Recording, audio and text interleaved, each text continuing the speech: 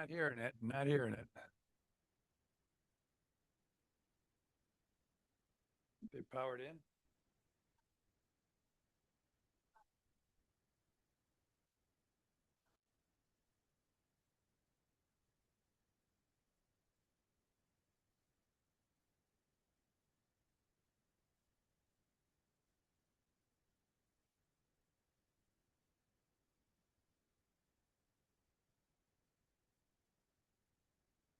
I I don't know. We'll find. Trying to both ways.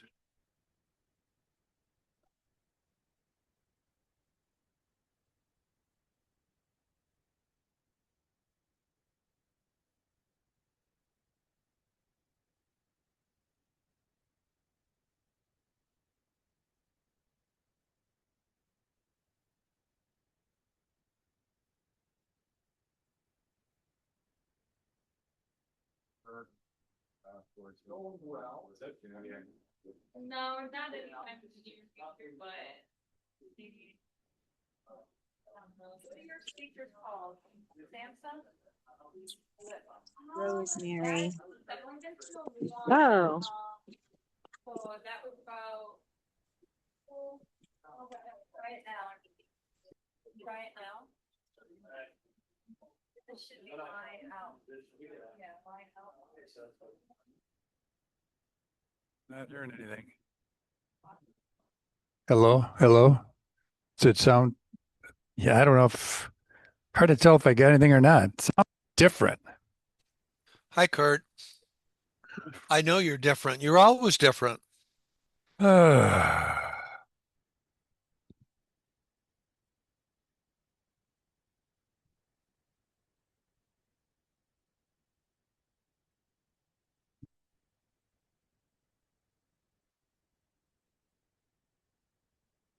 Is this part important? You gotta plug this in. I think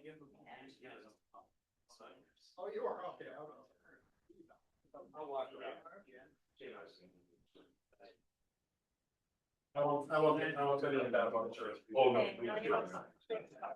There isn't one. I'll get where I'm today.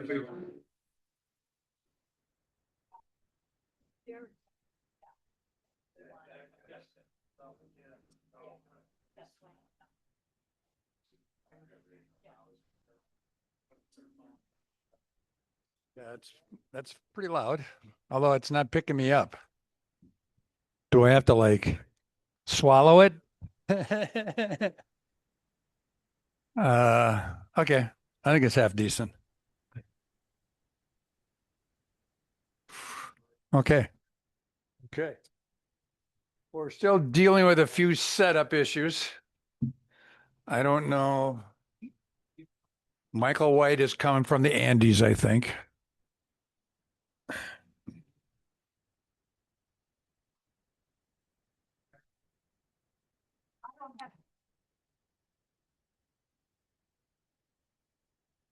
Oh. My camera's gonna be yours to speak. But I sent a log in, that's all. Unless you end it.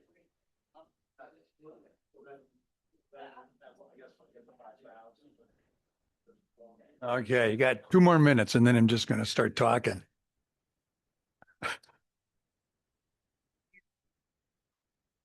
Absolutely.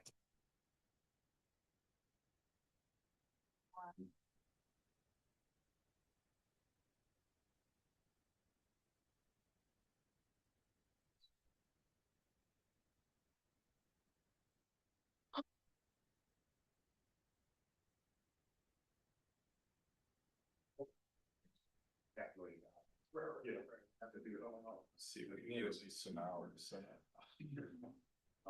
Whatever. Marathon. It took me a good 20 minutes to get around that hand. So I could get. Well, I wish I could have given you some of my time, but I couldn't.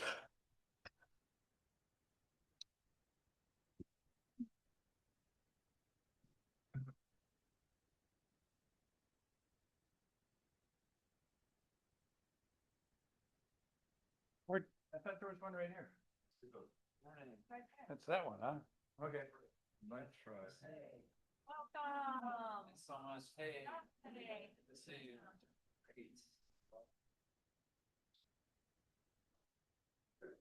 It's a line. Middle line. Is that what we're?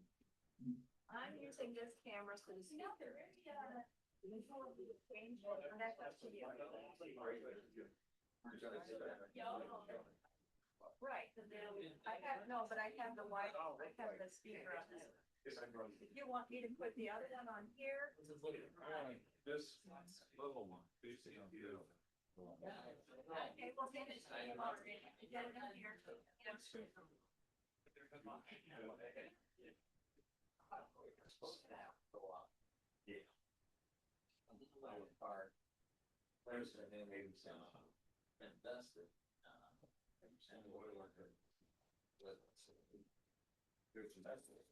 Well, okay, I'm just gonna get going while we've got some other technical issues ironed out. Hopefully everyone has signed the registration papers. Um, and we do have agendas at the table over here, if you'd like one. So,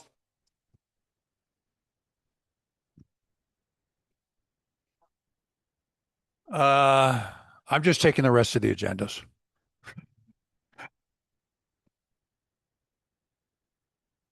There are numbers on each of the agendas and there is a door prize later. So please take agendas and keep it with you.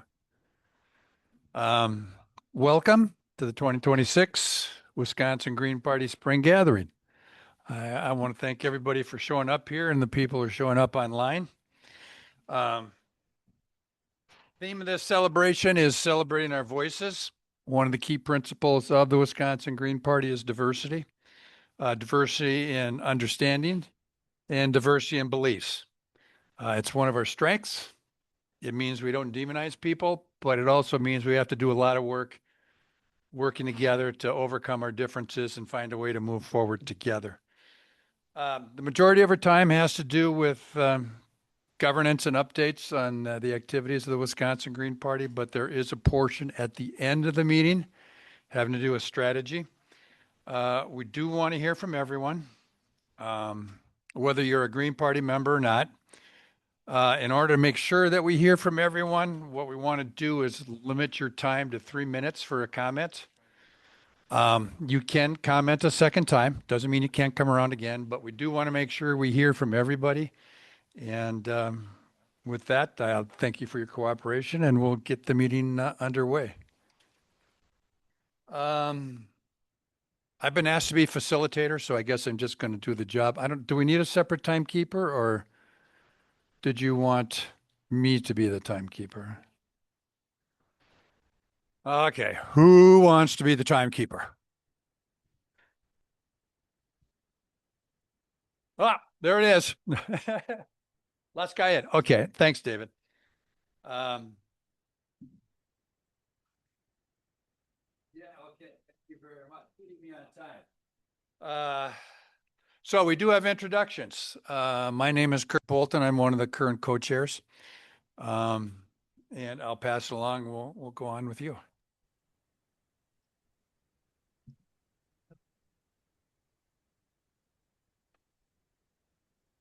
I don't know if the mic is picking these things up, but. The camera is what is gonna pick up the audience, so we have to have this out on that table. I'll get. But, sorry, we got kind of laid up by the Milwaukee Marathon, so we couldn't get out of town for a while. So that's why we're 20 minutes late. But anyway, we're gonna get this together, really. Full confidence.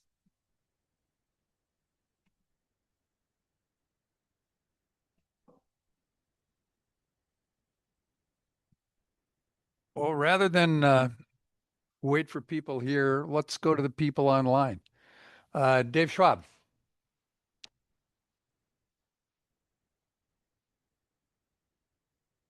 Hey all, Dave Schwab here in Madison. There we are. Yeah, can you hear me all right? Yeah, you're a little quiet. I don't know why. Okay. Yeah. Um, some There we stuff is go. also quiet on this end, but yeah.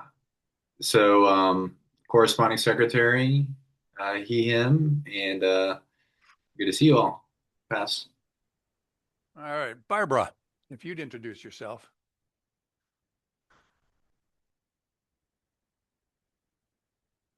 You are muted, Barbara.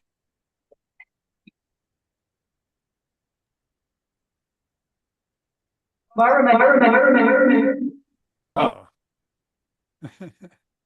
Now you're an echo, echo, echo. All right. Well, as long as you're talking, Michael, why don't you introduce yourself? Okay, I'm Michael White.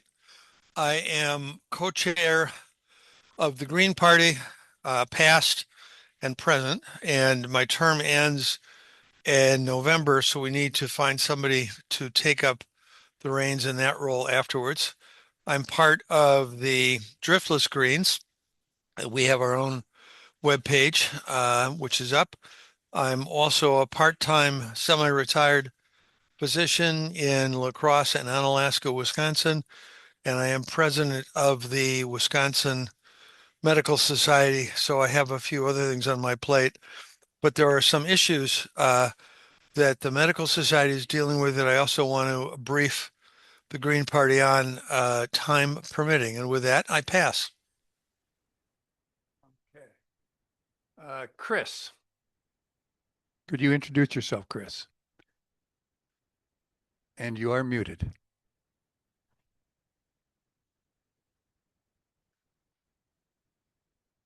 Okay. Well, I guess we'll pass on that. And we're ready to go for the in-house greeting introductions.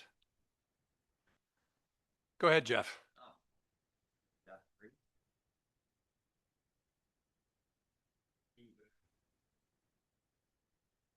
I thought we were using that one. Oh, I got you. All right.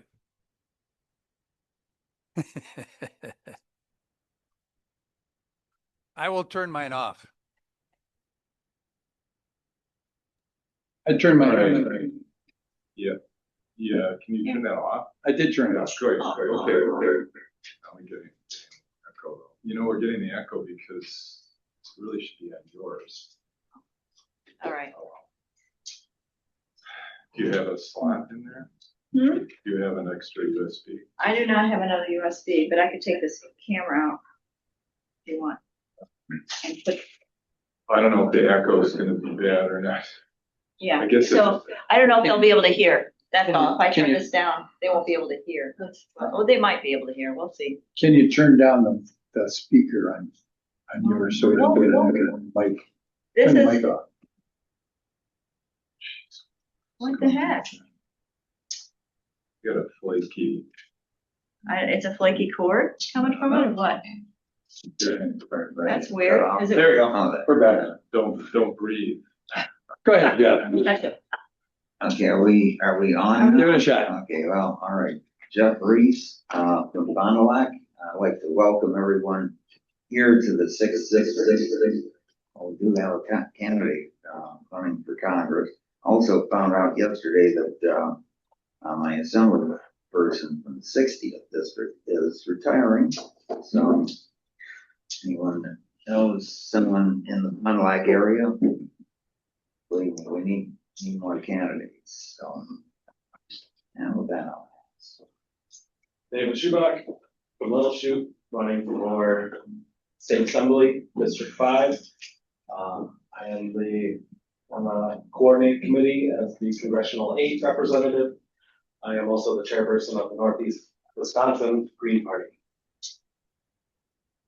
I'm Jessica Schubach. I'm the recording secretary for the Wisconsin Green Party. Did we stick you around?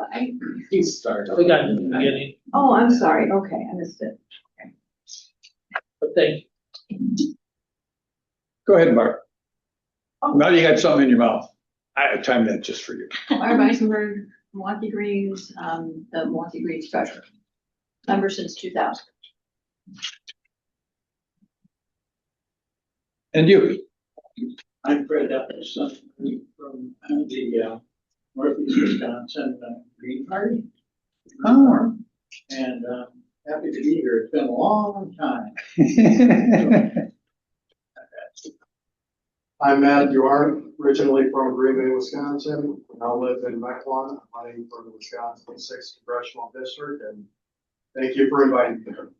Right. Jake Schneider, and Western Green. Moving chapter.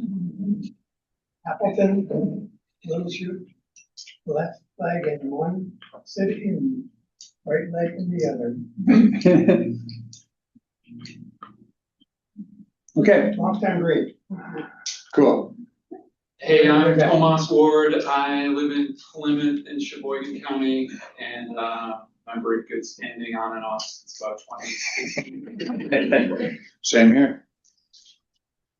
I'm Johanna. I'm the treasurer of SIP as Parts of Impacted People, which is a coalition member of Milwaukee Greens. So I'm a new member to the Green Party. But yeah, excited to be here. Thank you. Great. Roger, why don't you go next? Yes, I'm Roger Winter from Milwaukee area. Now, I live two other places in Wisconsin. And I'm new to the Green Party. Right. You, sir. Yes. Speak loud. Michael Slattery. I was asked by Josh Mickelson to speak for the Farmers Union on Monday. In 1983, I was instrumental in starting the Green Party in New Jersey, and with two other people, we launched MJ Green, which I vote for. My wife and I, we farmed for the past 27 years in Manitowoc County. All right. I'm Pete Jarris, member of the Coordinating Council. I'm running for Secretary of State as a Green, and been a Green for 25 years or so. Glad to be another veteran. My name is Josh Anderson. I've been a Green since 2016, and I am also on the CC, and I'm currently working as Pete's campaign manager. Tiffany Anderson, I'm from the Milwaukee area. I am the Wisconsin Community Council elections treasurer. I'm gonna move to the front. I forgot to put my hearing aids in. Oh, Please okay. do. Yeah, we got 3 chairs up here. And Tom, why don't you introduce yourself? if you could introduce yourself, we would appreciate it. Oh, hi, I'm Kaylin Kolbetic. I'm a Oshkosh resident. I work here at the Oshkosh Food Co-op. I heard that you guys are here. Right. I've not like officially, when I lived in Michigan, I have I was like a member of Michigan Green Party and everything, so I kind of supported the Green Party at least since 2016. And I'm very appreciative to have you guys here. Thank you for being here. Thank you. All right, so. Wait. Oh, no, you got it. You're IT. You're getting on it. Okay, go ahead. Yeah, all right. From Milwaukee, person Tom. I'm on the elections committee, just for the local chapter on the state steering committee, which we call our coordinating council, and support IT, and then also on the GPOS banking and monitor committee. Yes. My name is Rita Maniotis. I'm with the Milwaukee Greens. I'm also treasurer of the Wisconsin Greens. And I serve on the GPACs committee for the national, and working on the annual national meeting for this coming summer. Everybody should be there, July 23rd through 26th at UIC in Chicago. It's going to be a fantastic meeting. Right. I don't know if Barb or Chris are still available. Go ahead, Yeah. Chris. Chris P. Yeah, go ahead. Wait, you have to change that. Oh, this is, you guys gotta switch this. Sounds good. Yes. Hello, I'm Chris Paulus. I am in Madison, and I am either at large or D2 representative for the coordinating council. And I'm very happy to be here.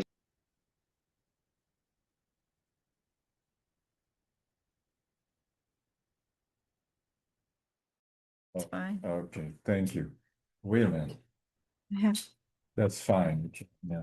Okay. Theoretically, you could theoretically reach over and meet that. I think Barbara's still out. So we're going to go ahead with the meeting. Are you asking for me? Yes. Hi, sorry about that. I'm Barbara Dahlgren. I'm from Milwaukee, West Dallas. I am the secretary of the local Green Party and I run the garden committee. Good to be here. All right. So with that, I think we have all the introductions done. It's on to agenda repair and approval. Like I said, everybody, I hope you have a copy of the agenda because there is a number at the top of the agenda that we use to figure out who gets the door prize. I'll make sure you have one. Does anybody have any changes they would like to make to the agenda? Go ahead, Rita.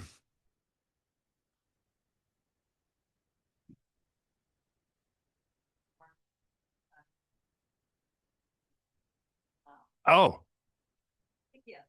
okay.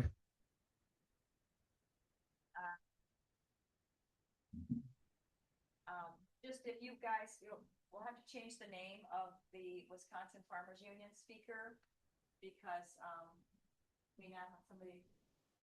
And your name is Michael Slatterly? Yes, it is. Okay.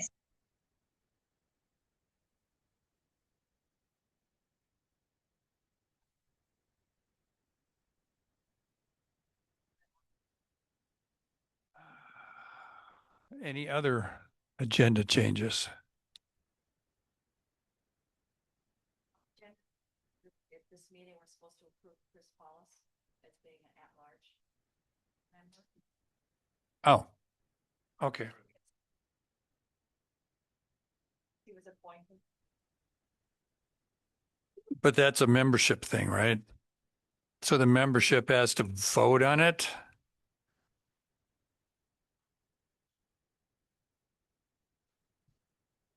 Yes.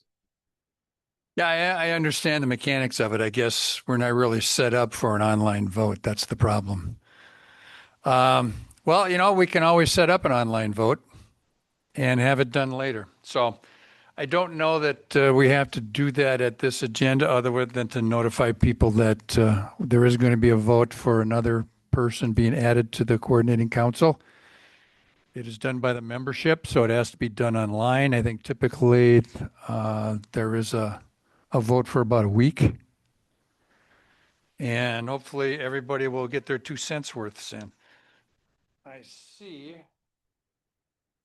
We are already ahead of schedule. Why don't we get out the presentation to the Northwest Greens right away? Let's do it first. Northwest, I'm sorry. Northeast? Which way?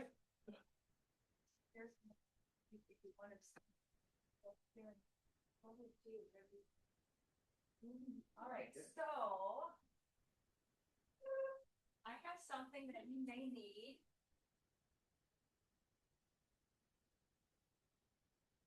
And maybe we can take a picture of this with you later. You're going to be doing a lot of labeling. So I tried to use your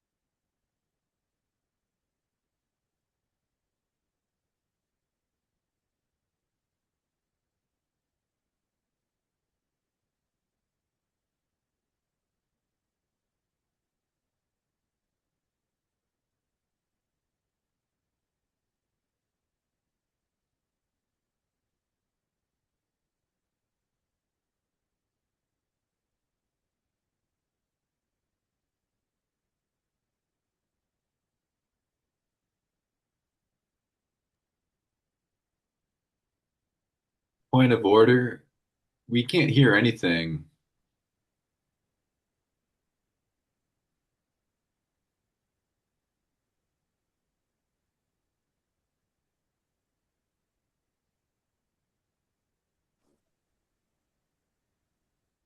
Hello?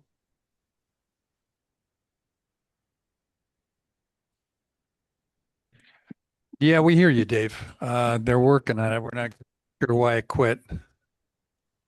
That was better.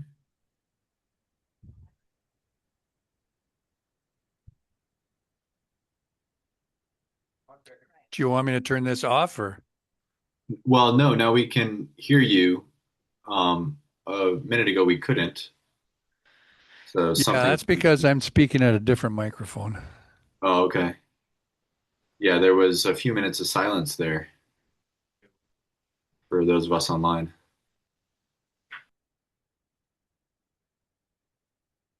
Put it at, yeah.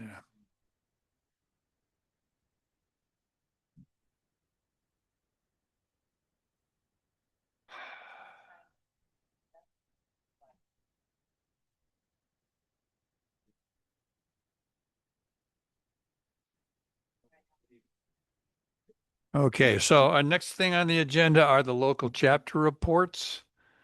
Let's start with the Greater Milwaukee Green Party, and I'm not prepared to say anything. I don't, Barb?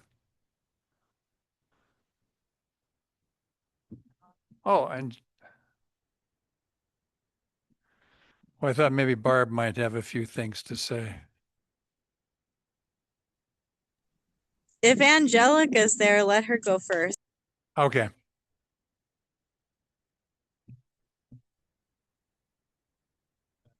All right. Let's go northeast then.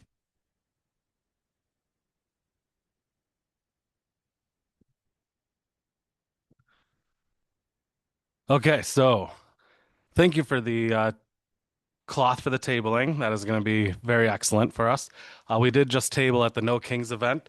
I was trying to get in, they had a sign making event, and I was like, I would love to get a table in there, not thinking they'd let us be at the actual protest. And then they came back and they're like, no, actually, we want you at the protest. And I was like, that's great.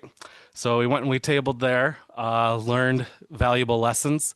I laser burned QR codes to like our website, to the Wisconsin Greens state website, and nobody scanned those QR codes the whole time.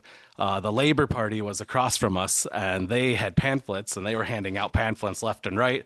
So QR codes are not the way to go for tabling, and we're going to have pamphlets available for the next time that we do that. But we did get good visualization, in Appleton at that No Kings protest, there were hundreds and hundreds of people, if not thousands. So it felt good to get out, and it's the most that's been done in Northeast Wisconsin in a long time. So we feel really good about it. Fred and Jake were there with me, with my wife Jessica as well. So we all manned the table and tried to spread the good word. Otherwise, we are gearing up now, 4 days away from me needing signatures in my district. So if you want to come up to Little Shoot or Seymour or anything, I could use your time and would really appreciate that. But that's what we're going to be doing, is getting the next 200 to 400 signatures that we need for me to get on the ballot.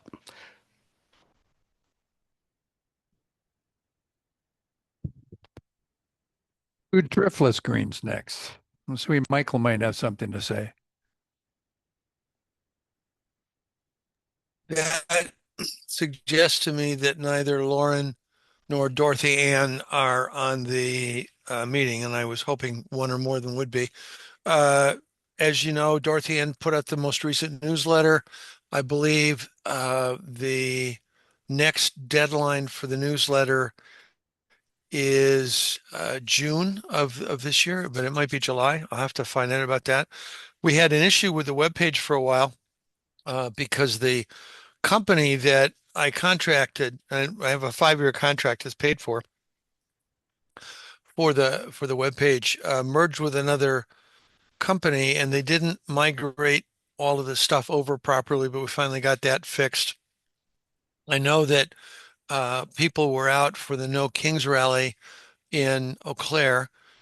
And Lauren is also active with the Democratic Socialists and has been working some stuff with them. I was at the No Kings rally in Denver because I was out of town for a medical meeting, and there were thousands of people in Denver, and I was struck by the diversity of people that were there. I don't think we have anything else specific for driftless greens at the present time.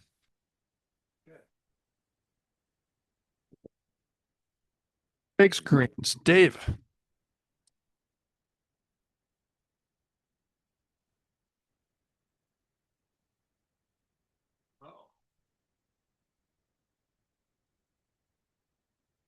Can you hear me, Dave?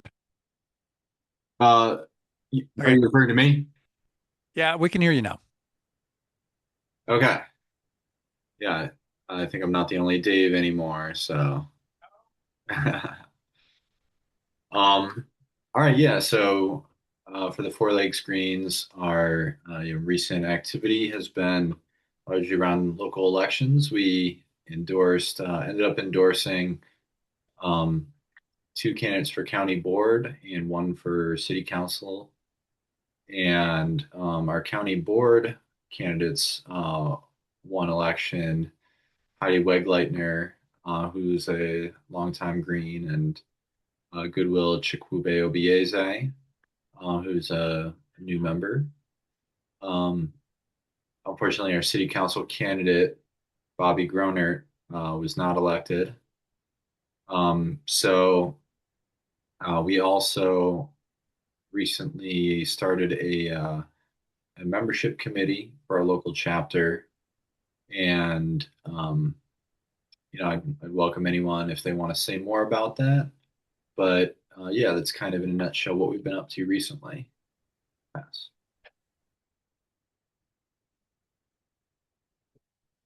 And Angelica isn't here. Barb, why don't you go for the Greater Milwaukee Green Party, if you would, please?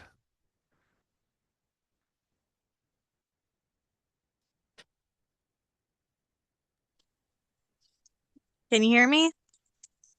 Yes. Okay, so the Greater Milwaukee Greens have been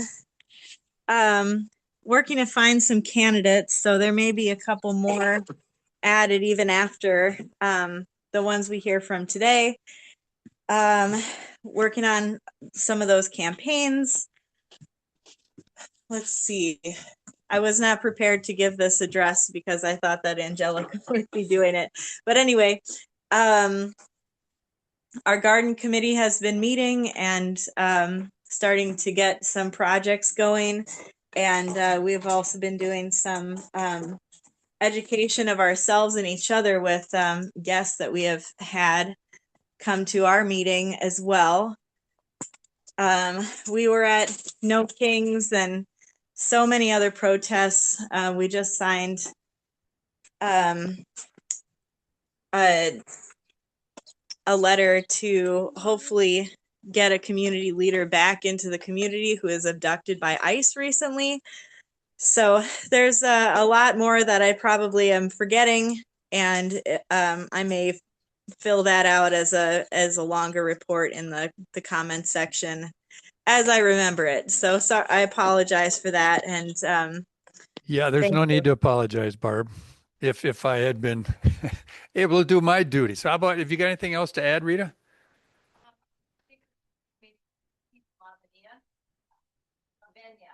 been saying his name wrong. Lavenia. He came to Madison, and Curtis and I went to this. We can't hear Rita. Okay, sorry. Our last speaker was Peter Lavenia, who's co-chair of the New York Greens. And he spoke about fusion voting and the dangers of fusion voting for Green Party and other third parties, how it's really hurt the Greens in New York. So they can't get ballot status anymore.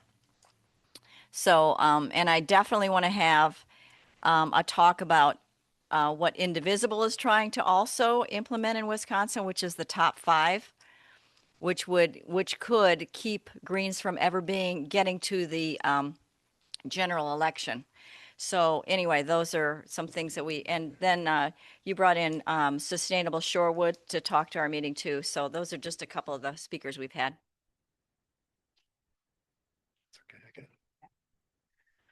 All right. And we've got John from Kenosha Racine. I don't know if you wanted to say anything about what's going on down there, because I know we're hoping to get something going down there.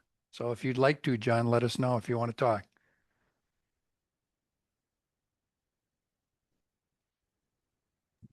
Sorry about that. I had to turn my mic on, but yeah, I'm just right now. As of this past Tuesday, I held the first meeting with some Green Party members that are interested in building a chapter. Right now, just working on a lot of recruiting, getting the word out there. I've been doing a lot of trying to help promote Pete for his position as Secretary of State. But for now, that's all I got. I'm in the main stages of just trying to get things rolling. Okay, good. Thank you. Is there anybody else, people from up north, who want to say something about what's going on up north? Nobody? Okay. All right. Well, thank you for coming. Okay. Approve the minutes of the fall gathering. I don't know. Does anybody have any revisions they'd like to make to the minutes of the fall gathering?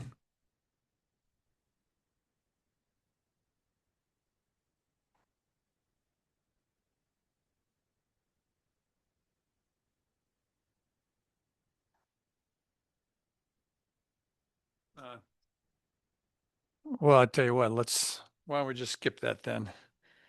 And move on to the treasurer's report and the finance committee report.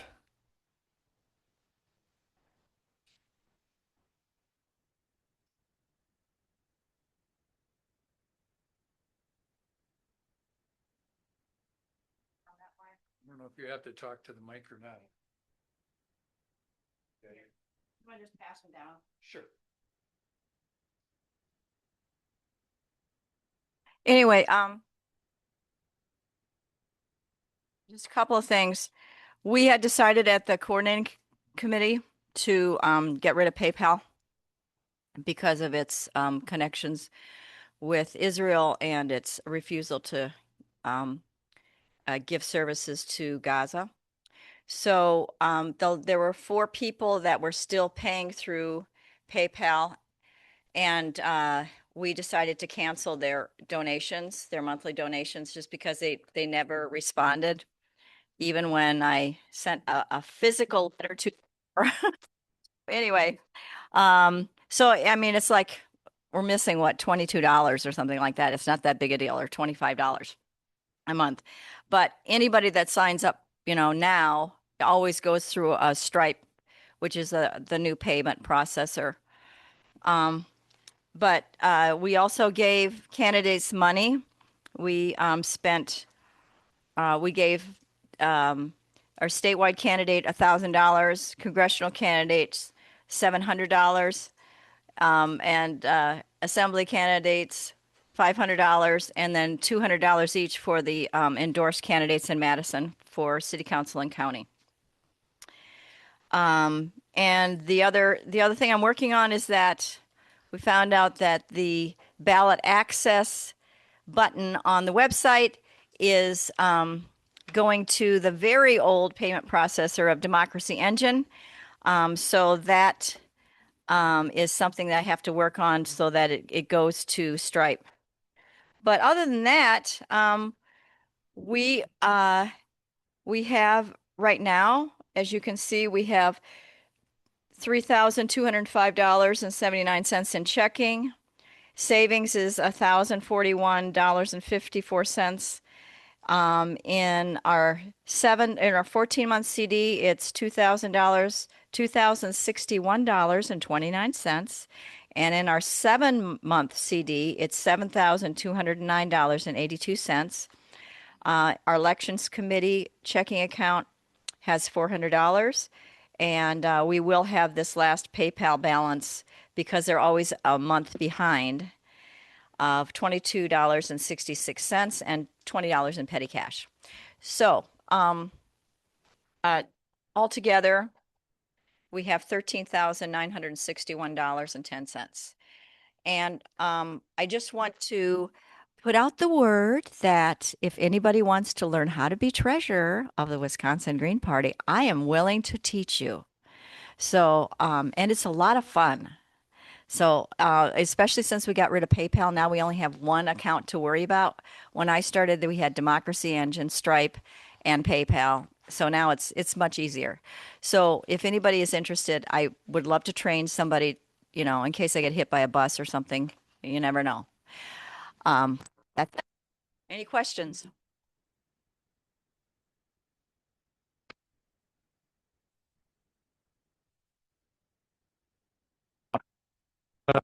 Co-chairs report. Anything you'd like to say, Michael? And then I'll give mine.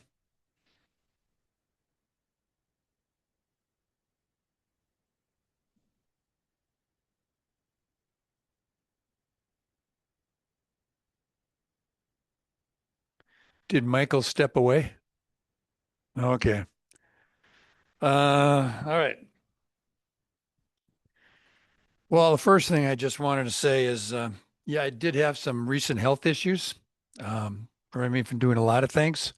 I want to thank everybody who pitched in and, you know, got us through those times. We do have two co-chairs, but even so, it takes a lot of people to get this party moving and get it going. So I want to thank those who helped while I recuperated. Then echoing Michael's comments, a new co-chair will be elected at the fall gathering this year. So I do want people to think about the possibility of serving as a co-chair. The Green Party is a bottom-up party. It's not top-down, so it's not like it comes with a lot of authority to, you know, to make things happen and declare things are going to get done. So it's more about responsibility and being able to articulate what the Green Party is all about. So I hope other people step up. I know when I got elected, you know, my first comment was as well, we're just going to have two old white guys. It's like, okay, that's not a good look. I did not self-nominate. I just want to say that right now. I was nominated and I said, fine. You know, if I'm elected, I will serve. And so I got elected. So here I am right now. Candidates can either self-nominate or they can be nominated by somebody else.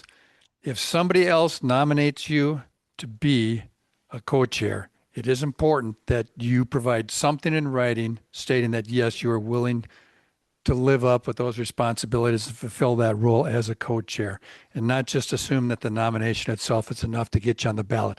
We want to make sure you want to do the job. So it's important that you let us know. I think that's basically about it. We are a bottom-up party, which has its challenges. We're not a party with a lot of money, which has its challenges. But I think the Green Party has the principles and the ideas that are going to change things around for this country. Diversity is one of them. There are others. And I promise that I will be a little bit more vocal in giving out my idea of, you know, how I view the policies of the Green Party, because I'm sure I have some views that other people might wonder where in the heck I got those from. But yeah, we have challenges and it's not easy. Yeah, I tell people there's no sense in being woke if you're going to be in the Green Party. You might as well be wide awake, because that's the only thing that's going to get you through. We don't do it for the thrill of victory. We do it because we believe in these principles and that they're going to help the country. And I guess just to give one example of how I think, you know, one of the core ideas of MAGA is that, yeah, Trump is going to make America great again. And I would say you could be right. Trump might make America great again just by realizing what we shouldn't be doing. So, you know, it's well said, Kurt. Yeah. You know, so it has its challenges. It's not for everybody, but I'm glad there are people who do believe in our party.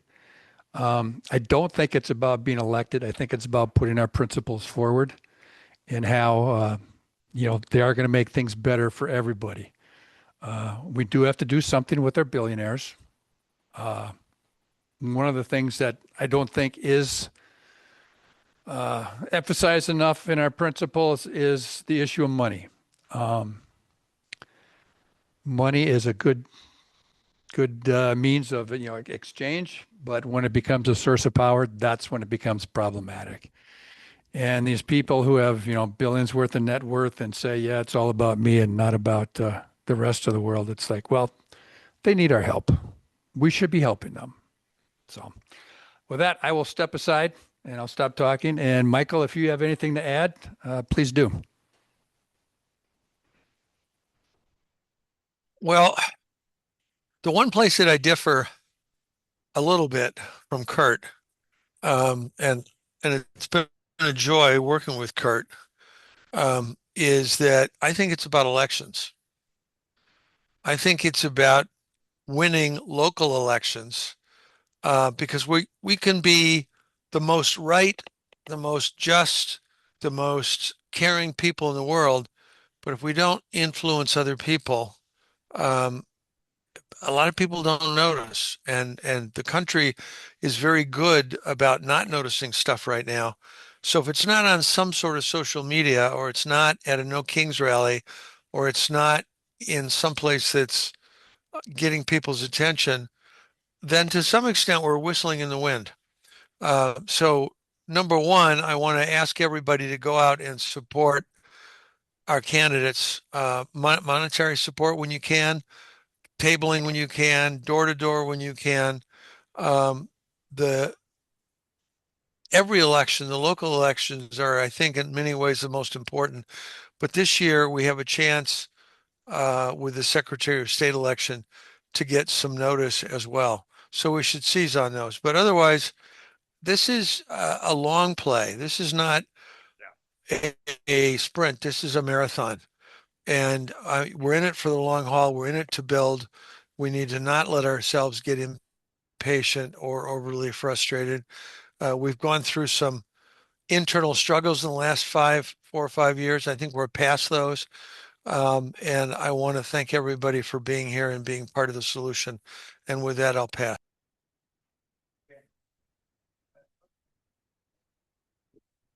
That's why we have co-chairs. We have diversity. And that's fine. And elections are not unimportant. But yeah, we have to be able to articulate why we think we are an alternative to the two parties that we have right now. Oh, yes. I noticed that we do have nomination papers that are blank. I don't know if you people who have nomination papers out there want people to sign them here. And the answer is no. Okay. All right. And then I guess we are done with the co-chairs report. So we're sailing right through. We're ready for our first speaker with the Wisconsin Farmers Union. Michael Slattery.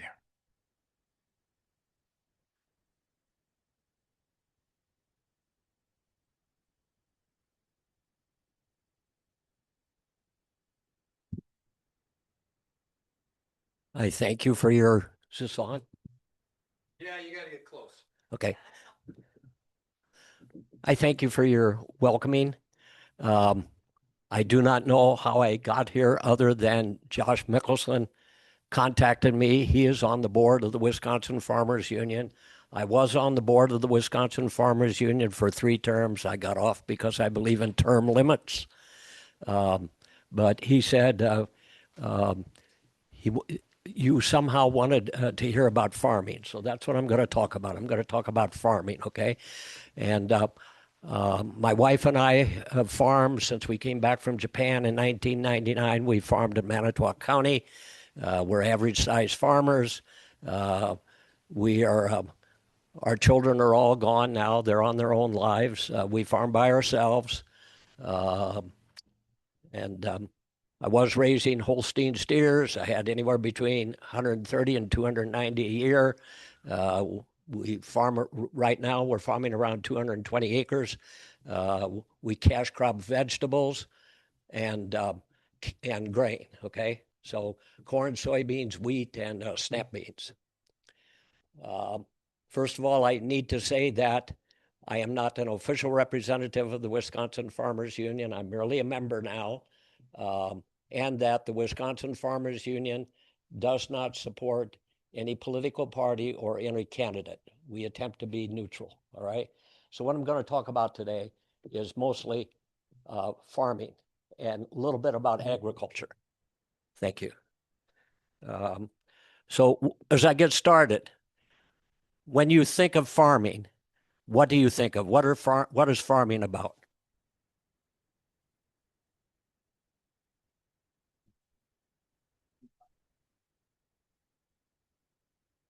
Anyone? I didn't hear you. Okay, anything else? What? Okay. Well, okay, that's part of it.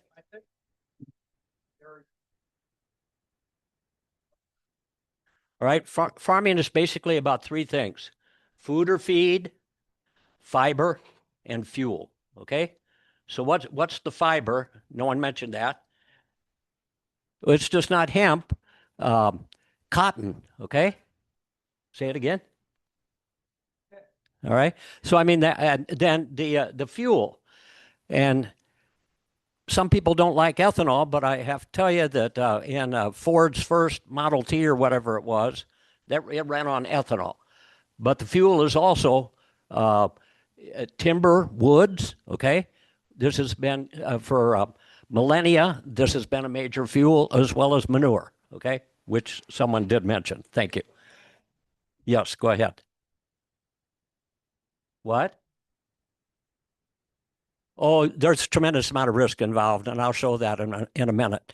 What I passed out was, just take a look at it. It's the basic economics of farming, okay, in this country. So it's some of the basic tenets on it, and you can look at it.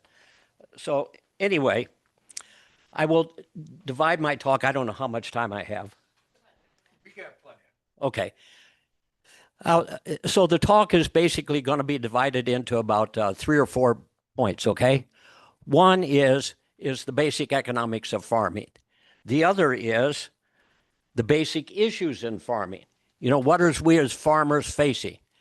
Then I will talk about the Wisconsin Farmers Union. We have 4 things that we work on, that we focus on each year, and I will tell you what those are.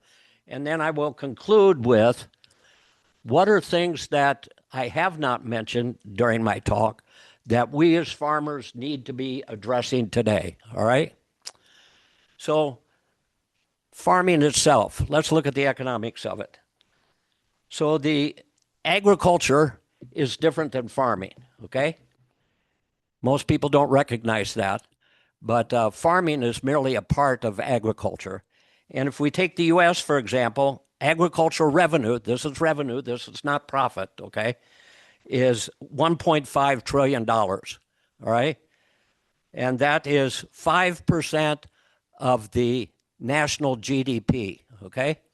If we look at Wisconsin, though, it's quite different. Agriculture produces $116 billion. The state GDP is $473 billion. So in Wisconsin, agriculture is 25% of the state gross product. So terribly important for the state of Wisconsin, not so much for the national, but it is definitely critical in Wisconsin. And prior to the drop in commodity prices, dairy, grain, what have you, it was closer to 30%, but now it's at 25, okay? Now then dairy, well, let's look at farming revenue. So now I'm just going to stick on Wisconsin. Well, $116 billion is what is generated in agriculture in Wisconsin. Of that 116, only 15 billion goes to farmers. Okay, that's 13%. So where does the rest of it go? It's largely value added. So let's just take dairy. The truck's picking up the milk, taking it to the dairy processing plant, the dairy processor making cheese, what have you, whey, anything like that, okay? Then trucking that to your grocers, everything like that. That is all part of agriculture. So we in agriculture are only getting 15% of what the revenue that is generated in agriculture. And if you look, for example, I mean, this is a USDA number. If you take the dollar, $1 of food on average, okay? How much does the farmer get out of that? Roughly 13 cents. Now that's the revenue, okay? If you look at dairy, what is the average dairy on that 13 cents? It's about 1.5 cents, okay? So we aren't picking up a lot of profit. And the return on equity in farming runs on, this is national now, not the state, runs between 3 and 6% of our equity, okay? So very small. If you look at your S&P 500, if you look at companies listed on any exchange, be it NASDAQ, be it the Dow or what have you, it's probably running somewhere between 15 and 25%. But we in farming, we're only picking up 3 to 6%. That's our return, okay? Now then, what is average farm income? Average farm income is about, for nationally, it's roughly $96,000, okay? What is it in Wisconsin? We're doing a lot better. $264,000. Why? Several reasons. One is the larger dairies, and I'll talk about dairy a little bit later, okay? But also as farms get bigger. I mean, this is only revenue. This is not profit. This is just the sale proceeds, okay? And where does my data come from for Wisconsin? It comes out of the Wisconsin Agricultural Statistics. So I'm not making these things up. Now then, average farm expenses in Wisconsin, though, even though we're getting roughly $264,000 in revenue, this is an average farm. I'm not getting that. But it's $246,000, which leaves only $18,000 left. So that's revenue coming in minus expenses. You got $18,000. How many of you can maintain your household on $18,000? We can't. Okay. So, and because of that, somewhere at least probably 95% and maybe closer to 98% of all farmers need off-farm income because they are not generating enough cash flow to sustain their household. And one of the biggest reasons behind that has to do with healthcare. So the healthcare expenses are extensive. I've been farming. I mean, I grew up on an Iowa farm, but I've been farming here for whatever it is, 27 years. Let's see now, I've been in the hospital 3 times with serious accidents. Once I almost killed myself with Mycotil trying to vaccinate calves. So farming, as well as construction, as well as timbering, logging, are the 3 most dangerous occupations in the U.S. Now then, let's look at, the number of farms, yeah. Number of farms. In the U.S., it's 1.88 million, okay? But for Wisconsin, it's 58,000. And I'll talk about how that has gone in a minute.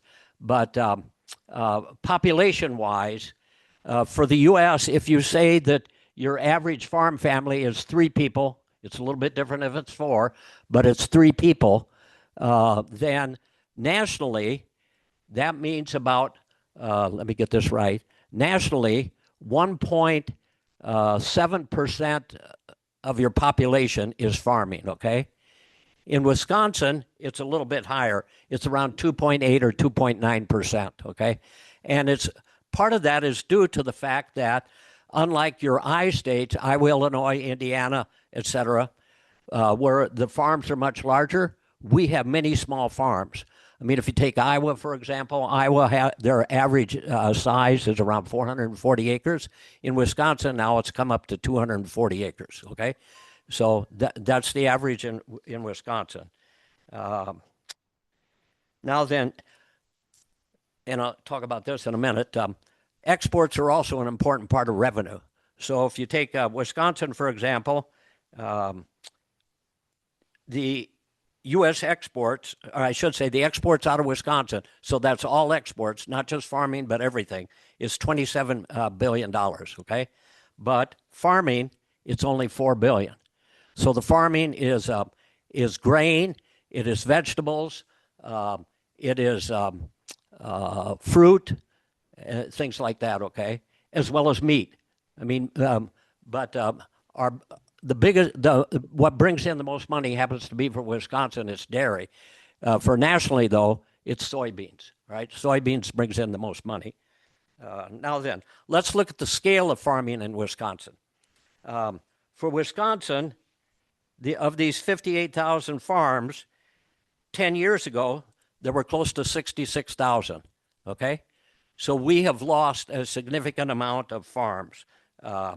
We have lost 7,000 farms in 10 years, and we're continuing to do so. It's roughly, there's a 7% reduction every year, so that's what's happening. But now this is based on a scale of receipts, revenue, how much you're selling off your farm.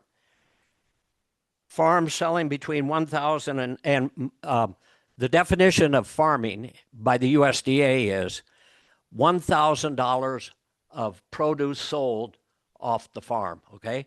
So you can have a lot of micro farms, even in your back garden.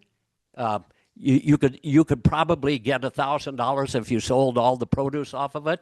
If you raised one calf, okay, and you sold it at, say, 700 pounds, that's more than $1,000. And matter of fact, for Angus now, three-day-old calves are running around $1,300.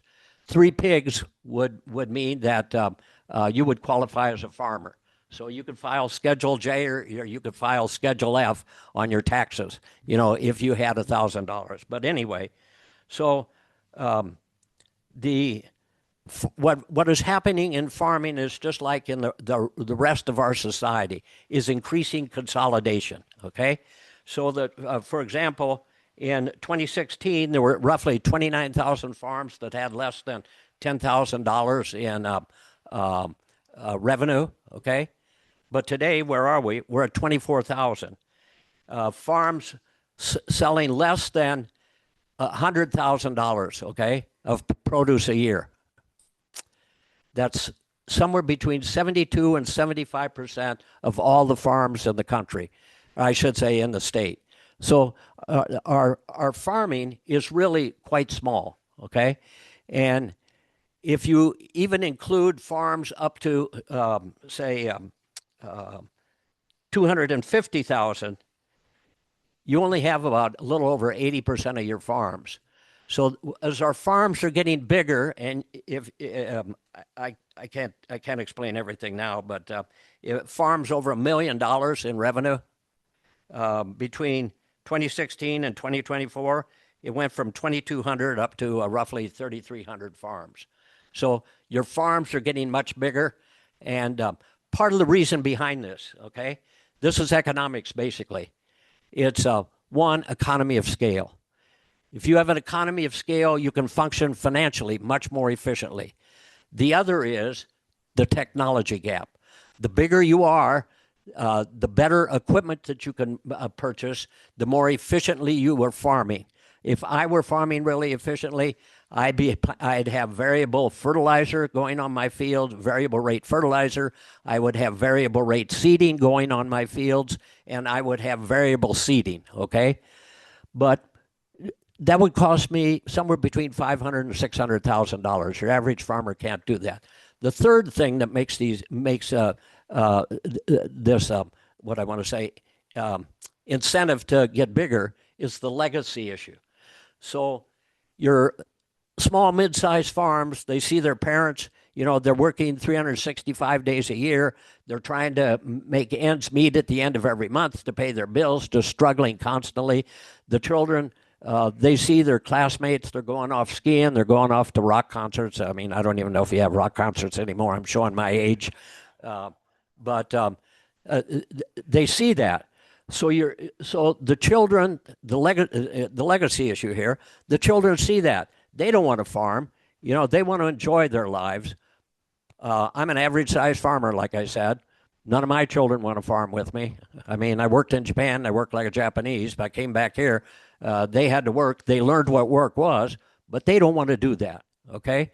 But on your big farms, they can go skiing. They can they can take a vacation. They can go to rock concerts or what have you.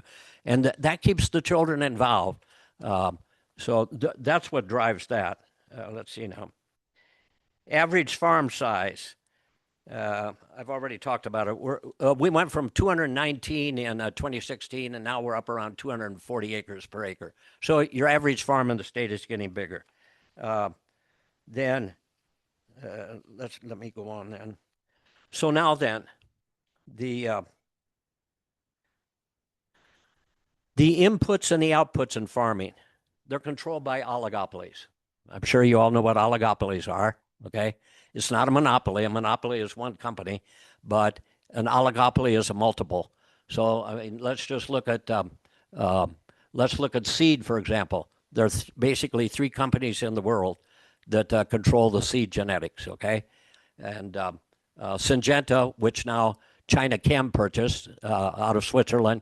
There's it was Monsanto, but now it's Bayer. And then there's Dow DuPont, okay? And they control probably on the corn side, if you include the patents, they're controlling probably somewhere between 95 and 98% of all the seed, okay? If you look at equipment, you basically, again, got 3 types of equipment dealers. You got Deere, you got Case IH or Case New Holland, and then you have one other, all right? You have small tractors coming in, for example, from Korea. You've got Kubota, et cetera, Yanmar. But it's 2 tractors. I mean, those are the inputs. Fertilizer. 97% of the fertilizer in this country, well, is imported. More than 90% is coming from Saskatchewan, which is 2 companies. It used to be Saskatchewan Potash and Mosaic. They got bought out and they changed their names, but it's basically 2 companies which control that. Your fertilizer, the majority is controlled by CF Industries. I will recuse myself. I do invest in CF Industries, but which I did a long time ago. So, I mean, that's on the input side. Let's look at the output side. So if you take grain, basically you've got 3 companies that are controlling grain, and there are 3 or 4. If packing, meat is probably the biggest money earner in the country before soybeans. But on your meat, you've got, for beef, you've got 4 companies controlling 84%, all right? Pork, it's around 65%. Poultry, it's around, I don't know, 55% or something like that, all right? So we're controlled by oligopolies. And now I'm talking about traditional farming. If you want to look at vegetable and fruit farming, okay? And I don't remember the author's name, but there's a book called Foodopoly. Take a look at it. 24 basic types of food that are marketed in this country. It's either a monopoly or 2 companies that control each of those. So that's part of the problem. In addition to that, we overproduce. We're overproducing everything, okay? Whether it's corn, soybeans. You can't say cattle now because on the beef side, the drought that has gone on for years in the West are adversely affecting it, and so they're selling their cattle because they're not going to be able to. They need the cash flow, so they sell the cattle rather than a 3-year cycle in order to raise more calves for beef. So I mean that's a little bit different. But we overproduce hogs. We're overproducing corn, soybeans, wheat, and vegetables as well. And I know that on the vegetable side, and Fred can probably talk to this as well, that say CSAs and things like that, we're sort of maxed out with CSAs. I mean, this from an economic standpoint. The market isn't big enough to pay the price that the CSAs want in order for them to earn a sustainable form of living. So the overproduction. The overproduction in corn, though, rather interesting. What is that driven by? That's driven by genetics. So the genetics, I mean, the farm that we bought in 1997 had on average 130 bushel the acre corn. Now I'm getting a little above 180. It's driven by the genetics, and the genetics are changing to adapt more to a drought. They're also have adapted tremendously such that you can produce ethanol much more efficiently. Right now, it's basically a bushel of corn will produce 3 gallons of ethanol. So, but the overproduction we have, if we're going to survive, what do we need to do? We don't have enough demand in the domestic market. I would like to get out of the corn soybean cycle, but what am I going to raise? First of all, small grains. People say, "Oh, you could raise small grains." There's not a market for them. You know, how many of you people eat oatmeal every morning, and how many of you people eat oatmeal cookies all the time? We don't have that. It doesn't matter whether you're talking about rye or you're talking about barley or anything like that. Just beer now, the consumption of beer is down, which means that there is less demand for barley. So that's the problem there. I do raise canning vegetables. There's not enough demand. I waited 4 years to get in the queue to raise the canning vegetables. Why? Because the demand is not high enough in this country for consumption of vegetables. So, I mean, those are the problems there.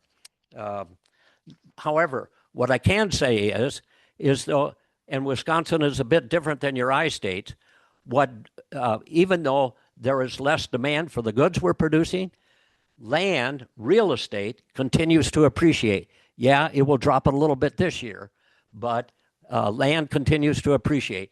We paid something like $780 an acre when we bought our farm. It's probably worth around $11,000 now. That's over 30 years.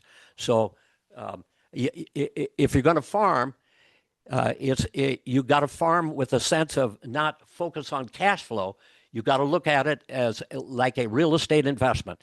It's basically lending, borrowing enough and producing enough that you can pay the debt down. You're not going to have enough cash flow to sustain yourself, but you're increasing your asset value. As your asset value increases, you can increase your borrowing more, and you can go out and buy more land. This is the game that is happening in farming. It's real estate. It is not so much a focus on produce production. If I'm talking too much, let me know. If anyone has any questions or comments, just jump in, please. Go ahead.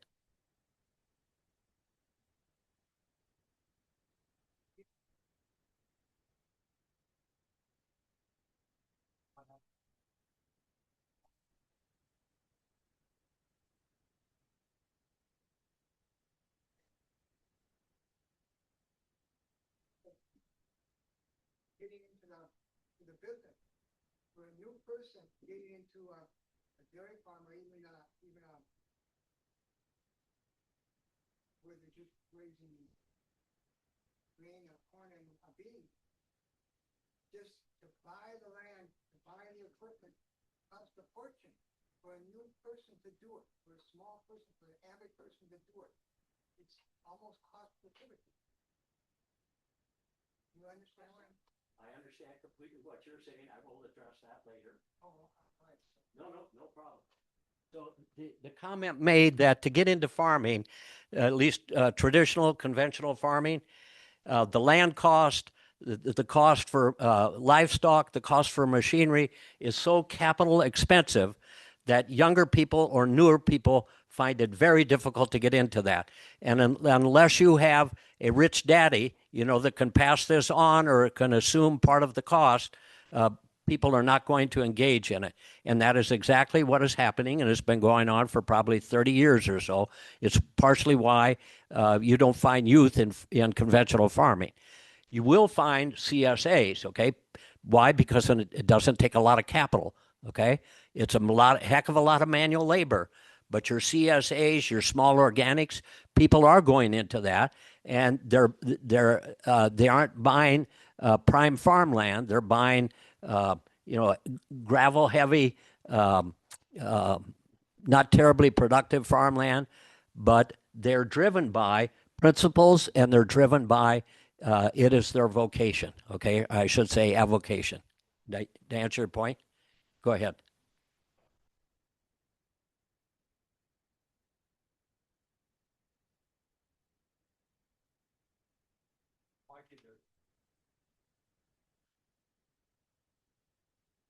Guessing that doesn't scale well, that would only be for the CSA. If the farmer wanted to address produce, carrots, broccoli, cauliflower, that just doesn't scale very well.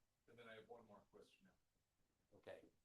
So the question or the comment was is that buying organic food, you have to either go to a co-op or to like a farmer's market or something like that.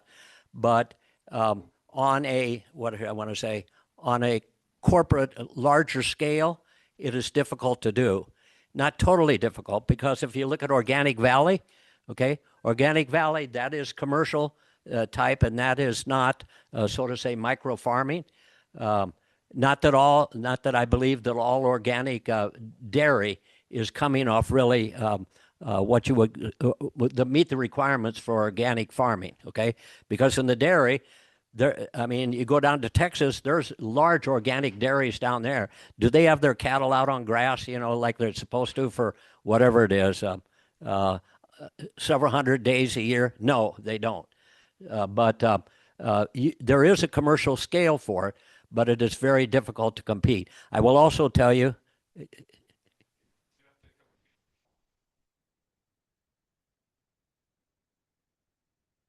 you can on a small scale, but again, let's just take, I mean, for example, I raise snap beans, okay? Well, I mean, I got right now, I got 21 acres. I don't have right now, but I will in June. I'll have 21 acres of snap beans out there. That's like 154 ton of snap beans that I should get. Where's that going to go? Can I, if I were raised organically, are there grocers that are going to take it? Who's going to do the packing, et cetera? The companies are not there to do it because it is such a large scale, ma'am.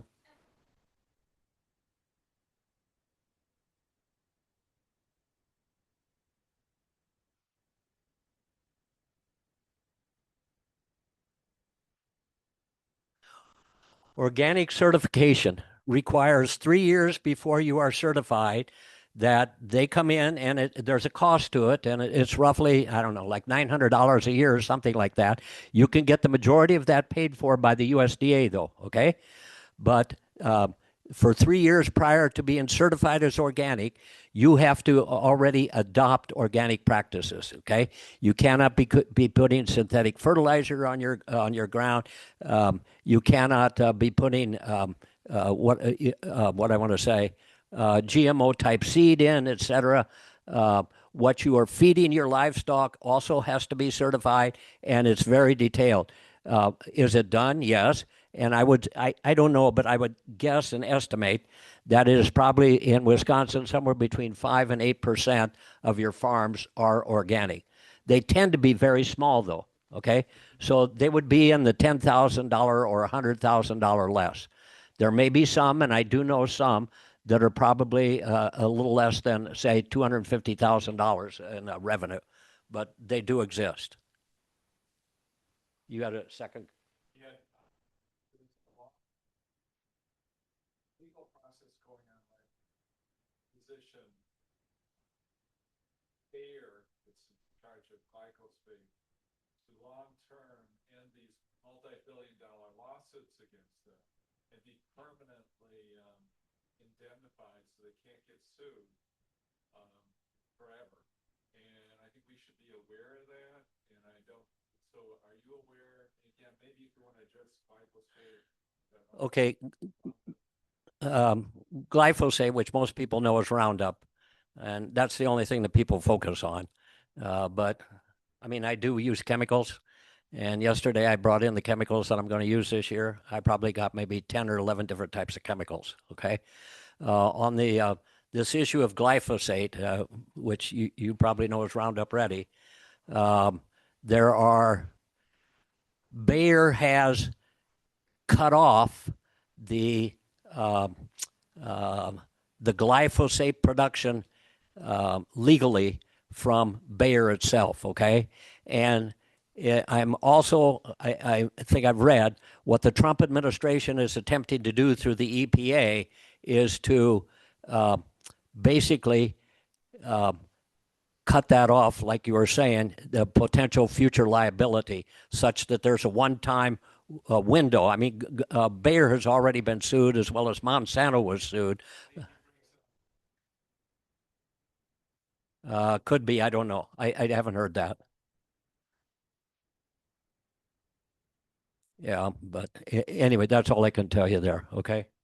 Let's see now. So I've already indicated that farm scale increases our profitability, and that's why your farms are actually getting bigger, because financially they function much more efficiently because of the low returns that your small, mid-sized farmers are getting. So that what drives that. The row crop farming. So this is where the majority of U.S. farm income is coming from, okay, is row crop farming, largely after meat, and the meat is both beef and pork. But let me get this right. Yeah. For corn grain in the U.S., it's roughly 17 billion bushels that we produce, $151 billion in revenue for farming. Soybeans, 4.3 billion bushels, $50 billion in revenue. Wheat, slightly less than 2 billion bushels, and that's 11.7 billion revenue for farming. So your grain farming is terribly important.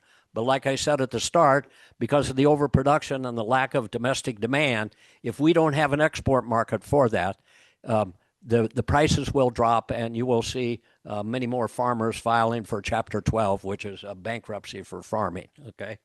Now then, let me give you a little bit of data on sales for Wisconsin. Dairy sales generate 46% of the dairy for, and this is revenue for farming, okay? Not in agriculture, but revenue for farming in Wisconsin. 20% is from meat, 20% is for grain, 4% is for vegetables, and 4% for poultry and eggs, and fruit and nuts are only 1.4%. Now then, I think I already said, I don't remember. The average age of farmer in the U.S. is 58 years, okay? And that is from your late teens to, there's a friend of mine, he's 93 and he's still actively farming. So, and I'm not 16 anymore either. I've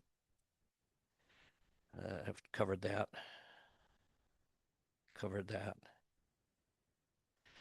And we've already talked about the capital cost to deter. The only youth that we're seeing in farming, I mean, if you look at the Farmers Union now, for example, I would say 40, and we have close to 2,200 member households. Probably somewhere between 40 and 45% are under the age of, say, 35 or 40, okay? So that's the youth. But what are they involved in? They're involved in CSAs and they're involved in small organic farms. But they face the same problems. I mean, they aren't generating enough cash to sustain a household, so they have to have off-farm income as well. USDA assistance, okay? It's used by 40% of your farms in the country. Wisconsin is different. 60% of the farms in Wisconsin get USDA benefits, all right? Either in 2 or 3 ways.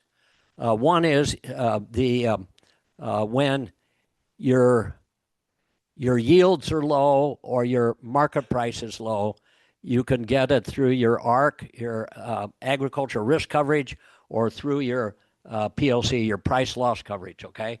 And you can get subsidies from the federal government. The other is crop insurance. And under the crop insurance, the federal government is financing 62% of the premium on that. There are 17 companies, insurance companies, which underwrite the crop insurance, but you, the taxpayer, are paying for 62% of my premium. So you should know that. All right. That's just right across the board.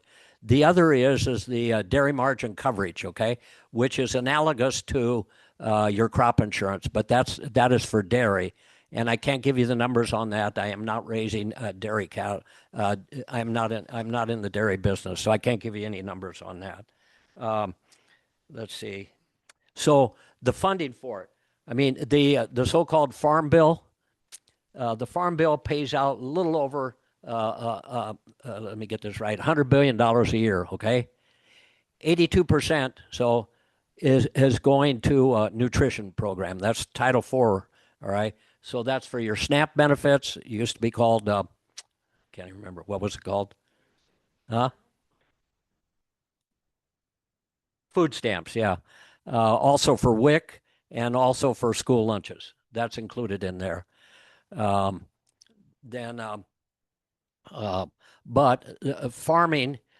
is getting on average somewhere between $20 and $30 billion a year from this farm bill. All right, and this year I am expecting that your conventional traditional farming will get probably around at least 20% of their total revenue will be government subsidies.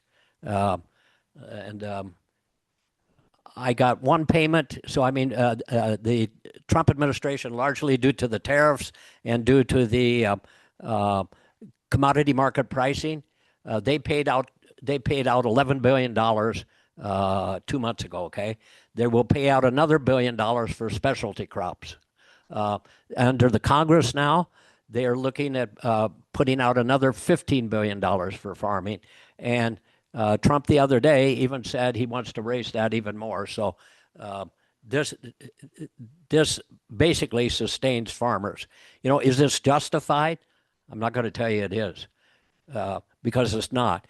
You know, so I mean, what are your mom and pop grocery stores or your hardware stores? Are they getting any sort of subsidies like that? No, but we as farmers are, because, and it's particularly in the focus is on what has put Trump into office, you know, over the hump of many states, which are almost even between Democrats and Republicans.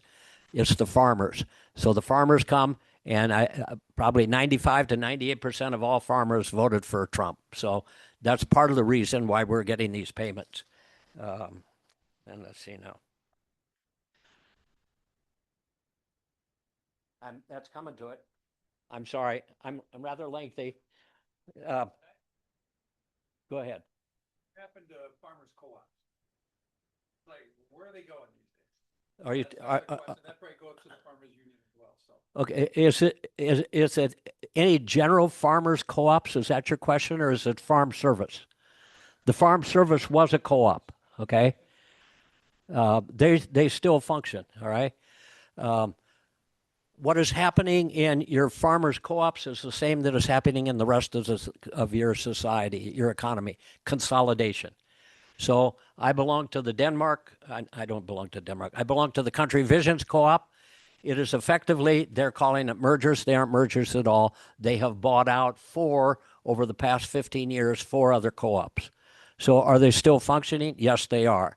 Does that answer the question? They're still functioning.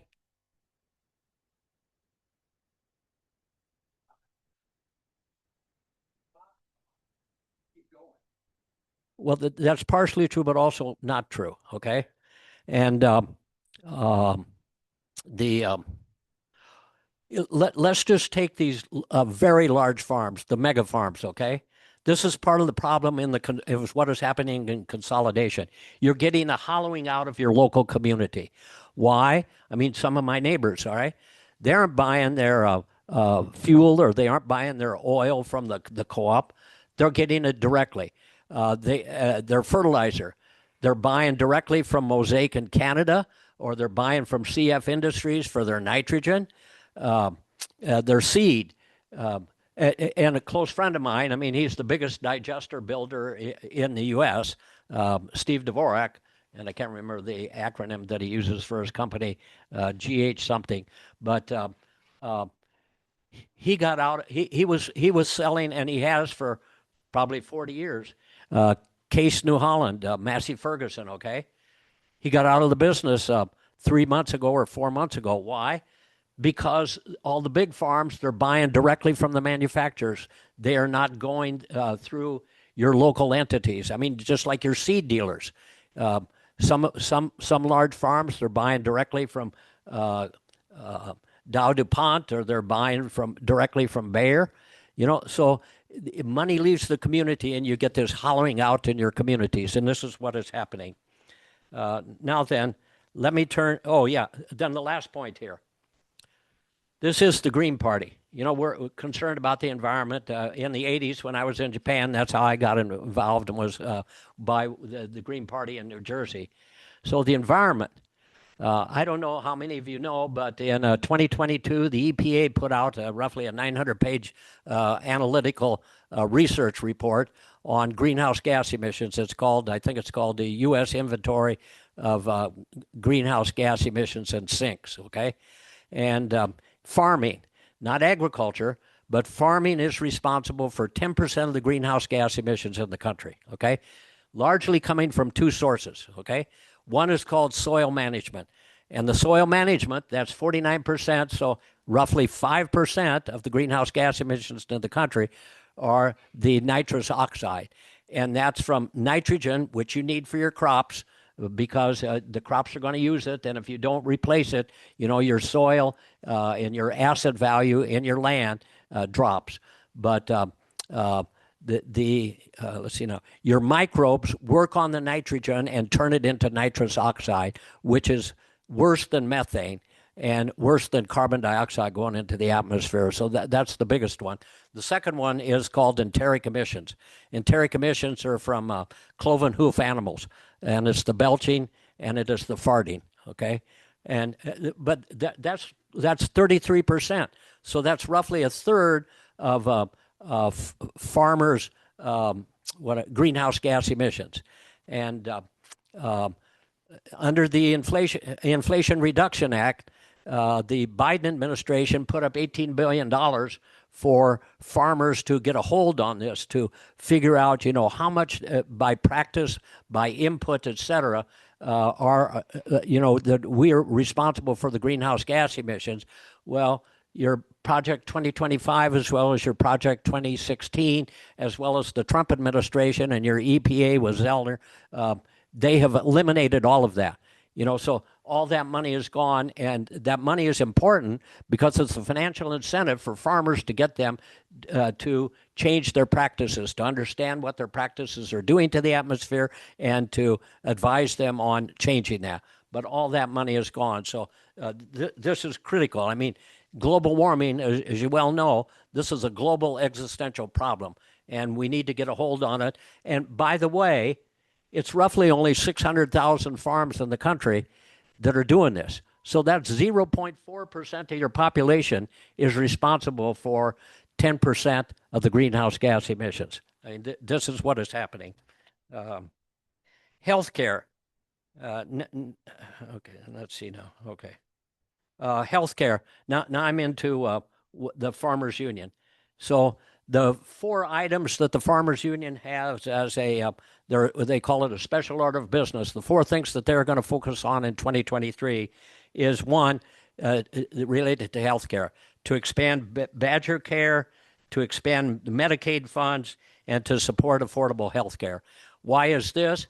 Because in your farming communities, rather shockingly, SNAP benefits are extremely high, as well as health care, because we are not bringing in enough cash flow to afford our own health care. And I don't remember, and I don't know whether Fred knows. Yes, go ahead.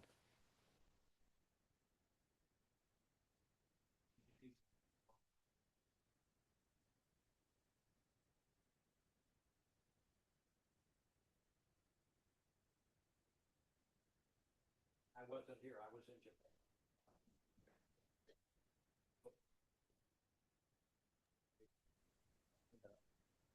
So anyway, that's one. The second one is the oligopolies that we had. So address this to get the Department of Justice in both the state as well as at the federal level to go after these companies where there is oligopolistic control of markets. So that's the second thing that we're focusing on. The third is immigrant rights. So in the U.S., there are 2.5 million farm workers, okay? This is nationally, all right? Of that 2.5 million, 1.7 million are immigrants. And so that's roughly a little more than 70% of your farm workers, and your owners are in there included as well. But 1.7 million of your workers are immigrants. More than half, 850,000 to 1 million, are undocumented. Now, what's the relation to Wisconsin? The relation here is, while we are not like California or Washington or Florida, where you have a lot of hand-picking vegetables and fruit, etc., let's just look at dairy. So, I mean, we're the cheesehead state. And as the cheesehead state, as I indicated, dairy is our biggest money earner in farming in Wisconsin. There are 306 dairy CAFOs, and a CAFO is 1,000 animal units at 1,000 pounds. So for Holstein cows, if you're milking 740 Holstein cows, you know, that's a CAFO right there. Then you have your, this is a NASS, National Agricultural Statistical Service definition. Farms that are milking on average 500 cows. So the average is between 300 and 700, all right? Who's doing the milking? Who's feeding the calves?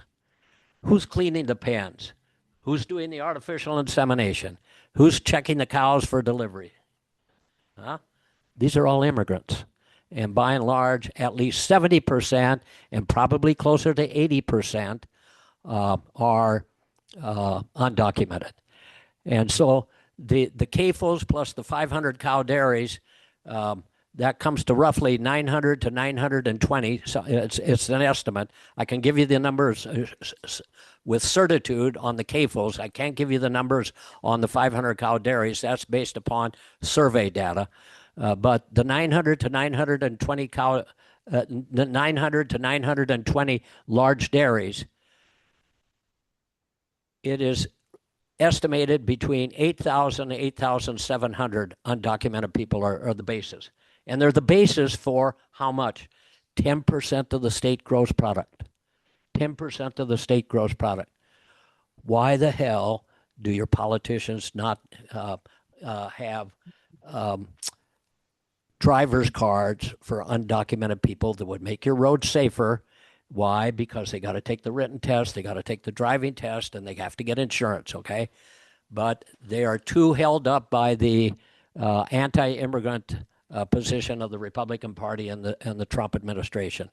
Now then, with regard to this third point that the Farmers Union is focused on, 287G. How many of you know what 287G is?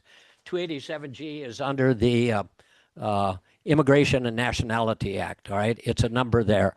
It's where your ICE can deputize your local police, okay? And your local police can do three things. They can issue a warrant, they can detain people, or they can go on a raid. That's what 287G, and your police departments, they can choose whether they want to do all three or they want to do just two. And right now, for the first time that your local police pick up someone and they have a 287G agreement, they get $100,000. That's your local police department. Thereafter, every person they pick up is $7,500, okay? Now then, coming back to dairy, you know, can this state function if the undocumented immigrants are gone? No, it can't. Your dairy just cannot. And if those cows are not milked, I mean, they're being milked 2, 3, and if they're robots, they're in there maybe 6 times being milked. But if you have milkers, if they aren't milking, you know, with your cattle may get milk fever, they may get mastitis, etc. And so what happens is the consumer will get maybe cheap hamburger, but they don't get dairy product. So, I mean, that's the issue. I mean, the farmer has to sell these cattle. So that's the reason why we've come out to work on this issue. The last point is, okay. The last point is for dairy reform. The price recovery and price recognition. Your dairy farmers feel that that under the federal program that they are not receiving enough compensation when their cost, which right now, I mean, the average for 100 pounds is $16 for 100 pounds of milk, but your break even is $19. So if they are not in this program, your dairy is running a loss. Your crop farmers are running a loss. Beef cattle, they're running positive now. So if people wanted to ask questions, go ahead. Save time for candidate speeches because we got on this sort of early. So is it April and May that makes the spring a good spring? I mean, what do you need? Rain? Okay, the way the spring is going now, I'm going to leave here as soon as I'm done because I'm doing farm work right now. I got 50 fruit trees, I'm pruning them, et cetera, but I got a lot of I got to get equipment ready. All right. Where are we now? I need to take soil samples. It takes me for 20 acres, it probably takes me, I don't know, maybe 45, 50 minutes. I'm walking 31 miles out there taking soil samples. I'm taking probably 200, 300 probes. And so I can't take the soil samples. Why? Because the ground is so wet. If the ground is wet, you can't get a decent soil sample because you got effectively mud balls. So can't do that. What other work do I have to do? For my corn stalks, I need to shred those. All right. And why do you shred them? Because the breakdown such that they turn into organic matter it will reduce it from 18 months down to 6 months. So that's why I'm doing that. Mind you, I cover crop, okay, and I've cover cropped and no-till for probably 11 years now, and that is adding organic matter to the ground. It is reducing my cost. I have to purchase less fertilizer. Why? Because the roots are scavenging fertilizer deeper in the ground. And it does a whole lot of other things, reduces compaction, et cetera. But I got a lot of work to do right now. I will start planting the last week of April if I can get in the field. But we got rain scheduled. I mean, rain is scheduled for late tonight now. Every day is rain. So that puts me further and further behind each day. To answer your question.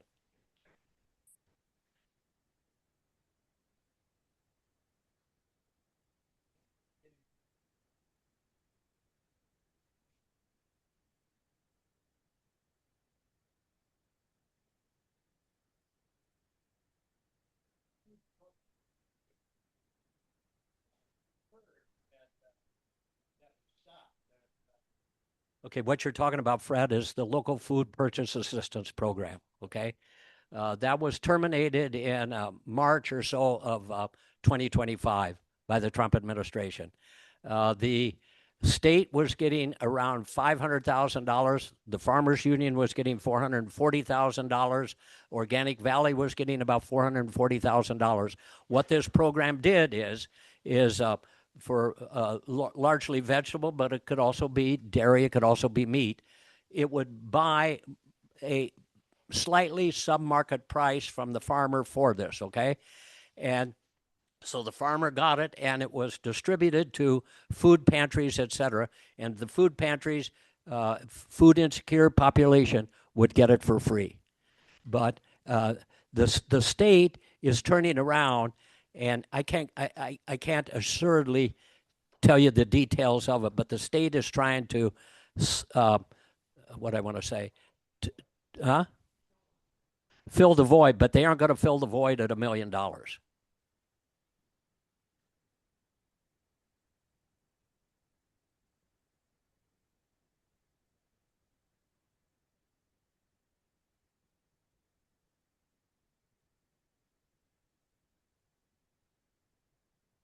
thank you. I only have 5 minutes, and let me run through. This is what I'm coming to. So these are the points that I did not mention. all right? The type of capitalism that we have in this country, all right? Why should a farm with an adjusted gross income of $900,000 be able to get federal subsidies? And they can still get crop insurance if 70% of their income is coming from farming and they have $10 billion, income. So what do you need to do there? You need to make more stringent the eligibility requirements for getting federal government aid. And for the Farmers Union, I mean, I put this in, and it's probably too low, but if you have an adjusted gross income of $100,000 or less, you would still qualify. The maximum amount of funding you could get from the federal government, we have at $75,000. I think if you're realistically going to get that, and if you want the farmers to be part of that, you got to raise that to like $250,000. And I say that because when you look at the numbers, on the sheet that I passed around, 80% of your farms would qualify at under $250,000. And that was revenue that's on there. That's not adjusted gross income. Mind you, adjusted gross income is income minus expenses, plus whatever it is. I can't even remember what you call it.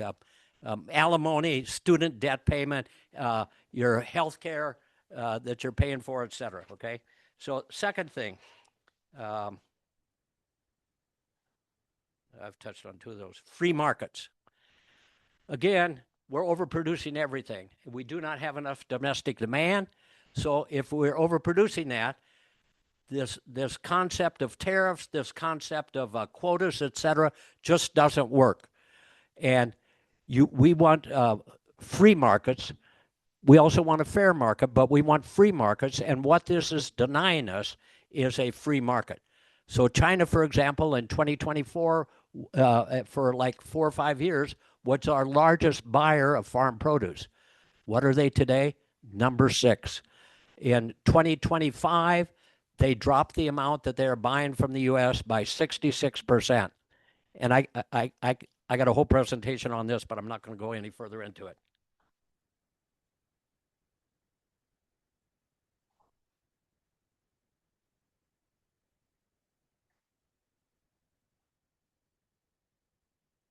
Off farm income.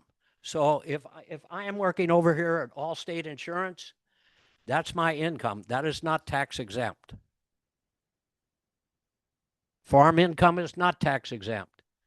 I mean, I either file Schedule F or I file Schedule J. Schedule J is your 3-year average. I mean, whichever works for you best. But that's not tax exempt.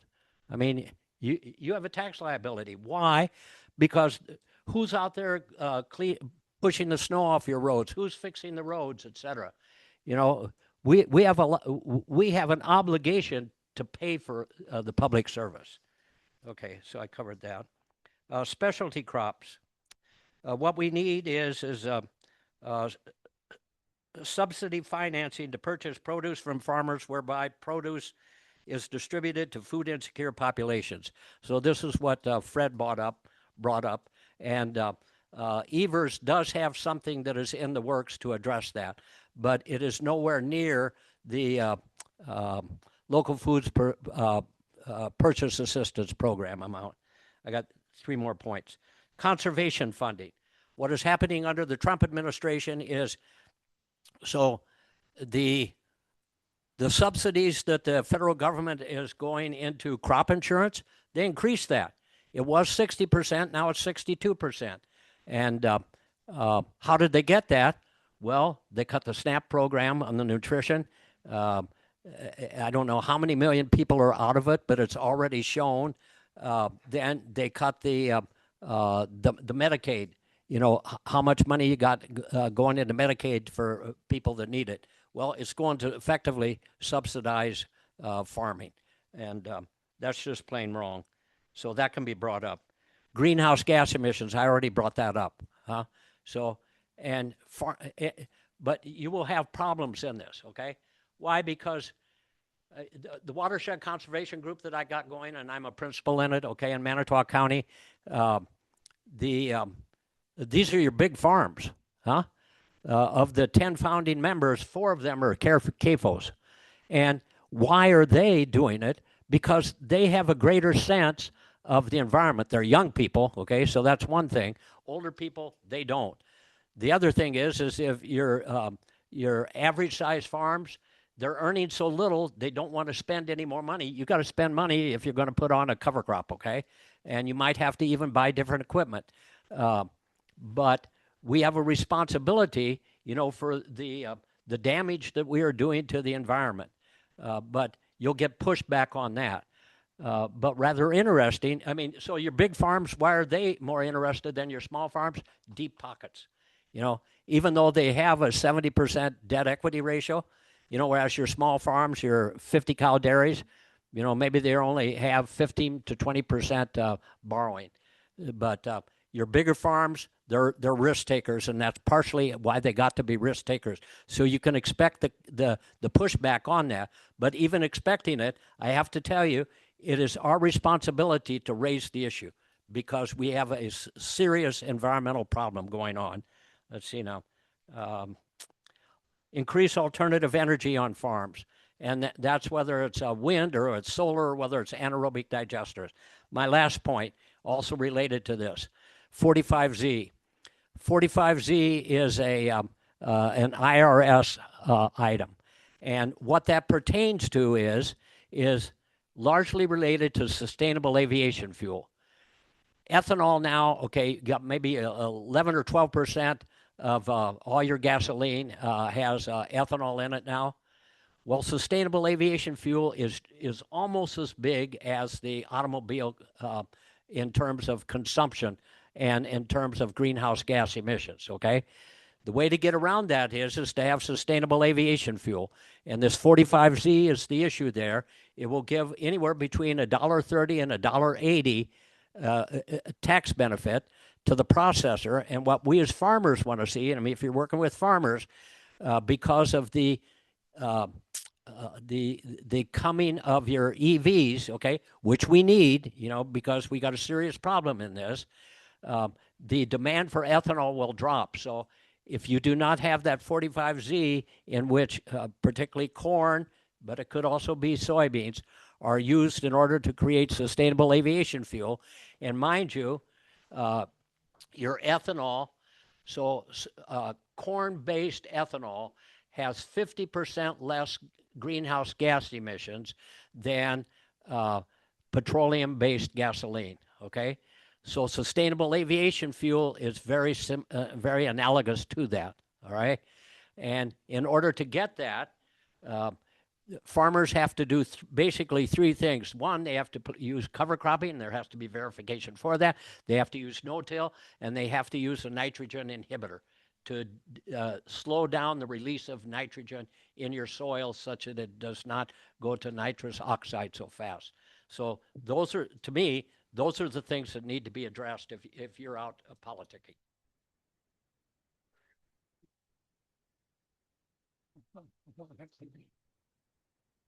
Oh, very informative.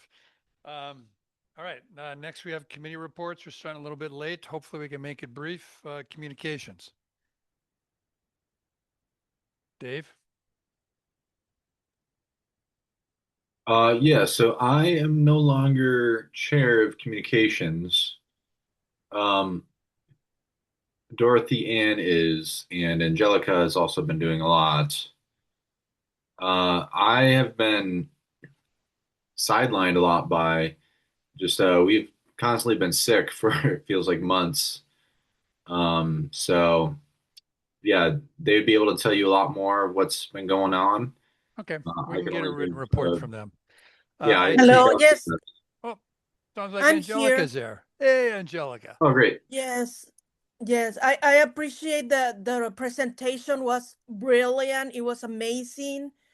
And we needed to hear that presentation from the Farmers Union. Thank you very much. So I am in the communication committee, as Dave mentioned. It's him and Dorothy. I think Dorothy that was the chair of this committee. But on our behalf, Chris Paulos is also recently joined this committee. So we've been doing quite a bit of work on regards to communications. We're working on our bylaws, so we have clear guidelines on how we operate and how we do our social media accounts, how we handle our PO box, and newsletter and all our processes. So hopefully we can get a few more volunteers. If anybody who's attending today would like to volunteer in our committee, we have great momentum going to help us with either social media, with getting having been a backup for a PO box in Madison, for doing some writing for the newsletter as well. If anybody's interested in writing an article for the newsletter and about something that interests you, it could be about the farmers union or something other issue related to our platform. We recently made an announcement on a public announcement about Oracle's replacing 30,000 workers with artificial intelligence. And so that was posted on our social media platforms, and we got some great following. Other other Green Party chapters reposted it. And so we have some good momentum going. Oracle is actually not replacing those workers right now. What they're doing is they're going to use that money to build massive data centers that will then replace the workers. So I think this is of concern to everybody who lives in these neighborhoods and who live like the farmers. I know that the data centers are affecting a lot of farmers, and it's raising our energy bills and our water bills. And so it's just what I see it is a reshuffling of resources. That's what's happening.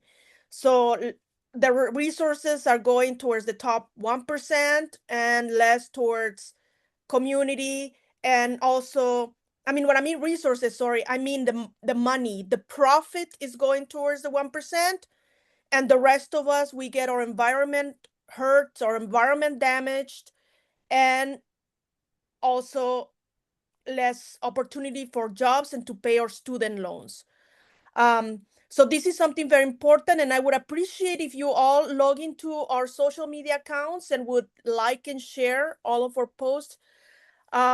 If any of you are interested in again in writing a public statement or in making a statement about an issue that is of the heart of the Green Party, please contact us. I can put my email in our email on the group chat, or we can write it on the whiteboard as well. So send it to us. We'll be happy to review it. I think it's a collaborative effort. And so we'll be happy to review whatever information you want to make, or even if it's a meme, so we can spread the word. We'd appreciate it if you would like and share everything, and you watch also the YouTube channels. We post, Tom has been posting a lot of our videos on our YouTube channel. And I think it helps because, you know, if we can share it, then it comes out in other people's feeds. Otherwise, it may be only the two parties, the two parties that are coming through the feeds on social media. So that's one thing I would really appreciate. We would appreciate it. And again, if you want to volunteer with us a couple hours a month, that would be great. If somebody's from Madison and would like to be a backup for a PO box, that would be appreciated as well. We can talk with Dave, right? He's here right now, about arranging that connection. And I had another thing. Oh yes, and if any of you are interested in running for elections as well, there's an election committee as well. I'm sure they'll ask, but that will come up later. But it's something that we can all start working on. Is this everything, Michael? Michael, is this all? Do you have any? On Facebook, we have more than 2,000 followers, and on Instagram, we now have 178 followers. And so if you can all please follow us, like and follow us and share, it will help us a lot. We support the farmers and we support unions. Any other questions?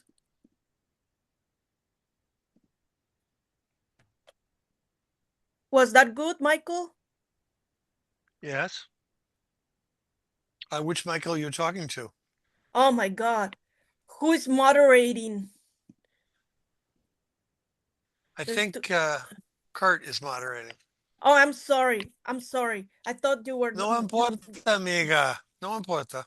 No problema. Gracias. I'm sorry. I thought you, because you moderate our CC meetings. I'm sorry.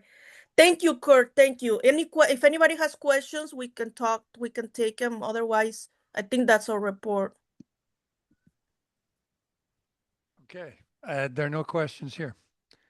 It has been suggested to me that we take a break ahead of schedule. So why don't we just take a, break. Let's make it, okay, 15-minute break. I got my timer set.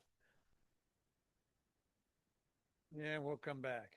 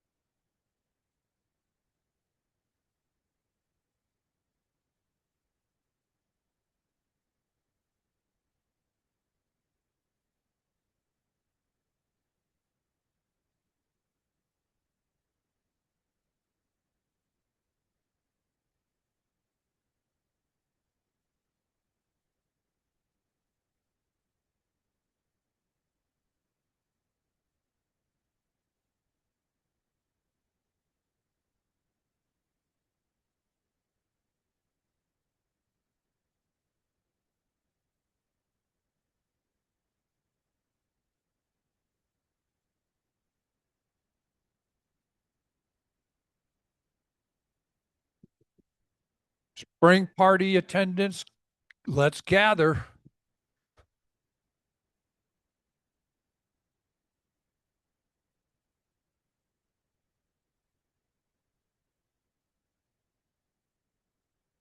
All right, we got a lot more to come forward with, so hopefully we can wrap things up and get back to our meeting.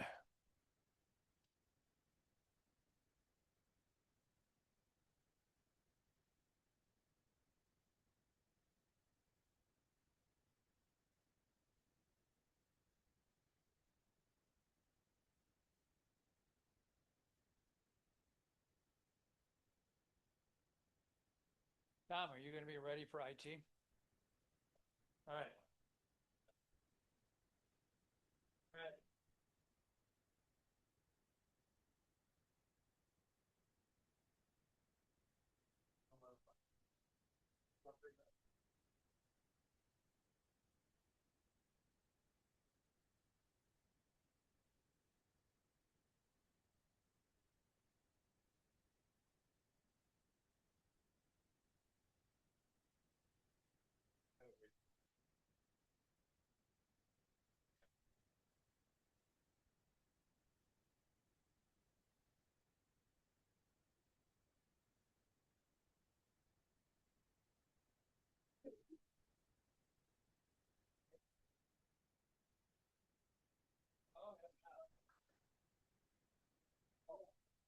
Somebody needs to be watching. No, there's no. Rita, we need somebody to look at the chat. I know, but technically, there's nothing that has to happen right. IT. I'll be there in a minute. All right, yeah, why don't you go ahead and get started, Tom?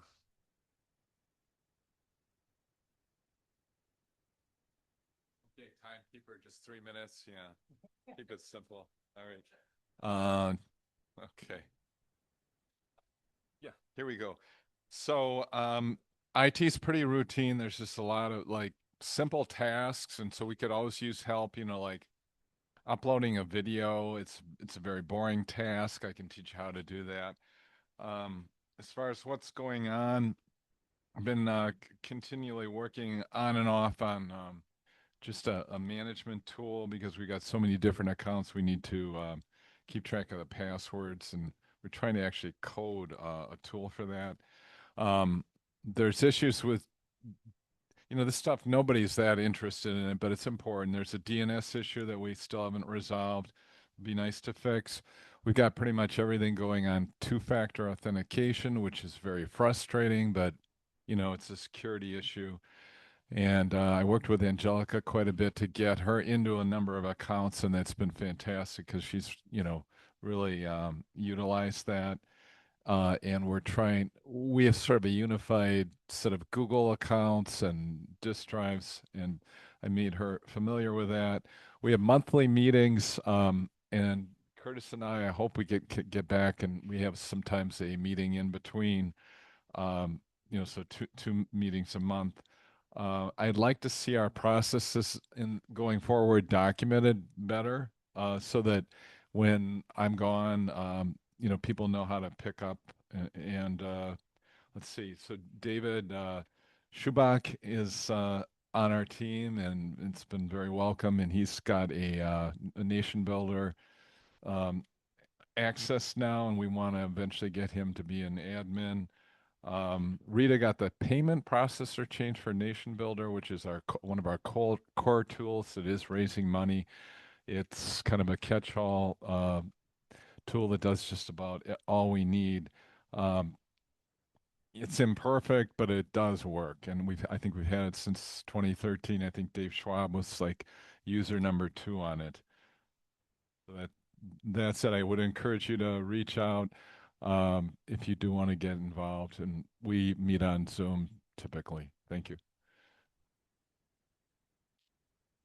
All right, well, thank you, Tom. Elections Committee.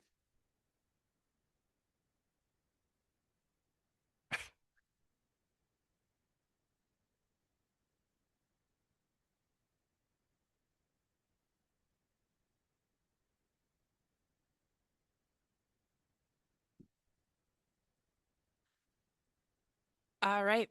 So we did endorse 4 candidates.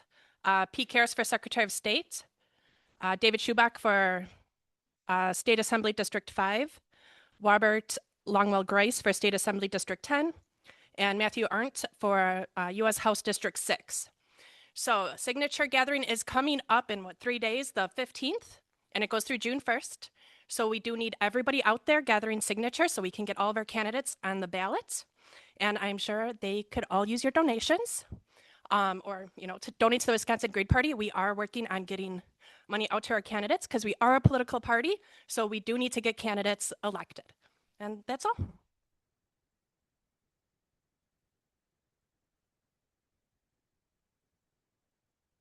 All right, thank you, Tiff. And then Barbara, Rita.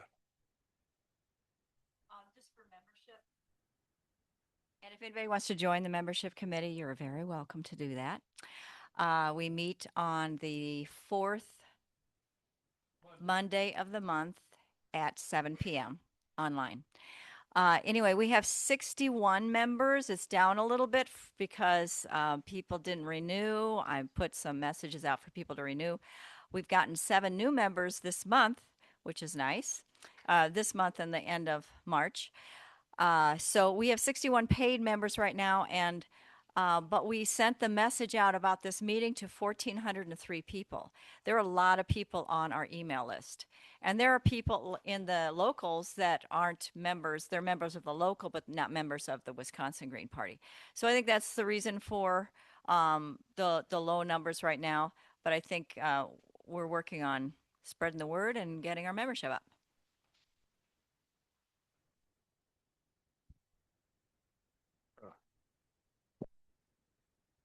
Any questions? Oh.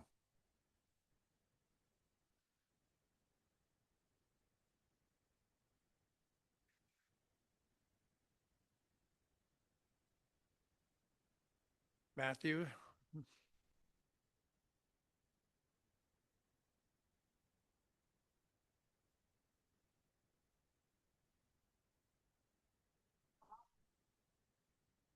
All right.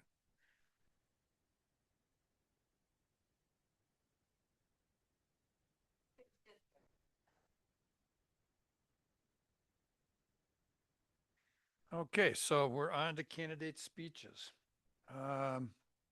Rob, why don't you go first?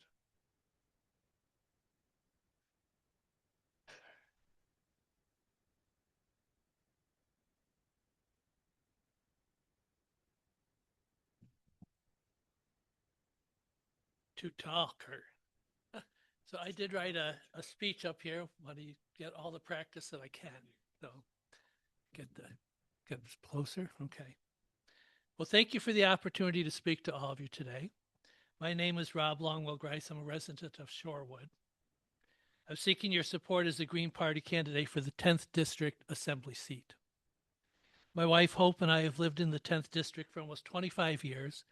We live blocks away from the University of Wisconsin-Milwaukee campus, where I worked as an instructor and administrator for over 20 years. I grew up on a farm in upstate New York. I was the 5th of 8 children. I was the first generation college student, and through some odd circumstances landed in Dubuque, Iowa, where I ended up graduating from the University of Dubuque with a social work degree. My first job upon completing my degree was with the state of South Dakota, where I worked with the Lakota Indian tribe on the Rosebud Reservation. That experience left an indelible impact on me that continues to this day. Following that experience, I obtained both my master's and doctoral degrees in educational psychology, which led to a 40-year career in higher education, the last 20 of which were at UW-Milwaukee.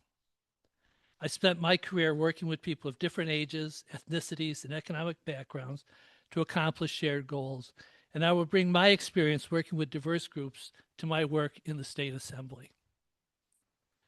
As I read the platform and various position statements of the Wisconsin Green Party, I am inspired, and I look forward to sharing these ideals with the constituency of the 10th Assembly District.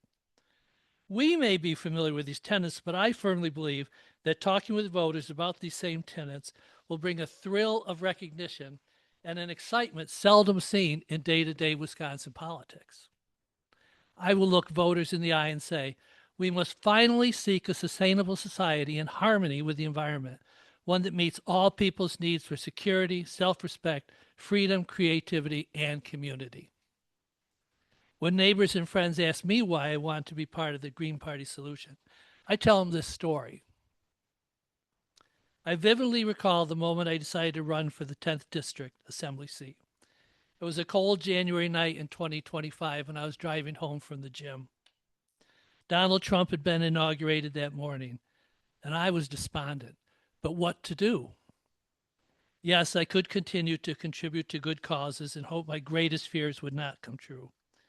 Yes, I could continue to be active in organizations that help make the world a better place for our children and our children's children. I could do these things, but somehow in the cold and gloom of that night, it just didn't seem to be enough. No, I thought, I need to escalate my activity. Running for office, I reasoned, would allow me to voice my concerns to a wider audience. People in my district are already asking, aren't you afraid of taking votes away from a Democrat and helping a Republican? Well, there hasn't been a Republican running in the 10th Assembly in recent history, and it's unlikely there will be one this time around either. The 10th District is currently represented by a Democrat, Darren Madison, and he is running for re-election. Some people have asked why I don't run as a Democrat in the primary against Darren. Some have even suggested I'm just a disaffected voter throwing rocks at the Democratic Party. But let's be clear, I am a lifelong Democrat who has worked for a number of Democratic candidates. However, the inability of the Democratic Party to accomplish any meaningful environmental legislation at the state level has left me frustrated. I have come to the conclusion that it's time for some independent voices in our state's government. It's time to work from what I envisioned that cold January night, a more holistic and humane approach to politics as usual, an approach that takes a hard, pragmatic look at the issues facing Wisconsin through the lens of what is sustainable for the environment and what is fair for everyone. Caring for the environment must be foremost in our minds. We can no longer ignore the degradation our behavior is causing on the land, water, and air around us.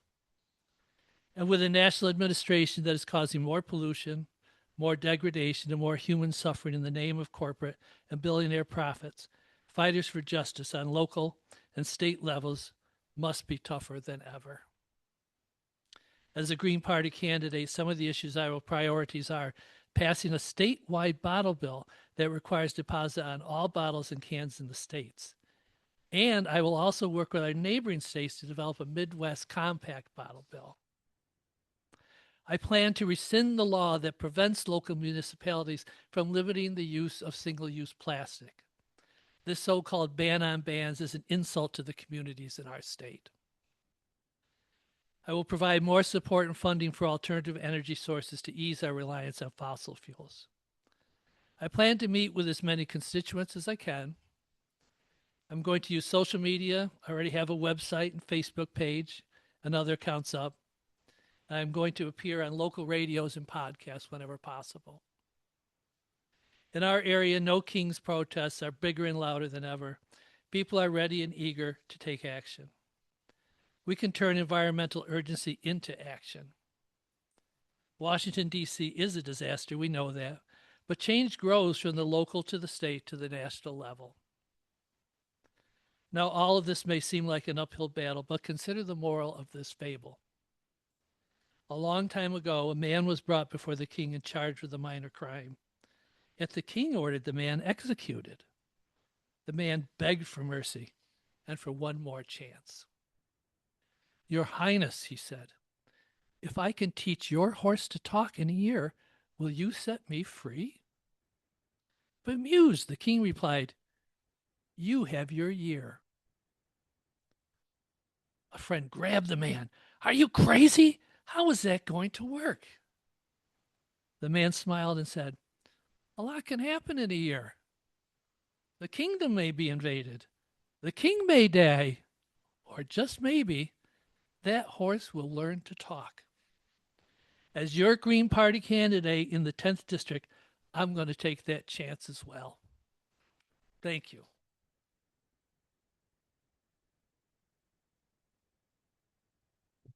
All right. Okay, Mr. Schubach, you're up next.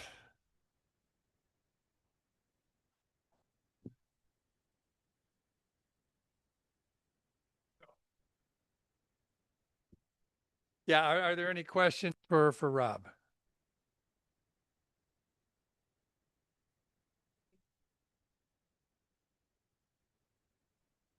I did not bring it.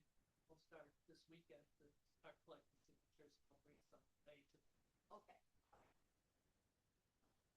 No, the 15th.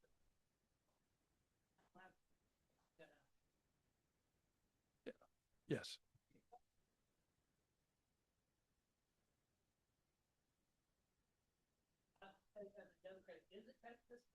Well, Darren is the Democratic person there. My platform, and you're going to challenge him. Yes. When I was considering running for office, of course, the one option was to go in toe to toe with him in the primary, but I sided against that. I want to be part of the Green Party, being on the ballot as a Green Party. I can go directly to the November election and take the issues to him. My platform is going to be focused on environmental issues, and that is how I'm going to take it to the Democratic Party. Because as I mentioned in the talk, their inability to get any meaningful legislation passed about the environment is a real disgrace. And a perfect example of that is the Knowles-Nelson Act that's sitting lingering in the legislature right now. The Democrats had a perfect opportunity to do work with the Republicans and pass that piece of legislation. Instead, it's set to expire on June 6th. And most of the land that's set aside for environmental issues in the state is part of the Knowles-Nelson Act that's been going on since the 1970s. That's just a disgrace that the Democrats haven't gotten their act together enough to pass that legislation. So that's what I plan to do.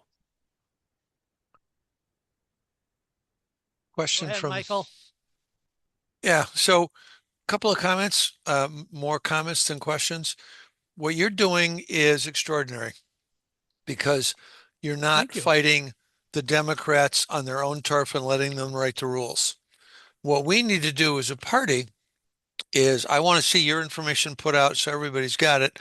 What we need to do as a party is help him and Dave and everybody else running, but help people get the word out, because what's going to bring people to the Green Party is getting some attention in elections. And you can put a different focus on the election. You can make people realize that there is a choice. Right now, the Democratic Party is locked in a control struggle with Trump and the Republican Party, and they're trapped in that. Everything they do has to do with reacting to what the Republicans say and reacting to what Trump says. By focusing on what we stand for and what you stand for, and just sticking to the message, you may not win, but you will get notice and you will bring people to the party, and hopefully you will win. Hopefully the horse will not only learn to talk, he'll learn to sing. I love your optimism. Thank you. I'm going to turn it over to David now.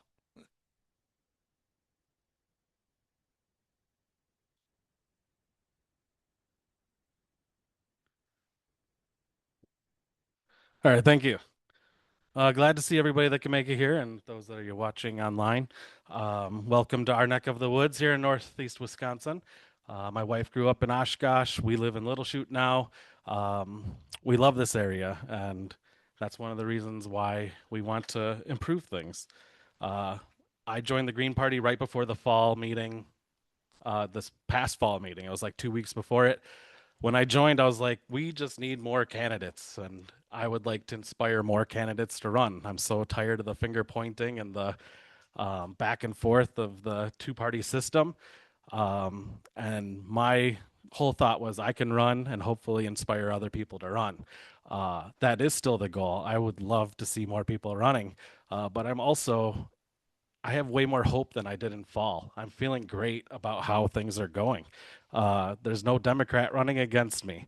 I'm running against the incumbent Republican, Joy Gobin, and I feel like there is a real chance that I could possibly win this election. So I'm excited to go all in. I feel like now that the April election is over, that it is time to be putting my name out there and just getting as many handshakes as possible. That's my goal. I was telling Pete just before, if I can shake 6,000 hands between now and November, like that's my path to victory, or that's how I see it happening. We have a plague that is destroying our nation. The bad news is there's no cure for this plague, but the good news is we can harness it. It is greed. Greed is destroying everything. And so what I want to do, and the way that I feel I can get this conservative district that I'm in to join my cause, is to talk about harnessing greed. I want to talk about a millionaire's tax. If you make over $1 million, just like Massachusetts did, we're going to tax you at 5% more past that $1 million. That 5% can go to roads and schools, just like Massachusetts does. It raises money for us. It helps improve things. It doesn't raise the costs for our regular people. These are the solutions that we need, things that help our regular people and are going to take out barely do anything to these millionaires. I also would like to see a corporate greed tax. I see two phases of that. I see one, a 5% over 1 billion made in Wisconsin, just like the millionaire's tax, but this time the money goes back to us. We create a stipend system where the money goes to people, single individuals that make less than 100,000 and families that make less than 200,000 see that money back in their pockets. Also creating funds to encourage small businesses and get more small businesses funded. That's one thing I took away from the farmer that spoke. I forgot his name, but he did a great job. We can take all of those parts where the consolidation happened and we can fund small businesses to try to improve those situations, maybe get less subsidies for those farmers and get them into profitable situations because we're taking care of our own and creating our own demands here in Wisconsin. We can do this just by harnessing the greed that these corporations are taking. Another big part that I'm going to be talking about, which I think will work well in my district, is the data centers. You know, there's been a lot of talk in Kakana and I'm forgetting the other section, but Kakana had big meetings about this. And I don't think that we need data centers at all. Like other candidates are saying, oh, we can kind of harness these data centers, but they're going to destroy our land. They only provide temporary construction jobs. They don't bring in the jobs after that. And then they hurt our economy and then they raise the rates of our utilities. I don't see any victories from that. And all of these companies that are putting out these data center opportunities, they already have our money. They're the biggest companies in the world. They do not need any more of our money. We don't need to give them that to let them come in and destroy our communities. So I'm vividly against the data centers, just completely. So I'm hoping that that will make sense with that.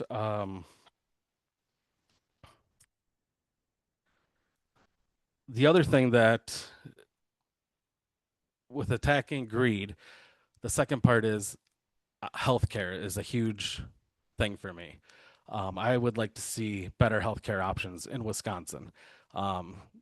Surprisingly, I went to a Democrat meeting and they had a governor candidate, and she gave me what I think is a good first step. And she suggested that the state workers that we have, the health system that we have, we just make that publicly available for everyone. My wife and I both work for the Appleton School District, and we are on that. It's not the best healthcare ever, but it is fine, and it is way cheaper than anything else. Like I sometimes feel trapped in my job because if I ever wanted to leave my job, I'm going to lose money on paying more for healthcare at any other place. So when we take that first step and we make that affordable, the plan gets better. There's going to be more people stepping in, and then we can take a look at seeing what else we can do to get single payer healthcare in Wisconsin. So running on affordability in healthcare is what I think my path to victory is. I think that talking to anybody that would consider running, that it's a path, it's a centrist path, that we don't have to say, you know, we're extremists. We're not. We're just doing what is right for the regular people of Wisconsin. And so that's what I'm hoping to do. And if it works out, that's great. And if not, I hope that I can inspire other people to pick up the ball and figure out where I dropped it. So thank you. Any questions?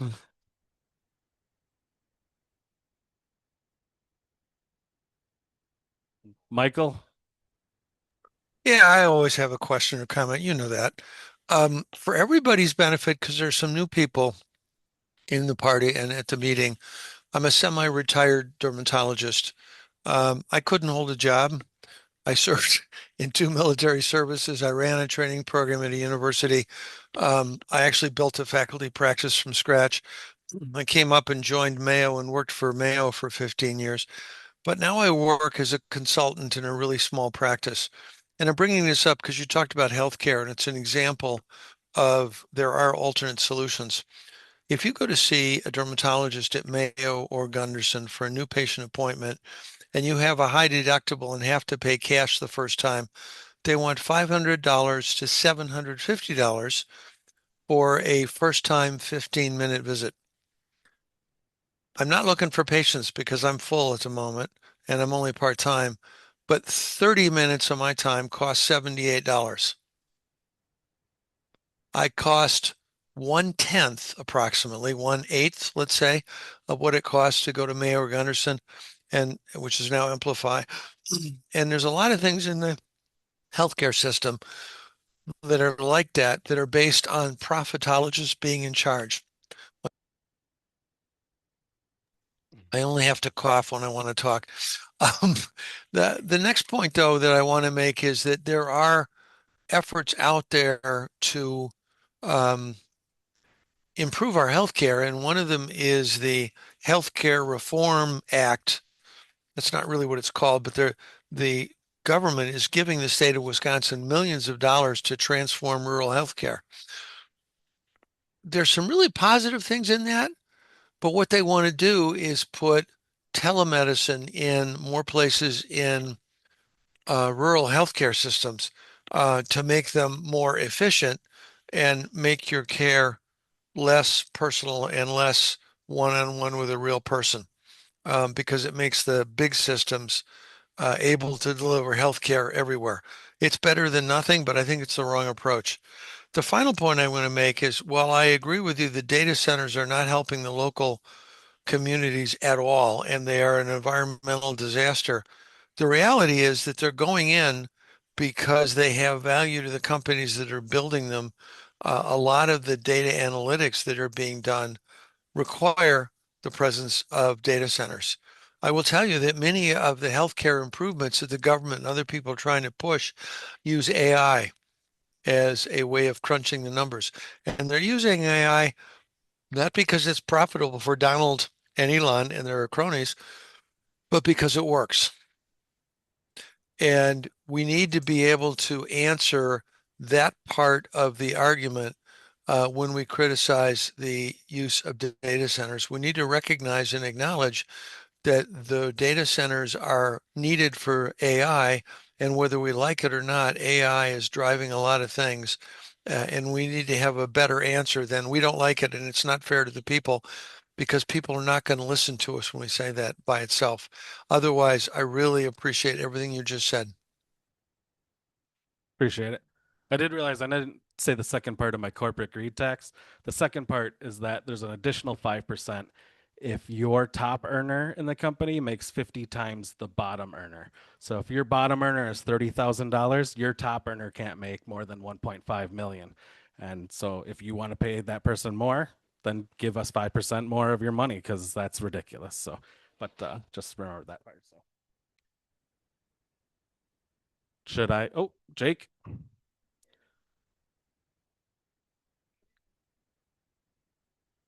Mm-hmm.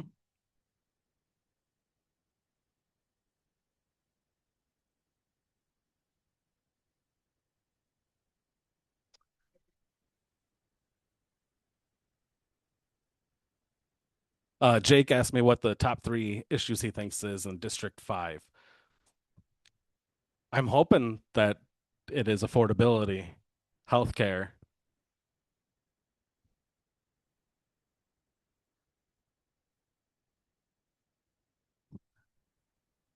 Man, I that when I go door to door getting signatures, maybe that's a question I should ask. But the other part that sticks out to me is common decency. Like nothing apart about my campaign is going to be going against Joy and her campaign. I'm just going to focus on what I think needs to change. And so I hope that because I'm sick and tired of seeing the megas going crazy and making things horrible. Not just even with policy, but with the way they treat people, the name calling, everyone that's going for politics should be a civil servant first and be respectful of each other, is my opinion. So if I can convince those people that I'm going to be talking to that that's the third biggest thing, that would be easy for me. But yeah, I mean, affordability is the number one, and if nobody's doing anything to help us, so.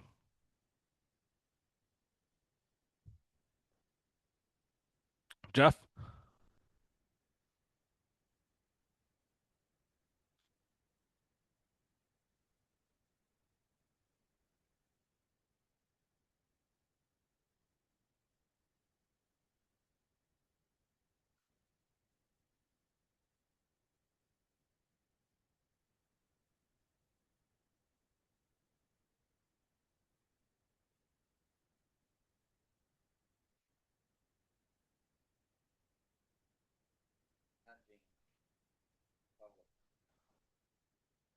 Assembly people and say,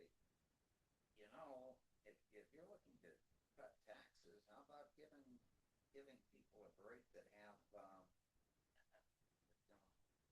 don't have that much? 24,000. It's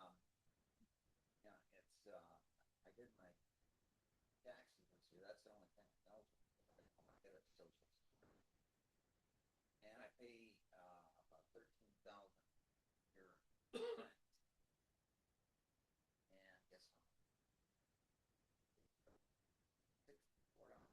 guess how much? And so, where's the rest of the money going? Going to school. I mean, in order to raise their, put that before the vote. Home's going to be getting voted down. So, they're not looking. Where's the money going? So, thought I'd put that out there. I don't know if Democrats generally don't seem tax cutting. You guys think? Well, I mean, yeah. Jeff was talking about the homestead tax credit. His numbers that it's capped at 24,000. That's the maximum income, and that hasn't risen in a long time. And what's happening about that? It's like, well, Republicans, they tax the middle class, right? And Democrats, they tax the lower class, right? They don't ever help the lower class, even though they think that they are part of that, right? Or that they want to. It's just they remove benefits and give it to the rich, just like the Republicans do. So we're not going to get any resolution for that anywhere else. But like that's a common sense thing. It's like, you know, let's maybe raise that cap on the homestead, right? Instead, but we also, oops, sorry, need to figure out where that money's coming. But also, let's remove the cap on Social Security. Like, why can millionaires cap that part, right?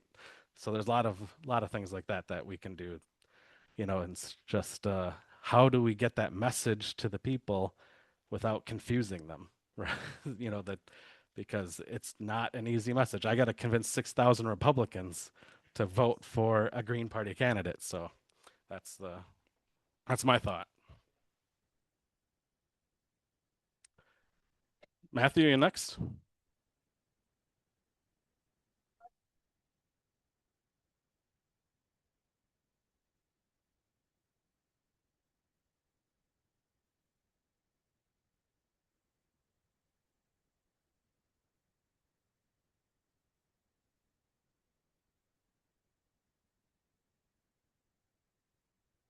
Can you hear me okay? Right.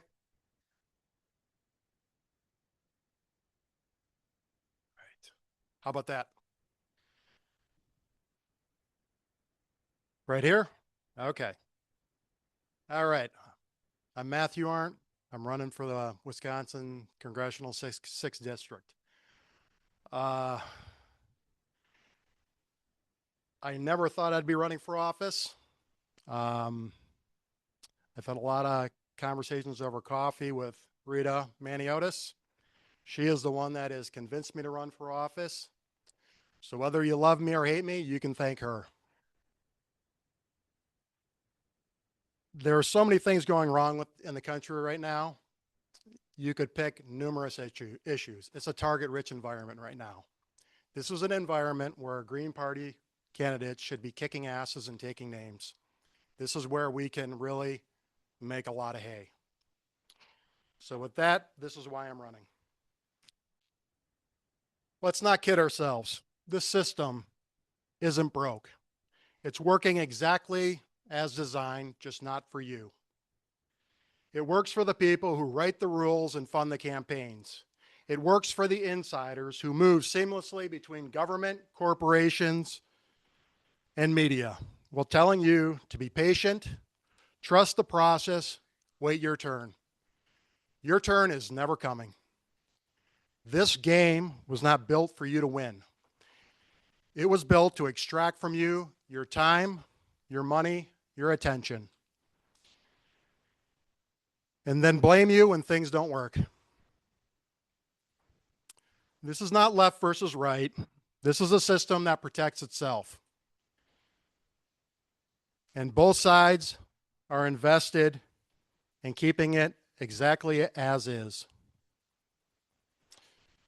I'm not running to be accepted by that system. I'm running because I reject it. I have no interest in becoming another polished fraud who sells you out behind closed doors. We've all had enough of it. You've watched people work harder and fall further behind. You've watched institutions take more control while giving you less in return. You've watched both parties auction off this country piece by piece. None of this is accidental. It's by design, it's coordinated, it's predictable, and it's profitable for them. I've seen this up close from working with business owners and families trying to build something, only to find themselves navigating a system that is stacked against them at every single level. I've seen how the rules are written, I've seen who they benefit, and I've seen who gets left holding the bag. That's why I'm here. And I'm not here just to call this out. I'm here to change it. And that starts with telling you exactly what I stand for. It's time to start trust busting. If you want to bring down inflation, you don't tweak interest rates and hope for the best. You break up monopolies. When a handful of corporations control entire industries, they set the prices and you are forced to pay them. That needs to end. We need Medicare for all. Healthcare in this country is a disgrace. It's expensive, it's inefficient, and designed to extract as much as possible from people when they are at their most vulnerable. We replace it with Medicare for all, a system that puts patients before profits. We end the wars. We put a stop to perpetual war. War should never be a business model. It should never be a revenue stream. No more open-ended conflicts. No more sending our sons and daughters to fight in wars that only serve contractors and politicians. No more military actions without the explicit consent of Congress. And yes, we cut ties with Israel. Right now, the United States is locked into a one-sided parasitic relationship with Israel that costs us billions of dollars every year, drags us into conflicts that are not in our national interest, and erodes our credibility on the world stage. This must end. This is not about being anti-anyone. This is about putting the interest of the American people first. No more blank checks. No more weapons to murder women and children. No more placing another country's interest ahead of our own. If a relationship does not serve the American people, financially, strategically, or morally, it must be terminated. We put the Epstein class in jail. We confront corruption at the highest level. This means a real investigation into the Epstein class and anyone connected to it, no matter how powerful. No more protection for pedophiles, no more immunity for child molesters, no quiet settlements with sex traffickers. If people committed crimes, they must face justice and go to prison. We put a halt to the construction of AI data centers. We must start putting guardrails on industries that are growing too fast with too much power and no accountability. The massive AI data infrastructure consumes enormous amounts of energy, is reshaping our economy, and threatening to displace workers at scale. The mission statement of all AI companies is to replace all human labor. They want to own the entire world economy. Recently, Sam Altman, CEO of OpenAI, was confronted about the cost of data centers, their enormous energy and resource usage, and how expensive it was to build and run a data center. Here is his rebuttal. It's expensive to grow a human over 20 years. They consume a lot of resources. They take up a lot of space. They take 20 to 30 years to train. We are not going to sleepwalk into that future. Communities are built on contribution, and work is how people translate effort into meaning. It's how they earn not just a living, but a sense of purpose. It's how contribution turns into satisfaction. Take away meaningful work, and the bonds that hold communities together begin to break.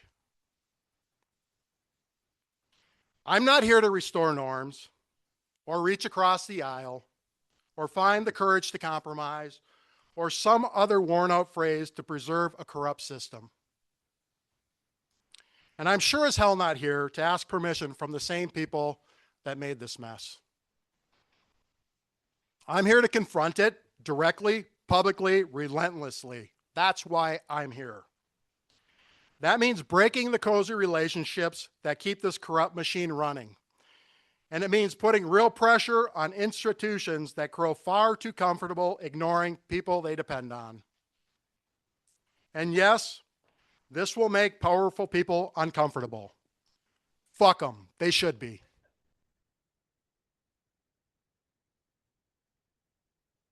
This campaign is not about preserving what's here. It's about tearing down what doesn't work and rebuilding something that actually serves the public. You don't need another representative who goes to Washington and learns how to play the game. You need someone willing to draw a line and refuses to back up. That's why I'm running. And if you are done waiting, done being managed, distracted, and sold out, then stand with me. Let's take back our country and make them answer to us again. Thank you.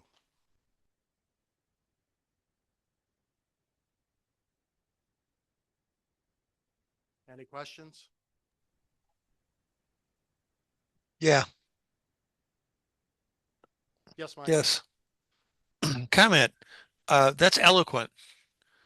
We need to capture it, the full text. It needs to go to Angelica. That's true for each of the candidates that have been talking. We need their full text up on our Facebook page. We need to capture the full text for our newsletter. We need eloquent speakers like this on a regular basis where we have, I would argue, mea culpa, I'm part of this, have dropped the ball, is not made those voices more visible to the rest of the voting public. Pass.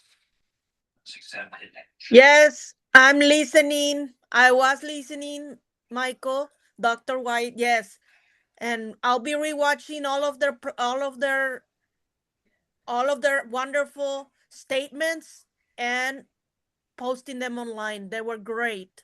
Oh, Thank you, that's Matthew. wonderful. But they've got a printed text that they're reading from, that needs to be given to somebody at the meeting with their permission, and that needs to be forwarded to our communications people. That ought to be part of any time we host somebody. We would like a printed summary or as much of the text as we can get, because we got to make Angelica's job and Dorothy Ann's job doable. And the way to do that is don't make them take notes, give them the text. Pass. Muchas gracias, Michael. Yes, thank you. You have a comment from George Pruden. He says, "Where's this guy been? I vote for him in a heartbeat." Thank you. Thank you. Yeah, powerful speak. Great. Punch. On the AI, you can kind of tell it's unstoppable. And I mean, It's not unstoppable. I mean, the AI is, we literally figure out how could we ethically roll out AI. Ironically, we could ask AI. I would not ask AI. That's not like asking Wall Street bankers how to regulate banks.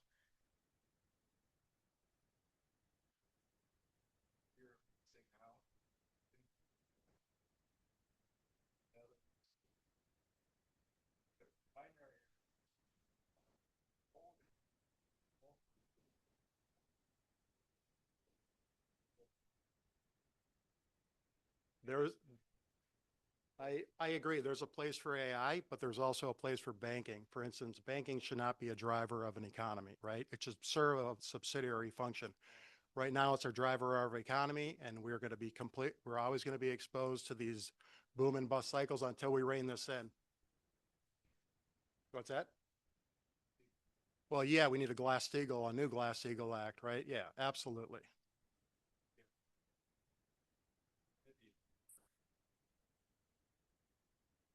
Yeah. You had a question?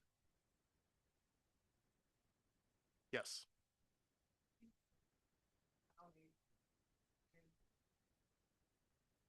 That, like, what does it make up? So it's predominantly, I would say, Republican. It's predominantly Republican.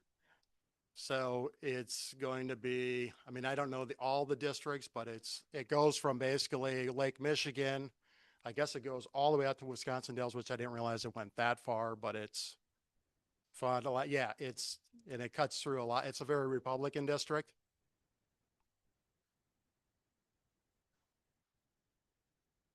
So it goes down to Mequon to the county line down there to Milwaukee County. And I think it goes, approximately up to Appleton.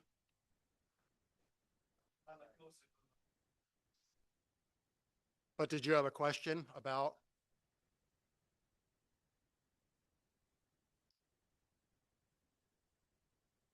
I don't think the priorities are much different than any other district. I think it's inflation and healthcare are the biggest ones. Those will dominate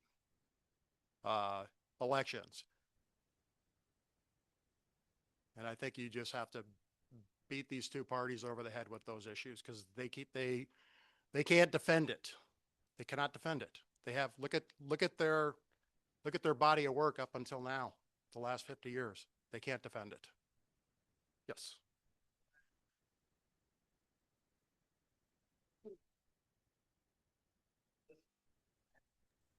Harvard Stack. Amtrak is fighting against the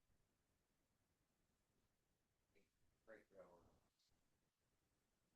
Pacific,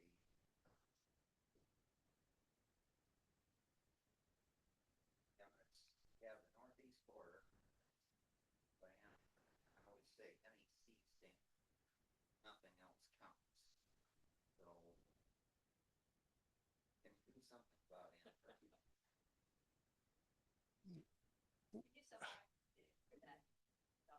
So he was asking me about Amtrak and can I get the trains to run on time? Here's what I would say to that. We are now looking at $40 trillion in national debt. And I'm not going to tell you that we can't pay for it, but look at where we've put our priorities. Who's gotten that $40 trillion? Wall Street, defense contractors. Wars, bailouts, bailouts, bailouts, more wars, billions, billions, trillions, trillions, trillions. And they always say we don't have the money to pay for that. We don't have the money to pay for healthcare. We don't have the money to pay for childcare. We don't have the money to pay for education. Well, people got to start pushing back and say, you goddamn right we have the money. You gave it all to Wall Street. And the way we get all our money back and we pay down the debt is we put a tax on Wall Street on their profits before executives get a bonus or they get their salaries to get our money back. They expect us to pay that. It's a relationship like no other in the United States. It's when they fail at capitalism, then they call for austerity on the rest of us, right? And every war, yep. So that's how you get the trains around in time. You got to invest in the infrastructure. Yes, Barbara.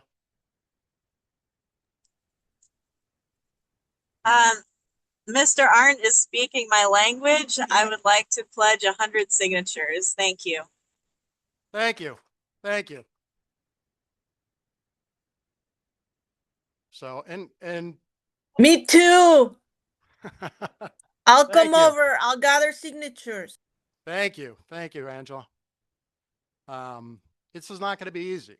We are up against a battle. We are up against a formidable opponent in these two parties.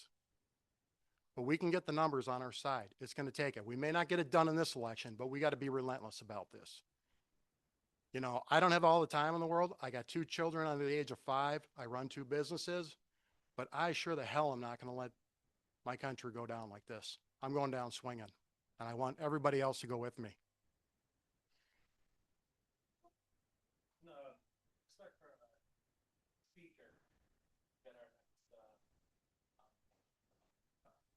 We can talk after.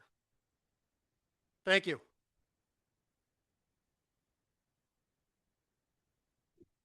All right, Pete. Well, I probably shouldn't have jumped this.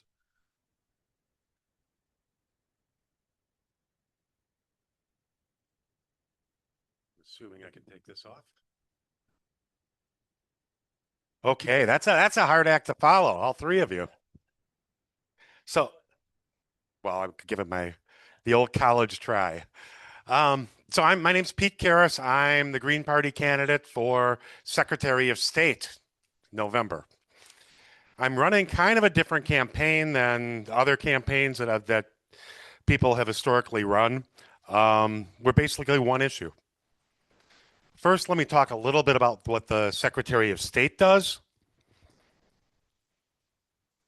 And that kind of sums it up. They've stripped, it wasn't just the Republicans, and people blame them for the Walker years and all that for stripping the duties. It goes all the way back 60 years. They stripped the duties. So when elected, I will be doing things like I'll be in charge and in possession of the Great Seal of the state of Wisconsin. And there's a couple other things. One of them being the chairperson of the commission on board on public lands, which does do some things and does do some school funding. And really, that's the only policy making that's done in this position. And I guess what happens is we have all this money. It's a constitutional commission, and we have all this money from selling off forest lands in the past. We rent it to we loan the money to municipalities, and we do it at a discounted rate. Usually, I think it's about 5% right now. And the money we make off of that, we turn around and give it to public school libraries. Okay, sounds like easiest program ever. And the way the thing is set up now is that it goes equally. It's like $70 for each student you have. That's what you get. I'd like to do it.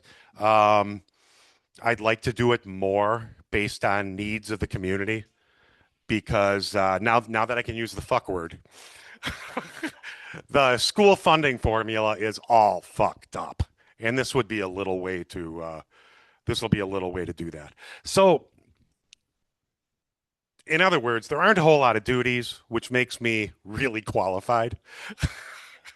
But what I'm doing is I'm running on a campaign that opposes the 2-party system.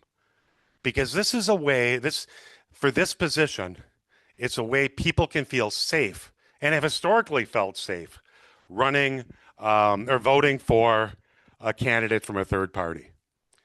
And I'm running on the Wisconsin Green Party ballot line, but we are in the process of getting endorsements from several other parties, several other minor political parties.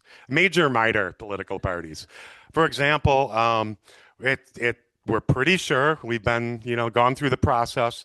We're pretty sure that we will have the endorsement of the Pirate Party. Everybody say R, which is really a legitimate party. I mean, they're a lot like the Greens. They do a lot when they talk about the piracy thing comes into copyright law. And they have some really cool positions on there. And they also are in a coalition with another party that I'm sure we will be getting the endorsement from, and that's the Transhumanist Party. And a lot of people are not familiar with that. And I think we should all meditate right now. And but they're, basically it's the same as the Greens. It's just that their focus is how do we get people to live longer? I mean, that's not a bad thing, right? Live longer, healthier lives, and that should be our focus. We also have interviews coming up with the Forward Party, which is Andrew Yang's thing. We have it. I'm confident that the Independence Party will be endorsing us, which is the JFK people. And we even have a meeting with the executive committee in a couple of weeks with the Libertarians. And the reason we have some differences with some of these parties, right? I mean, no doubt about it. But one thing we all agree on is that the two-party system sucks. And that's really the focus of the campaign. And we're coming together on that. And hopefully we can rally the troops and get everybody on board and run type of unity campaign. And besides me becoming Secretary of State as this after the election, maybe we can all get together to fight the big boys. Because I mean, how many people here like the two? How many Republicans are here? I don't see any hands. I mean, Democrats here? Okay, let's not see the same hands. And who doesn't like who doesn't like the two-party system? Look at that, lots of hands. So it's something that I think about 70% of the people in this country agree with. So the way we're doing it is we're forming these coalitions. We've been fairly successful raising some money. We've raised about $45,000 so far. And I'm going next week. We're spending 3 days. We're doing video. We're going to be doing some reels and also some commercials. We'll be running those on streaming TV. So, if you're watching Hulu or Paramount or Netflix, you might see my ugly face. And we have a pretty good strategy. We have a marketing company that's helping us out. Josh Anderson's a campaign manager, and he's doing a great job keeping us all together. We have a really good team. So I think we have a strategy. We have a strategy that I think we're on the course to really break some records in Racine. In Wisconsin for third parties. What we're showing is if we can execute with what we have now, and we can end up if we can raise about $125,000, we can pull if we strategically pull 20% of the vote, and that would be earth shattering. Now, in a three-way race, you're not that far from the top, and if we can exceed those fundraising amounts and get our message out even more, I mean, there is a path to victory here. I mean, it would be really cool to have a third party or a Green Party statewide elected official. That'd be really cool if it was me. I got this top hat, this sash that I picked out. Anyway, so what can you do for the campaign? You can go to PeteKarras.com. It's 1 R in Karras, and you can sign up to volunteer. We take donations, so that's wonderful. We also have clipboards over here. We're looking for 4,000 signatures between April 15th and June 1st. So we're going to need a lot of help with that. There's packets over here. There's cards you can pass out of mine, even when somebody signs. There's a little bit of lit, but anything you could do would be amazing. And don't just help me, help these other 3 people running. I mean, we're all together in this, man. Let's do it together.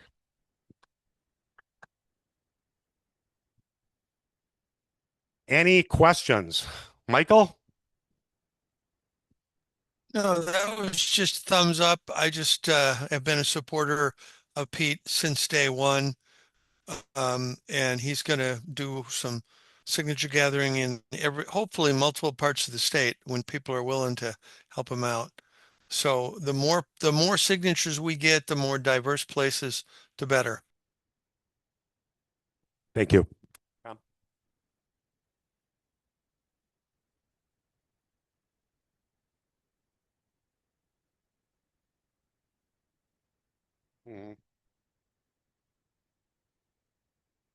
You know what I think we should do is the 3 of us or 4 of us should kind of get together in some type of, I don't know if we want to do a Zoom call or we should, we should collaborate on stuff because we can all learn from each other.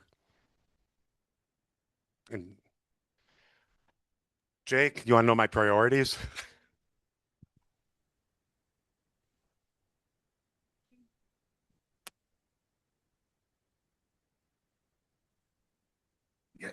Yes, Pete. Oh, sorry. We could do it through the elections or we could do it. Oh, yeah. The question was if we do have conversations, will it be through the elections committee? And I think that's one path we could go. And it might be part of that, but I think we also just might get in a group text messages or get on a Zoom call or something and compare notes. Okay, well. Stack. I thought you were Michael Stack. Go ahead, Michael. The other thing I would like to see are some press releases, so that when we're consistently they may not notice the first 2 or 3 times, but once some polling comes in, those press releases could be significant. So we have been doing press releases. If you go there, nobody's picking them up besides Wisp Politics. And we're also posting them on social media. We've come out with a Grift and Spend Award. So we have another one coming out next week that's going to talk about how we were talking about data centers before, right? Isn't it great that last legislative section, our legislatures, bipartisan, both Republicans and Democrats, exempted sales tax for data center purchases and allowed TIF and TID districts to take people's property tax money and throw it into the, subsidizing. That's where we're at. So that's our latest Grift and Spend Award. It's a lot like the Golden Fleece Award that some of the elderly here might remember Bill Proxmire doing. Thank you. Go green.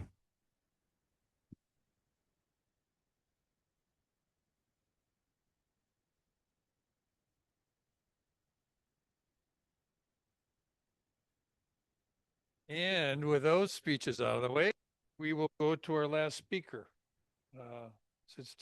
Is it Ben Caminos? Okay. Oh, good. Hi, everybody. I am Ben Caminos. If you're not familiar with who I am, I host the radio program on WHBY Radio, Outside the Box with Ben Caminos. It's a progressive-minded radio show that focuses essentially on what we've been talking about for the last, however long you guys have been here. I've seen it for the last hour or so. The failures of the duopoly, the failures of the two-party system, trying to find those common bridges between what people want out of life and how their politicians behave. And realistically, I take calls live during the show, not really knowing where people are going to take it, and then I react to their questions and their thoughts and go from there. And I thought, just to start the show off, you in the green, was your name Jeff? Yeah, Jeff, when I first walked in, brought up the idea of where why hasn't my Social Security risen? Why hasn't my Social Security gone up? Right now, a topic that we have regularly on my show is that Republicans are running right now on telling me, I'm a millennial, I'm 38 years old. They're telling me I have to work until my 70s before I am able to collect retirement going forward.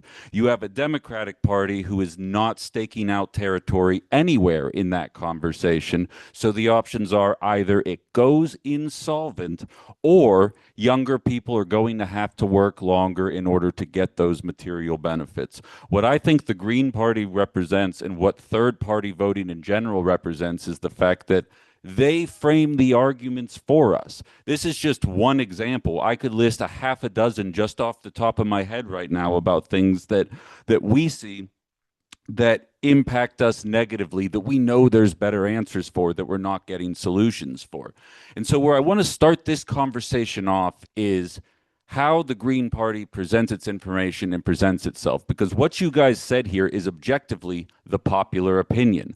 I have a coworker who's struggling to find an apartment right now with a child because she all of a sudden makes more than $24,000 a year.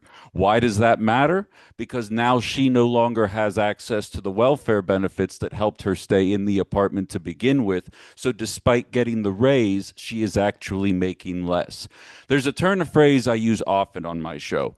Democrats maintain an indefensible status quo. Republicans show up, drag us further away from that status quo until the Democrats win again and maintain that new, even worse status quo. People are hungry and driven for a party that shows you that the status quo is not acceptable anymore. And I think I'm hearing a lot of good ideas here that are bringing it out there. But I have to say, it's not going to be easy. To take you guys back to my high school days, I'm not a very aesthetic guy. I'm not very artistic. My desk is a mess if you looked at it at work. We'd be given projects to put together a poster board and put information on the poster board and get it out there so people could see it. And you'd see my board, it would be crammed with information. All the info was there, but the Elmer's glue sticks out from the side. The colors don't look as good. You see me writing in bubble letters and they get smaller the closer you get to the other side because I didn't measure it out right. That's what we're focusing on here with the Green Party. We have the info. It's the aesthetics. You're running, Matt, you're running in District 6. Who are you running against? Who's the incumbent right now? Glenn Grothman. Exactly. You know what? Thank you. But here's the deal. Here's the deal. Everything you said right there, everything you had to say, he doesn't have a damn thing to say about it. He has allowed the tariffs. He has allowed the war to continue. He has not done anything about AI or anything we are talking about. Here's the issue. Of course. Yeah. No, of course, dragging us further away from the status quo, not endorsing it. But here's the problem with it. His billboard looks beautiful. He shows up looking like a slob everywhere, but you know what he does? He shows up. He shows up all over town. I work at a local news organization. He's always in pictures we're taking eating a hot dog somewhere with half his shirt tucked in and the mustard on the side of his face, but he's there and he's telling and he's getting his face out there. It's how he keeps winning. You need to match him on that level if you're going to be able to take it there. AI, we have conversations about AI. I think you bring up a great point. I'm very skeptical of AI personally. I joke that I feel like I'm the guy that's saying the internet's a bad idea in the early 90s because I'm nervous about privacy concerns. And here we are. And while we are being spied on with the use of the internet, I'd argue all of our lives are better because we have the internet. When you talk about AI, every single person in this building should be excited that there is a technology coming to do the crap jobs. Do you know why we're not? We're not excited because we know the system in place is not going to be there for us when inevitably we find ourselves without that job. Think about how counterintuitive it is that we are not excited for this life-changing technology. And the reason we are there is the duopoly. Now, I know from firsthand experience, it's AM talk radio. You can only imagine. I have cultivated a pretty decently center-left kind of style audience with some MAGA supporters that are willing to listen because when Joe Biden was in office, I was critical. Now, a lot of those guys are gone because It's been pretty easy to be critical the last 14 months, and sometimes it's a lot harder to look in the mirror than I think a lot of us are willing to admit. But when you look at the description of my show, when you hear the way people talk about me, I mean, everyone else gave their rundown: tax the fucking rich, Medicare for all, and make sure that AI is regulated in a meaningful way. But when you look at the way people talk about my show, do you know what they say? I love this show. It's so centrist. You're such a moderate. You're so center, even though I very obviously harbor far left attitudes. The reason why people think it's centrist is because people don't realize, as has been highlighted here a couple times before I went up, the right-left divide doesn't mean what it once meant anymore. The idea that Medicare for all is extremist nowadays isn't extremist, as we watched our premiums go up another 26% in January. It is now the moderate position. It's just labeled as something differently because we are allowing these people with extensive frameworks to allow them to frame the conversations from their perspective. For them to think I'm a centrist and I have some pretty out there ideas goes to show you, A, the political acumen is not where we want it to be in this country, and that's just an unfortunate reality. And I'm sure I'm a little biased on this, but I find the further left you go, the more politically knowledgeable you are. And that sometimes goes against us. Like, it's a good thing to have, but it also goes against us at the same time. We just have to be honest with ourselves here. The framework is available through the internet, through a handful of quasi-independent shows like mine and others out there, to get our message out there in a way that I think makes sense. And to be frank, I don't think we've ever been in a better position to move forward than we are right now. Not because I think we are too far ahead yet. We have plenty of work to do, as everyone up here has kind of elaborated on already. But people are fed up. They realized that Bidenomics was not working for them. They did not see a path forward. And those people that voted for Trump that either identify as independent or center-right Republican, center-right Republican haven't, I'm sorry, the little buzz. That's what I get for not having notes. But the people that identify as center-right Republican are fed up with what they see here, and they don't see an outcome. Mark my words, you will see voter turnout depress for the foreseeable future. And while that sucks from a Democratic standpoint, that is great from the people that have the smallest percentage of the pie right now, because that means that they are the most people up for grabs. So I guess what I'm trying to say is, take the framing of the ideas that are out there. Don't allow them to be framed as we are the extremists, as the Green Party, or as leftists, or as libertarians, as people highlighted. You can't run anybody out when you're trying to build a coalition that actually sees eye to eye, and hammer those economic principles. You watch the Democrats right now trying to throw trans people under the bus. You see a handful of the most prominent ones, Cory Booker, Adam Schiff, now running on tax cuts, as if the idea that we need to cut even further is going to benefit us. They are abandoning leftist principles and allowing them to frame the conversation from a Bush-era Republican, and whatever the hell MAGA represents today. And it's on us to not allow that to happen and provide a reasonable and cohesive counterbalance to show that there is a path forward.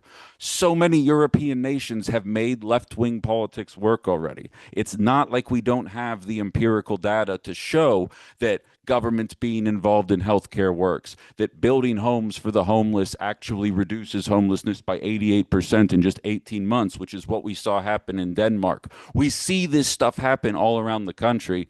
One of the main frustrations I have, the further I dive into politics, is that it seems to me the people in power know what we need to do to fix things. They're just actively choosing not to do it. So until we show people that there are possibilities out there that exist outside of this duopoly, we're going to continue running around in circles. I think I've heard some great ideas out here, both from candidates as well as the questions that people have here, and I absolutely love it. Yeah, what's up?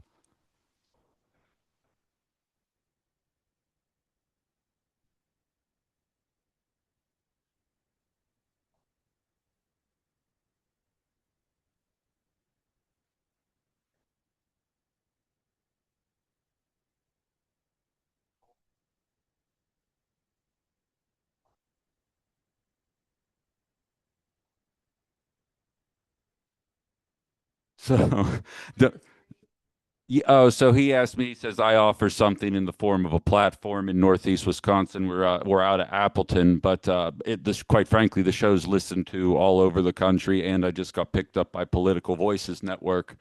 So we're on YouTube as well. And I guess I'm not trying to come off as conceited here, but we also are beating the hell out of all MAGA. Like every other talk show during my time slot is right wing, and it's not even. You can multiply it times 4. They don't catch up to what we're doing on Outside the Box right now.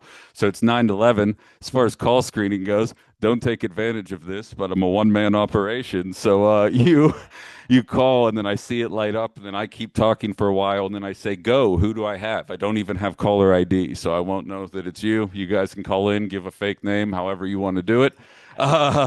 You can, you, there you go. Exactly.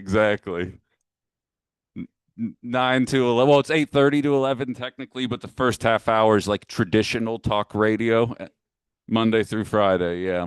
And yeah, we're just going out there, we're breaking down narratives and we're having talks. I'm basically just doing a segment for you right now while we're doing it, but with a couple more people, I'm actually getting some live feedback, which is nice here.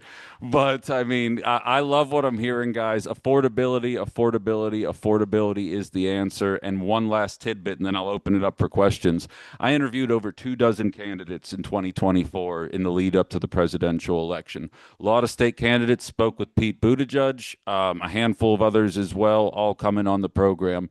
I asked all 24 people the first question, and I even told them that. So if you listen to any previous interview, you would expect to get this question.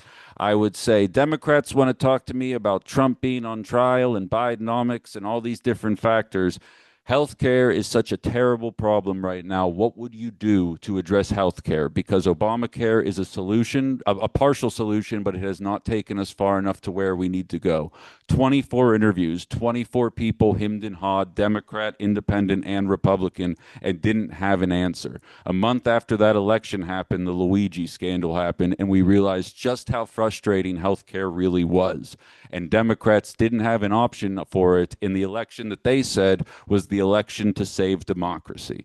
So, as I often state, these are the issues that are out there. The Green Party and leftists know what people want. They know how people feel, and trust your gut and your instincts. And if you do the kind of stuff we're hearing here, I think we're going to have a little bit of success in November and beyond. So I'm up for questions, and I appreciate you guys inviting me here. Thank you.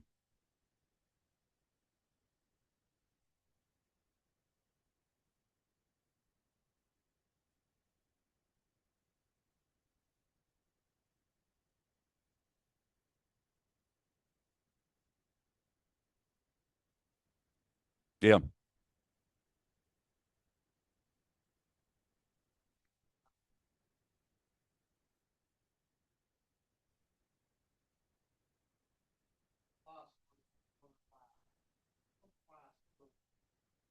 Billionaires make up like 0.00002%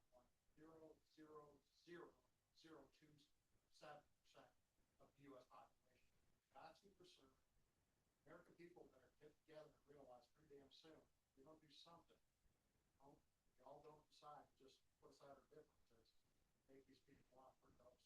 I couldn't agree with you more, and that kind of is the catch-22 of it all, is it not? Because you need the donations in order to get your name out there and do things, and at the same time, where I find myself today, one of my MAGA callers tried to catch me on election day, and I don't know if David, if you were listening that day, but regular caller Ben, even though you're familiar with, tries to catch-22 me and says Chris Taylor received 10 times the amount of donations as the Republican candidate. You watch Kamala Harris take donations from 81 billionaires, and it tends to put people like me, kind of constrict me, because you can't highlight that the Republicans suck and the Republicans are taking the money when the Democrats are as well. And I think you highlight a great point there, that as it stands today, right now, with the best that we can do, what helps us stick out the most is that donation element of it there, and we got to keep that purity in order to be able to hold it and say, okay, you guys say you want money out of politics. Here's what they did. Here's what they did. Look what I'm doing. You might hate my stance on abortion or the fact that I think trans people should exist, but you know that I'm here for you economically, and I like where your head's at with that for sure. It's a hell of an observation. Yeah. Yeah, I think it's been here before. Not something we haven't overcome before. It's just up to us to come together and just get the job done.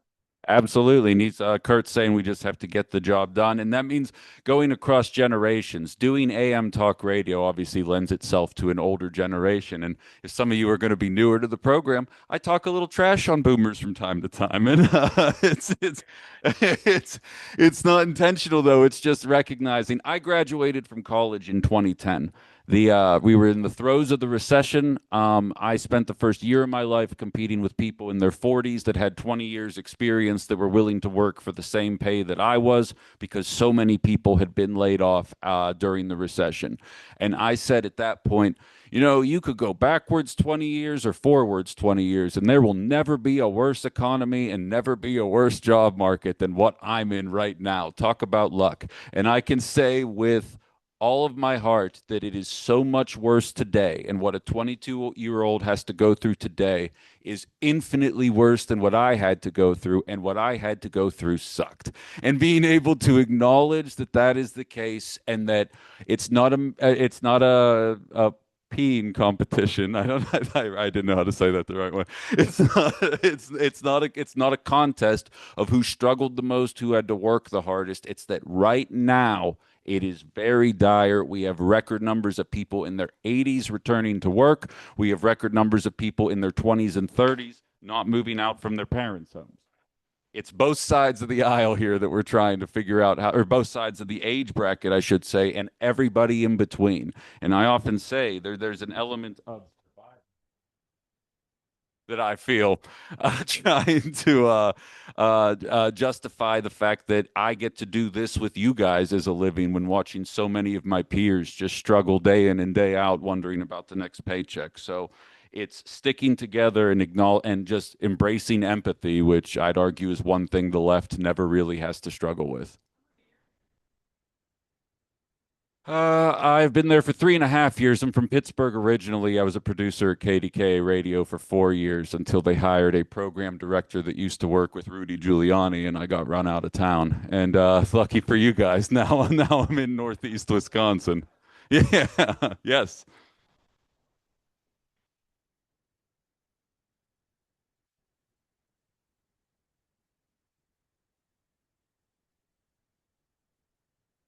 Yeah.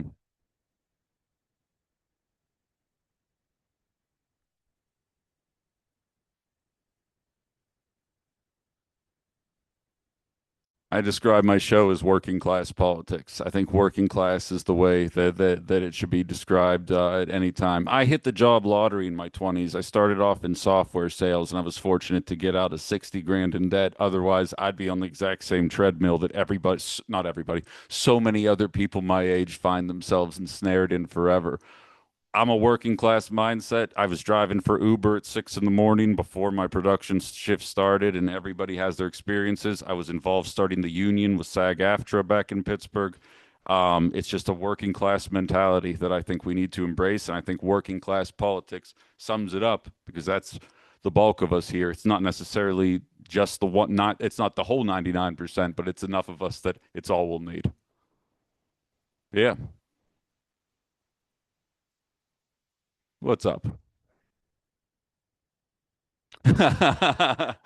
I'm remaining unaffiliated for right now. You know me. I keep all my options open, and like I'd even bounce the question back, assuming that things trended the way they're trending for the gubernatorial race right now, and Francesca Hong, the furthest left candidate I would argue available right now on the Democratic ticket, found themselves at the top.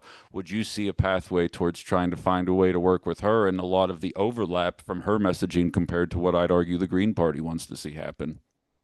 That's, I think, a valid question. So to identify as one, I'll tell you right now, the only reason I'm registered as a Democrat today and not an independent is because in Pennsylvania we had closed primaries, and after the second time I saw Bernie Sanders get screwed over and not have the ability to vote in the primary, I was like, well, shoot. And then I registered as a Democrat, moved 6 months later. Whoops. And now, now here we are today. But that's the only reason. Otherwise, I'm, you know me, very. I don't align with. I align with plenty of different groups, but I like to keep my options open. Yeah.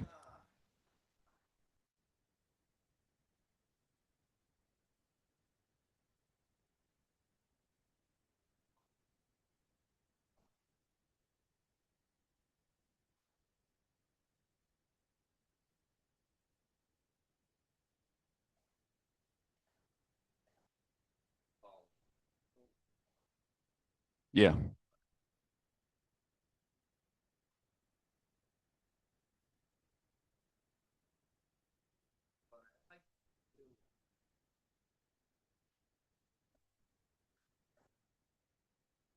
Sure.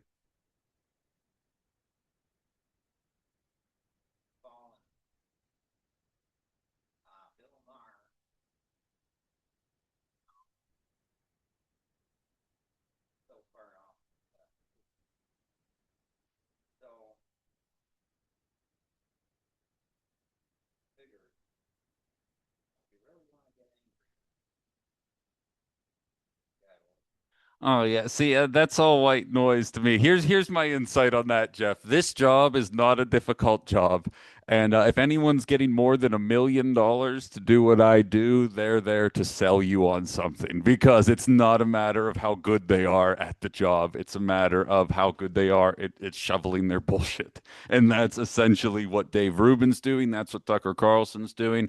I can tell you, coming from a more corporate radio station back in Pittsburgh, there were 4 different shows, and even though everybody shared the same call letters, you were your own island, and you didn't care if the other person said something racist and got fired. That just meant that you were going to get a bigger bump in your pay the next day. All these guys are best friends until the blood's in the water, and then they move on from there, and that's kind of what you're watching happen with the conservatives right now. But I personally, the as much as I try to extend an olive branch to MAGA voters to the best of my ability, I struggle with their media, but I watch it for professional purposes, we could say.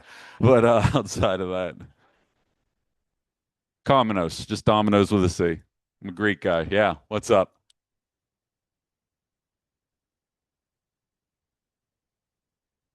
Yeah,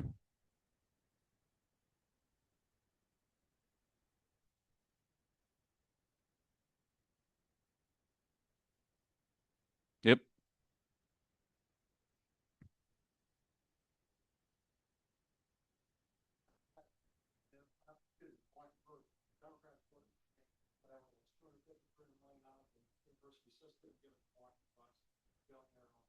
That kind of stuff. Want to work on something where it's going to benefit the American people, serve the public. It's not going to give away ability for class. They have to focus on trust. 10 out of 10, no notes. Yes. Politicians, people who vote. Oh, absolutely. Yeah.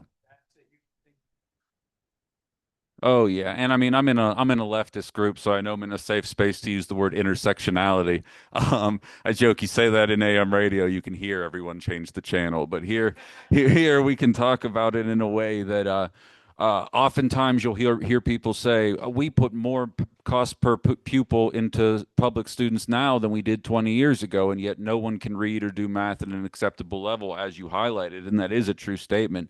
Democrats want to throw more money at the problem without addressing a lot of the shortcomings. And it's not the teachers, it's the resources. It's not the students, it's the situation. I was born in '87. My mom went to Carnegie Mellon University, very bright woman. And the day I was born, stopped working and decided she was going to raise me till my younger brother, was 12 years old. You know what she did every day? Taught me how to read, helped me with my homework, did all these things. Now, if you're working too, and I'm not saying everyone's got to stay home, but I'm saying how frequent of an outcome is that today? And that result is now impacting the school results. And then the school results impacts, and it all dominoes off one another here. You're exactly right. Pretending the issue doesn't exist, which is a Democratic MO, isn't going to solve it. And defunding it, like what the Republicans are suggesting, sure as hell isn't going to do anything about it.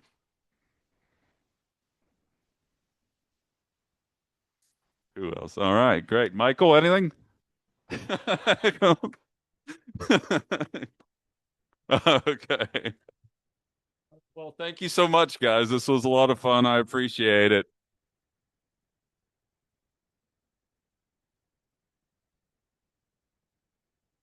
That was amazing.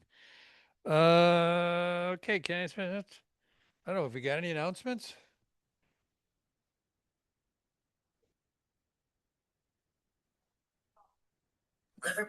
The platform committee Tell your doctor about your medicines or supplements, medical conditions, liver. Did you want to make a statement from the platform committee, Angelica? This injection site reaction. I'm just sharing that. Papa, ¿le puedes apagar? Hold on. I'm sorry. I'm just sharing that Barb and I are currently reviewing the platform, the state platform, and we are gonna make our proposed changes, hopefully, maybe in a month or two. So we also look forward to your ideas. If you have any ideas, please send it to us. A lot of what the candidates and the presenters spoke about today, we are taking into account for the platform, including technology, AI, data centers, etc. So thank you very much. Thank you, Angelica. Do you have something you want to say? Taking clipboards. Yeah, going to bring it over. All right, so on the back of your clipboard, if you're in the 6th district or you want to come up for the 6th, if you're in the Milwaukee area and you can just drive up a little ways to the 6th district, you can use Matthew Arndt's clipboard. There are several over here, so you can pick up, and there are petitions already on them. And Pete Karras, when you are going around to people, if you show them the back of your clipboard with the candidate, they are much more willing to sign than when they see the real person there. So even if they're not, even if they're Republicans, they'll sign just because they'll want people on the ballot. So make sure that you get clipboards, and you can carry two, one for the statewide candidate and one for whoever's in your district, and also assembly people. But assembly people only have to get 200 signatures, so that's not too bad. So basically 300 is good. But for statewide, we're going to need at least, 3,000, at least 3,000 we should turn in, right? And then for congressional district, at least 1,500. And then you'll be pretty sure that you'll get on the ballot. So, and also in Wisconsin, it is people who are eligible to vote. You don't have to be registered to vote. So when you ask them if they would be willing to sign for your candidate, if they're 18 or over, or going to be 18 by the election in November, they can sign. Yes. Yeah. Yes. They have to live in the sixth district. So that's what you'd be asking them. And for statewide, they just have to live in the state of Wisconsin.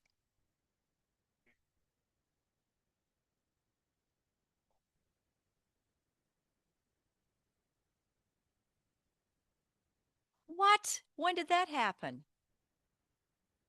Wow, I didn't know that.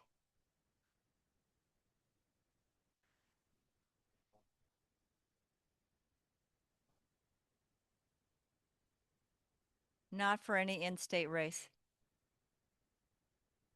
I see. Okay. All right, that's very good to know. Thank you for letting us know that. They don't have to be notarized. All they have to do is sign the affidavit at the bottom once they're done circulating.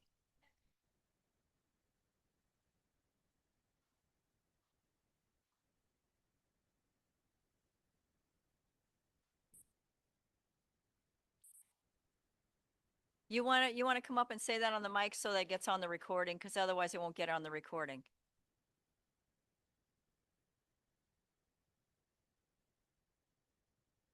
So I work with supporters of impacted people, and as part of our work, we try and get the vote going, open up our votes. So people who have had a felony, typically you think, no, they can't vote at all. Well, that's not quite true. If they're off of papers, have completed their sentence, and they have a sheet from their parole officer saying that they're off of parole, they can vote. And if they don't get that paper from their officer, I have some notes in my other notebook. I can, I don't know, email it out or something, some voter rights. But yeah, I just wanted to let people know that that opens up some votes. They can register, then they have to register, right? Yes, They have to yes. re-register. Okay. And they can also sign petitions. Okay. Yeah, go ahead. All right, so we have some upcoming events for the Peak Cares campaign. And the first thing tomorrow, we are doing a Zoom training on collecting petitions or petitioning. So any of the other campaigns that'd like to come on, that's going to be on Zoom. The link is going to be on the Facebook page for the Cares campaign. But we are first starting off Wednesday, we are doing a nomination paper kickoff party at Art Bar in River West at 6 o'clock.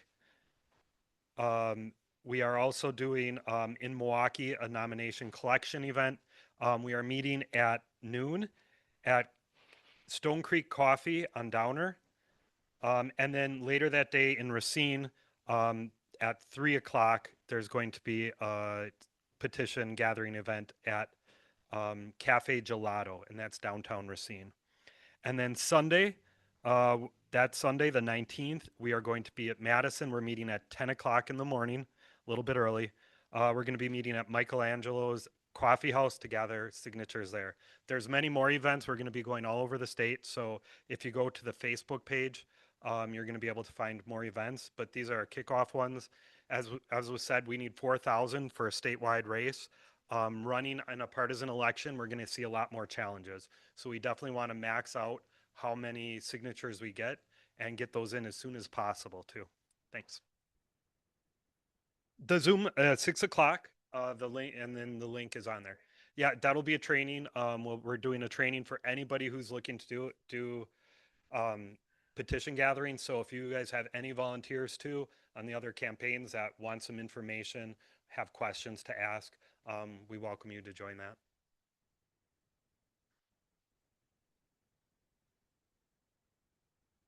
Yeah, we can throw that up on our, yeah, we can throw some events on. Now, if you go to pcaris.com, it's on pcaris.com.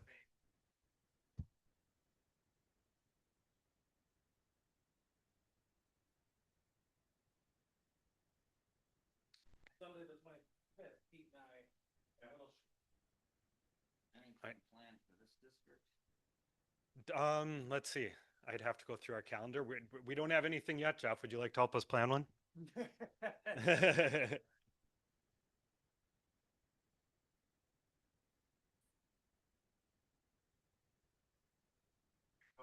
Absolutely. Well, we're planning to try and hit everywhere in the state, and this is definitely an area we're looking to do that in. So, if you have dates that work for you, we'll set something up.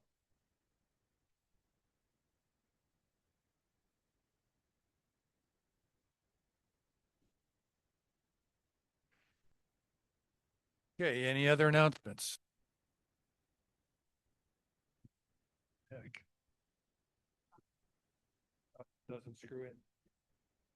That's because they're turning the wrong one.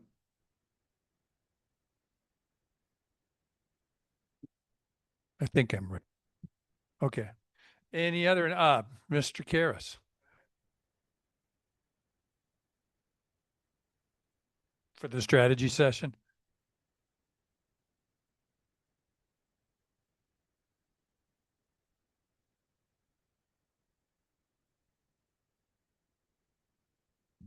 All right, we'll give everybody 5 minutes here.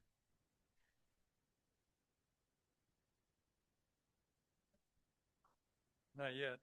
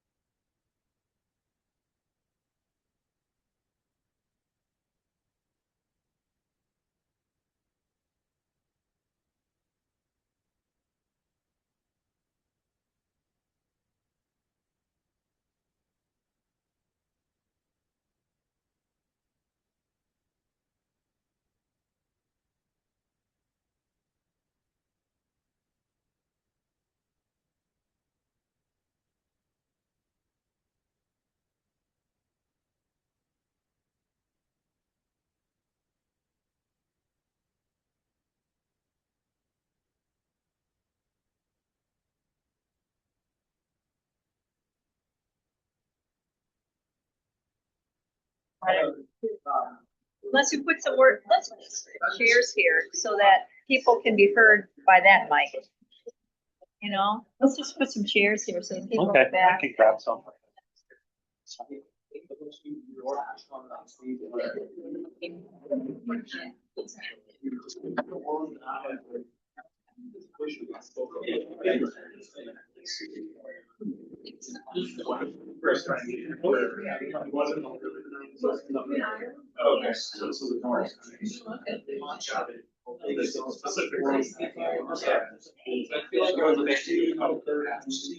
This is really just like, yeah, finally, we can all be heard.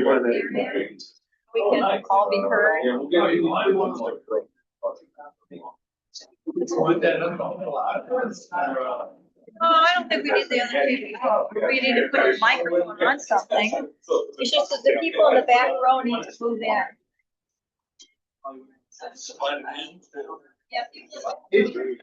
All right.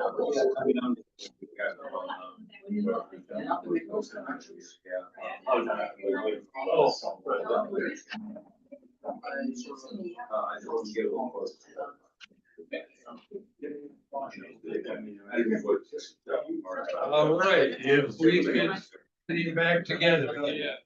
Be great. Anybody's living here. You should be coming through there. That's my electromagnetic personality. Yeah.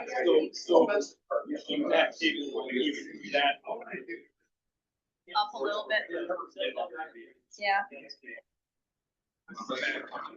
Thanks so much. Yeah.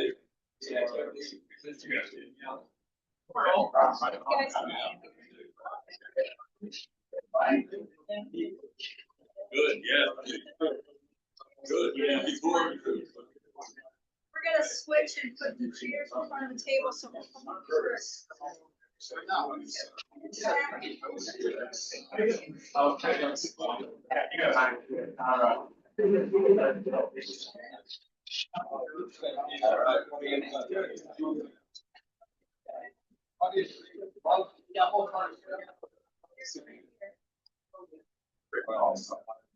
That's a lot.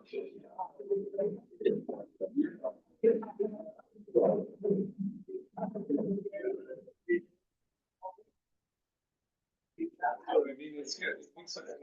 Okay. So, all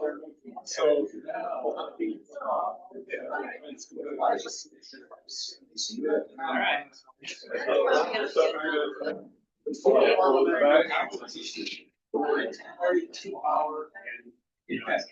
want an hour.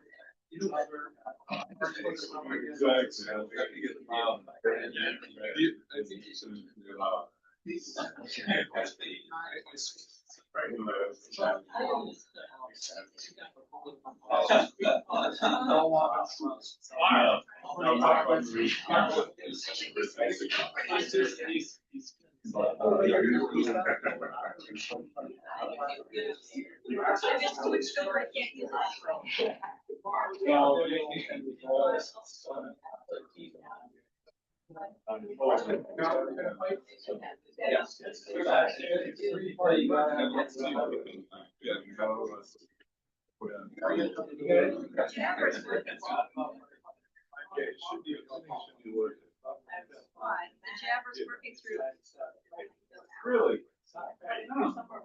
That's strange. Yeah.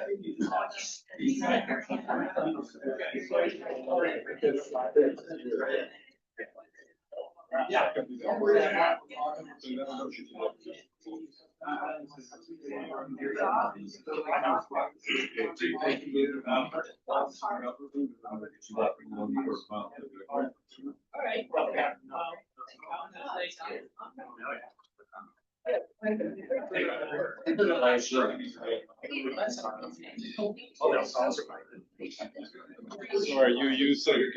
I don't think I've talked to AI. Pull the hell out of it.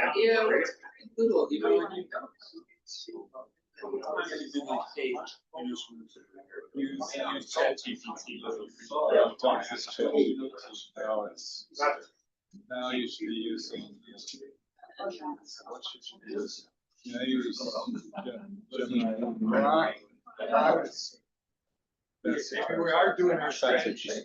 We are doing our strategy session right now. We're just not doing it online. Yeah, I noticed that, and I noticed that they're like, Well, tell everybody, you're gonna make an announcement. Tell everybody. last time.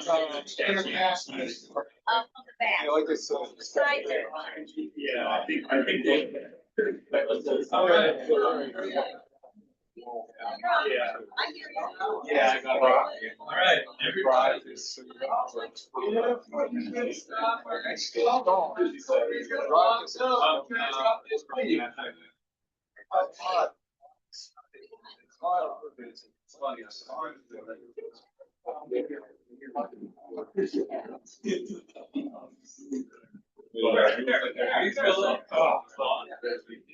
Just like the word Claude, also, I'll get some credit if you take this, because this is unofficial.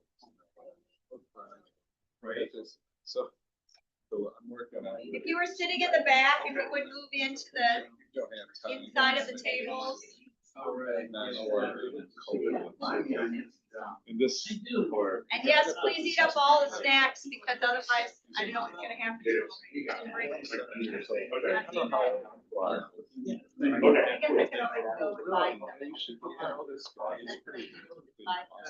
Yeah. He's in Chicago. All right, I'm gonna. So is the gym. Where did I find it? I can't get anybody to respond. Yeah.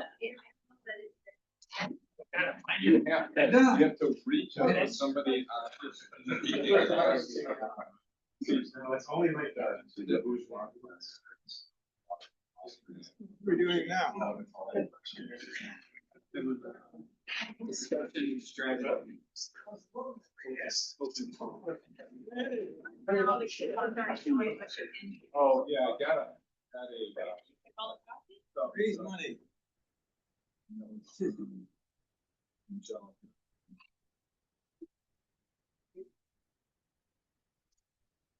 Right out loud. Do we find it generous? Here, right here. Good to see you. And that is it.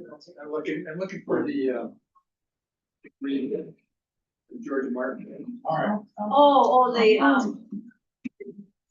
Their meeting. Yeah, I'll get it for you. Don't worry about it. Okay, good. I'll get it for you this week. I'll get it for you. All right. I have no idea how to finish this off, so.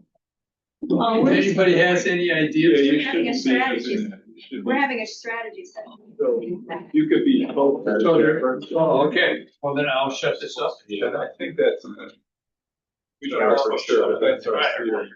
Good. I can put it in. So what, do we just declare it open and everybody starts talking or what? No, you can still facilitate. I would just say you sit closer up to the mic. Unless somebody else wants to lead the strategy session. Anybody, any volunteers to lead the strategy session? I'm confused on what this is going to be, so. Yeah, I am too. It's just open discussion, right? Basically. Yeah, I think it's about how to move the Green Party forward. Right. In general. Not so much about any campaign, it's about how to move us forward. I don't know how online people. We'll watch the chat. Get in on it. Yeah, they should be. Can you give that back? Yeah. Oh, yeah, we need to get them to say something to do it sounds.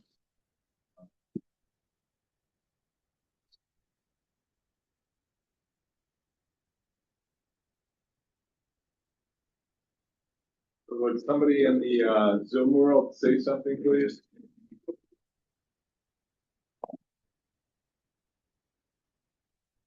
But it's muted. Oh, Michael White is gone. Let's get Angelica to say something.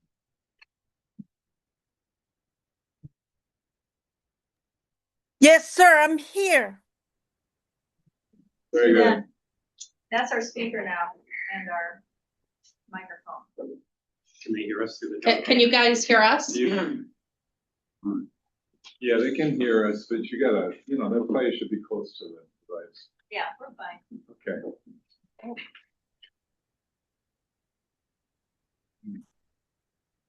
Megan, you have some idea about what we're doing?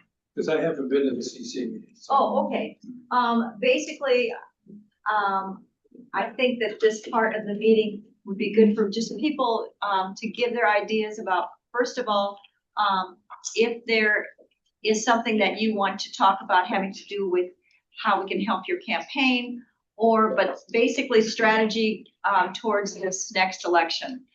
Now, I know that, we have till June. If people have ideas, especially about where we can petition, that would be helpful right now. Like, I don't know what's happening with May Day or with, if you know of, like farmers markets or anything in your area that you know of that we can come to petition, because we're not gonna go door to door for this many signatures.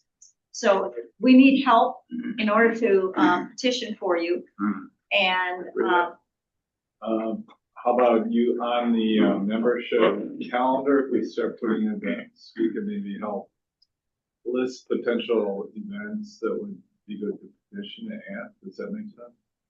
For the Milwaukee Greens, Angelica and I are going to start working on a spreadsheet of different events that we can do and organize them by date and location, and also save that for future reference for next year, for following years. And we need to get that on the website and somewhere where we can all see it. Okay. Joshua P, is buying clipboards, is that something I use campaign funds for? You can, yeah. Let's talk. I may have, and I can bring them up. I may have a bunch of clipboards. Otherwise, I can take whatever is left here and I can get it back to you. Yeah, just steal them. right, yours. I have a bunch too, so I can probably get you some. I'll just take a stack. I see Tom and then Roger. Go ahead, Tom. Thanks. I have, this is issue related rather than election strategy, but just wanted to share what is going on in my area that I'm aware of. So I'm a freelance reporter for my local newspaper, the Plymouth Review in Sheboygan, and the thing I've mainly been reporting on for 2 or 3 years now is energy development projects that are generally opposed by the people in the local municipalities, but pushed by You mean the developers. data centers? It's related to data centers. The two projects that are like power transmission lines and then solar generating facilities. Yeah. And both of those have come up in my local municipalities and been opposed by, generally speaking, the residents. These developers, two that have been prominent would be ATC, American Transmission Company, and then Sunvest Solar. Those two are doing, seems like a lot of projects around the state. And they're required to apply for what's called a conditional use permit from the local town or village, depending. And but the towns are basically required to grant these conditional use permits, even if they don't want the development. So one thing to maybe think about, and that's a state regulation. So my local officials say, hey, our hands are tied, and we can make public comments about this all night long, but there's nothing we can do if these people come to build a solar facility here. And so one thing to think about is maybe looking at that state level legislation that basically ties the hands of the local municipalities and requires them to approve these projects pass. Wait. Excuse me, yeah. What, can you give me more detail on the project in question? Well, there's been two of them. There have now been, I think, two solar farms, solar generating facilities that have been approved. On basically, they're 5 megawatt projects, and so I think most of these are like in the 50 acre neck of the woods. I'd have to double check with that for the acreage. And then the big one is it's called the Plymouth Reliability Project, and that was I believe that was you know the number better, but 450 kilovolt transmission line corridor that was permitted and is now being built and will soon be energized, that goes like right over people's farms and houses along the road. So people's properties have been devastated by this. Interstate, you think? Like connecting between state and multiple states. Yeah. No, this particular one is just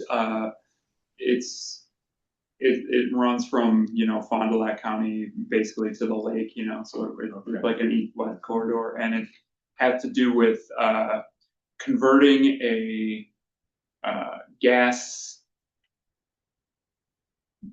turbine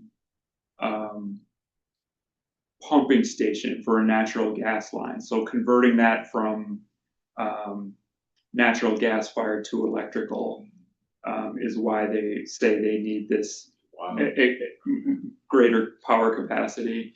So to many of us, it seems like a boondoggle and a scam, and just it's been very unpopular by the people whose houses are on the corridor.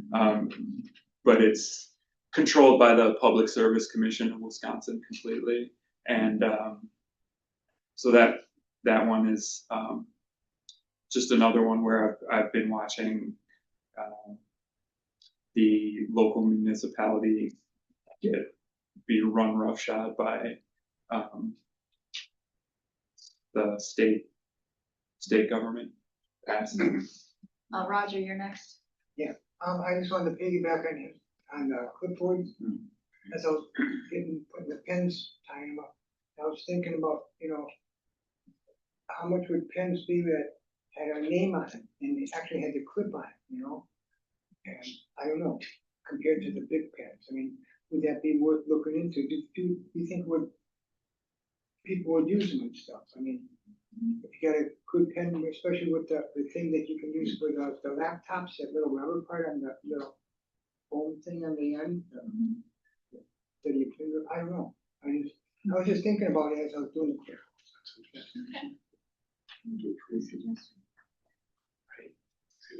I think there was something else about the table over there. Besides taking clipboards, we had to do our door prize. There were chocolate bars on the table. So if you still have your agenda, it has a number on it. So it's going to be according to your number, whether you win a door prize.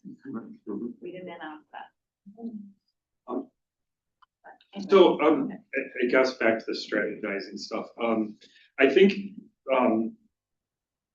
what Tom was talking about, I think there's like it's kind of a larger issues is like municipalities kind of being bullied by the state. When I ran for alderman, like there were so many issues you really couldn't speak to because of state preemption laws. And I think that's something that might be good for some of our candidates to really think about, is like these preemption laws. I mean, as a party, we believe in local democracy. We believe people should kind of be able to control their own destinies. And in a lot of ways, and especially a state as gerrymandered as Wisconsin, you have one party that really determined for many years a lot of these preemption laws. You can't put on rent controls. You can't, there's a huge list there. It's, if you wanted gun legislation, like cities aren't able to do that. Like there's a very long list of things that are really controlled. And I mean, that's just yet another example of the way that, they're taking away the control of local municipalities because the state does that. So I think as a larger issue, there's a lot really to be said with that. Do you just have that regulation number? No, but let me look into that for you.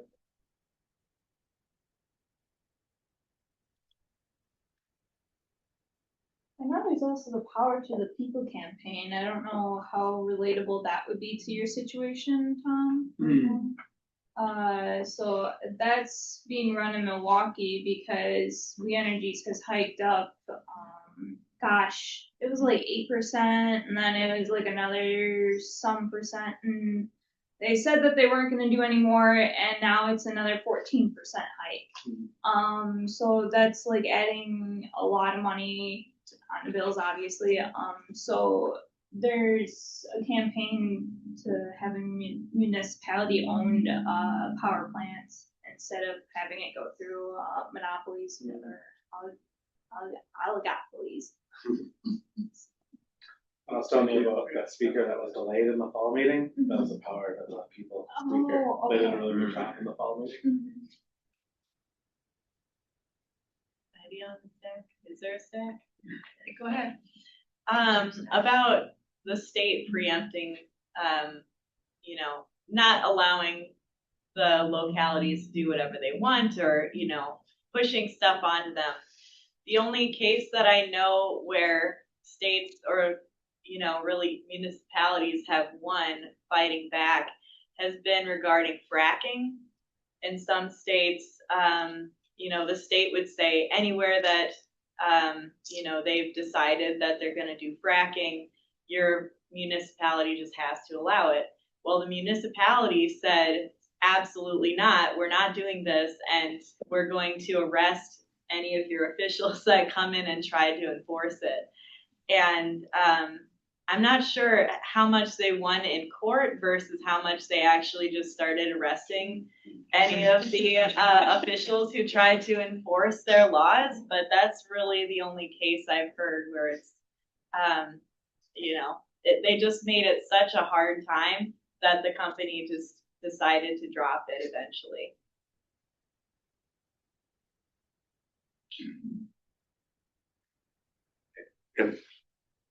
So yeah, I mean that's really cool, and it's you can just give people a hard time and they'll go away.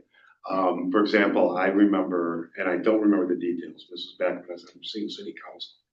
We had an issue where some like ridiculous. I wish I could remember the details, but some ridiculous company wanted to do something in Racine. So we couldn't stop it because it was zoned for it. So we did things like require 500 parking places, you know, parking lot, and just made the barriers so huge that the thing never happened. The thing I can't remember what it was never happened. So anyway, there's ways to, you know, sometimes there are ways to just make life difficult for people. I mean, the problem is if 20% of the people don't think it's a good project, you know, you're probably kind of messing with their minds too. But there are tools that can be used. Rita Stack. I was wondering for like, especially for a congressional candidate, do you think it is productive to show up where your opponent is going to be and ask them questions about their stances? I mean, that's what was it Jose Vega in New York has been doing against who's the guy that's going against Ricky Torres? Yeah, Ricky Torres. I mean, what do you think of that tactic? And I don't know that would help in state, but I mean, for a congressional race. I would prefer to just get town hall meeting itself. I just don't know how to go about doing it. And just go talk to people and show the difference. Okay. And really stage the difference to say, this is what I'm for, this is what you're for. Is it empty suit? I'll talk to you about the policies. Yeah, the challenge is not getting the space. The challenge is getting people to show up. Right. Yeah, and that's always for all candidates. I mean, I'll just look at Jill Stein's campaign from the 3 campaigns actually. If it was, January, she would go and 4 or 5 people would be there, but she'd keep doing it. And then when September, October came around, there were 75 people who showed up. So we just kind of have to keep having events and letting things, go get good video out of it. I also wonder too, and like maybe someone criticized Jill Stein I-24, but I did feel like she had a big presence on social media. Mm-hmm. And I'm wondering like if that's something we could be doing, reaching out to, even if you don't necessarily agree with the person, that could potentially be, doing an interview, but maybe the interview, like, I think you're wasting your time going and interview on something like, say, Fox News or CNN, right? Because you're never gonna get down to any detail of the policy. They're always gonna just keep dragging you back to talking about these ridiculous issues. It's just it's an endless cycle. But if you, let's say, for instance, in a world, in an ideal world, you could get on Tucker Carlson. He's got a massive audience. Like, I don't think you should ever turn that down. I think you should take that. Or Campbell Harris turned down Joe Rogan. But I wonder just what the Greens trying to get on these shows, were they trying to get interviews with these people? Because she did appear on the he calls himself the God or whatever that guy, Charlemagne the God. She did get on there. She did really well on there. And I thought, why don't they do more of that? Yeah, I think it's trying to get on them, but they're not always invited. I mean, there's a level. So there's like Brianna Joe Gray and some of the Revolutionary Blackout Network, Sandy Sass. Right, do dissidents and those guys. Those are all okay, but then, she's taboo in a lot of circles. Taboo? Taboo. Because she just takes votes from Democrats. She's a Russian asset. All that. And it's hard to get into another level. I mean, it's all bullshit. But I think that's where you then flip it on its head and you then go with someone like Tucker Carlson. Right? You would think, yeah. I think he would then be all willing to interview someone like that. Yeah, you would hope. Because I thought she was extremely powerful when she was on the show. Mm-hmm. Just wondering why she didn't be more. I think they wanted to. It's just hard to. Yep. That's just my feeling. No, I think we'd be all about, they're trying to get as many people to listen or to watch as possible. So if they get a better guest so that they can get them more people, they're not going to invite them to be part of it. Do you want to say something? Well, I just say it's about, it's sensationalism is a lot of what gets them on there. Like, if it's not exciting to the audience, to your point, it's like they're not going to get viewership, So, I mean, Greens aren't exciting. We get like 1-2% of the vote. That's not the story, So that's where we got to figure out how are we the story. How do we make the story? Like the recount made the story when Jill was protesting the pipeline and vandalized the machinery. That got headlines. That's when we're going to be more likely to do it. But it's also hard, like what is we have to shoot. Well, we have somebody like Trump who does says the most outrageous things. It's like, sometimes it becomes a race to the bottom to get that attention, and to do things in an ethical manner, but also get the attention is a difficult thing to do, to then get the coverage, to then find the media space. But there are so many podcasts now, and I think people are shifting away. So there's no excuse for not getting. You probably get an interview each week. The question would be, and they have little niche audiences, and I can help anyone because I'm one of the biggest podcast consumers. And what I mean by that is largely audio. Because for me, it's easier, like I'm doing the dishes or wash. And so I've got lots of RSS feeds. And I have another thing that I could go later. Okay. Go ahead, Dan. Let's kind of bounce off, like, to get attention, would it be wrong of us to circulate fake but harmless things? Like, let's say the 4 of us get together and we take pictures of us going cow tipping, and then we is that too much of a joke, or is that good? I'm in.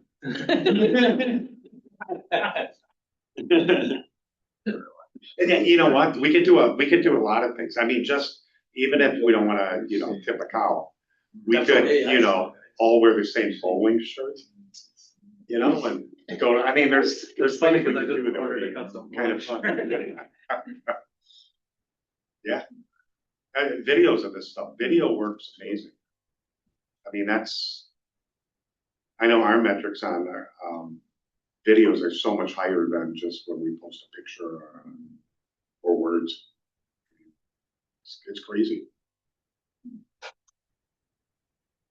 So let's do it. Something else? You said you had something else. I do, but I want Curtis around, so. Oh, okay. Well, if you find out what's trending on Twitter, or if you know that something's going to be trending on Twitter because like there's going to be an award show or something, you can maybe do, you know, something silly related to that, and then, you know, use the hashtags. People still do the hashtags, even though the younger generation doesn't. But I'd say, you know, go ahead. The way that Greens and really activists have always been pushed in the news has been, you know, anything silly or strange that they can kind of sink their teeth into, that something strange is happening. I don't see why it can't be something productive too. Something that I've been noticing the last couple months is every camera everywhere. There's one right there. So if any campaign is interested in how much we're being surveilled all the time, you know, maybe have an award ceremony for the people who are spray painting over these things, or, you know, or having some honorary mentions for the anonymous people who are doing this, or going to the police station and asking them a whole bunch of questions about it for the campaign. I think that there's a whole ton of things that campaigns can do to get attention and have it be issue-based or silly or both. I think it was the Poor People's Army had like a fart in where they had tons of beans, and that's how they got on the news, but it was about homelessness and getting people housing. So, you know, I don't have a problem with silly or, you know, issue-based or both. How are you guys on fire? Pardon, because I'm pretty good.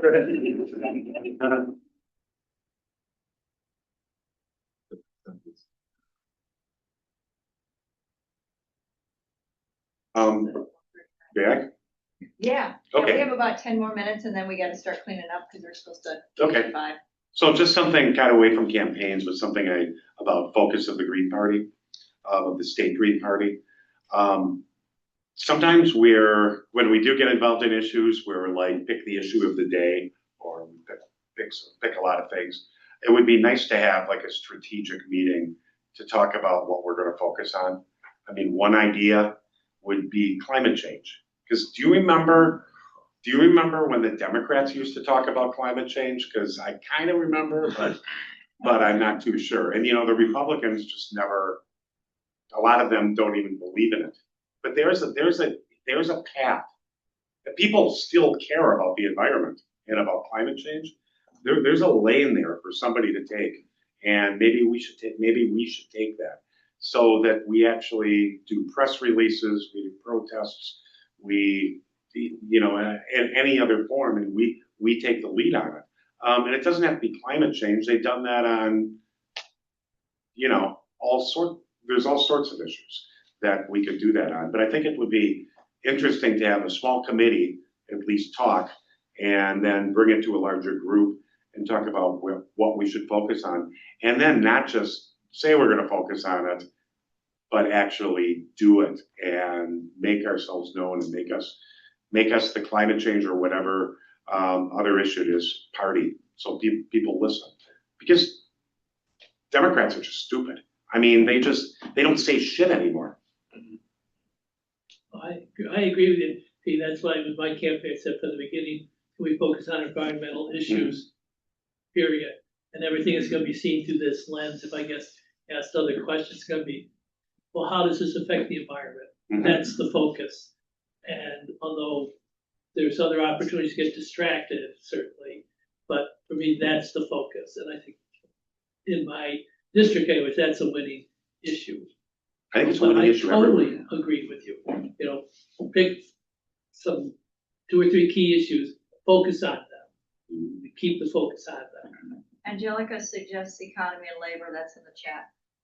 Yeah, I just want to push back a little bit on that. I think if you don't address people's runaway costs and healthcare, they're not going anywhere with you on the other issue. I mean, they might where you're at over in Charlotte, but like everywhere else, if you win those on those issues, they're gonna go anywhere. You will. I think the thing is to hook them with an issue like that. Okay. And so then you have their attention. Yeah, I mean, at least that's the strategy I perceive. No, you're next. Okay, I'm gonna be very careful with this one. Because I spent so much time with on a non-partisan issue, which is COVID. So I was around a lot of people on the right. And what I'm saying is I think what you should, if you want to talk about climate, I think you should have a debate. Just because just get ready. There's scientists, I mean, there are scientific issues, but I'm not going to take a stand on that.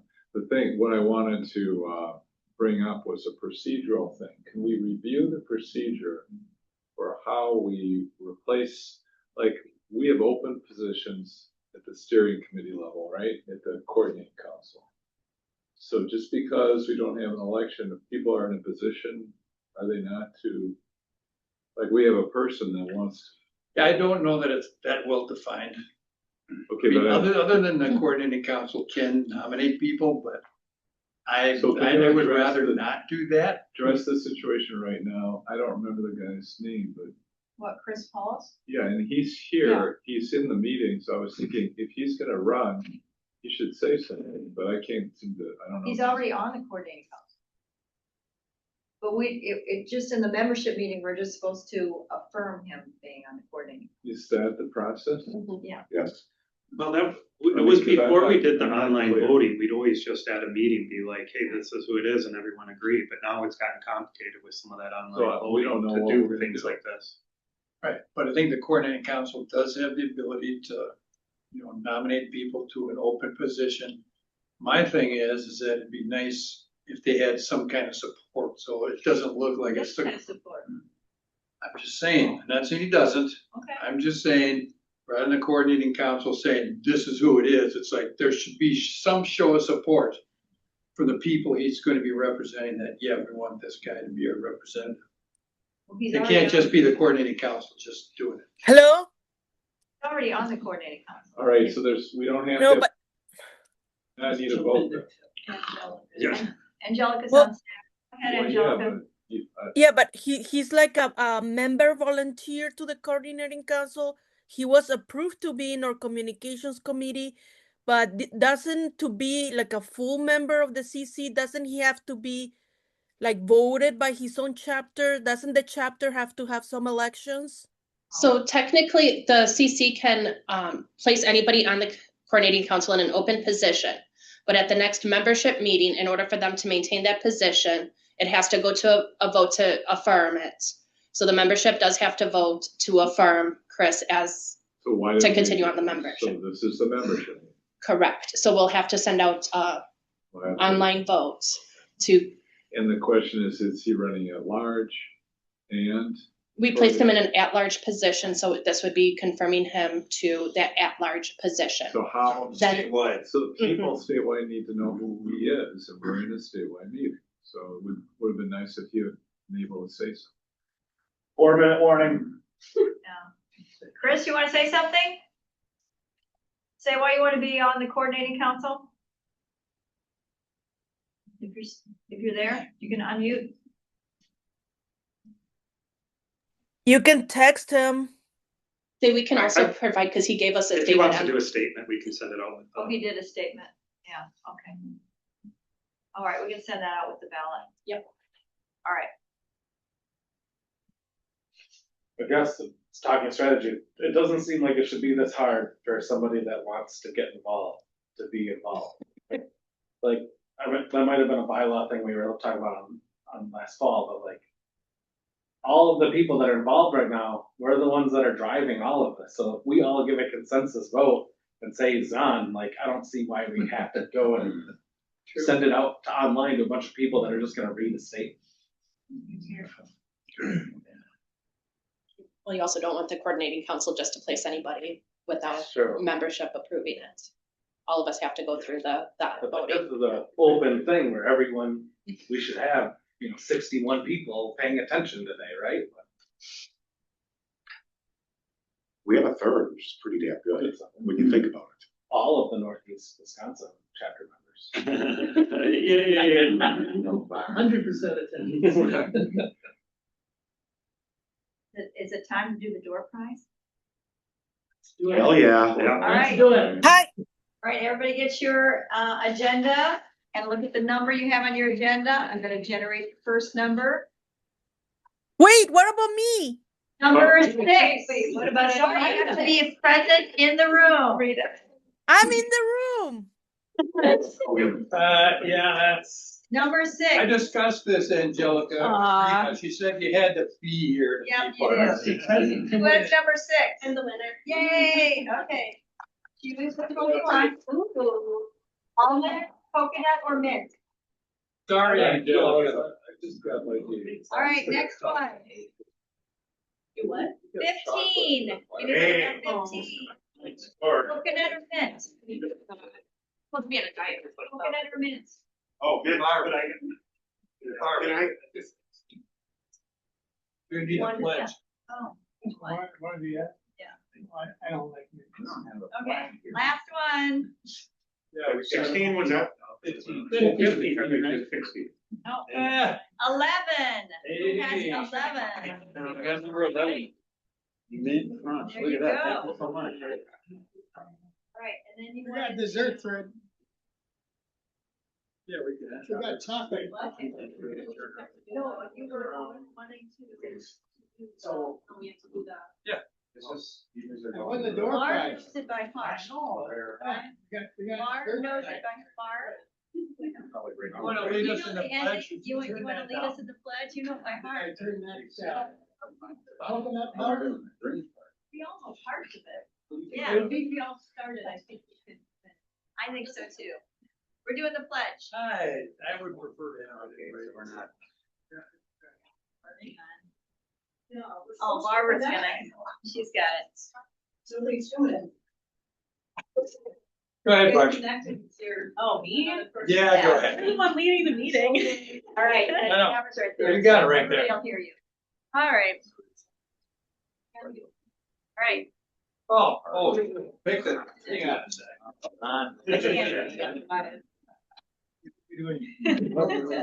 There are limits to the ability to stretch. This is not possible. This is not, okay.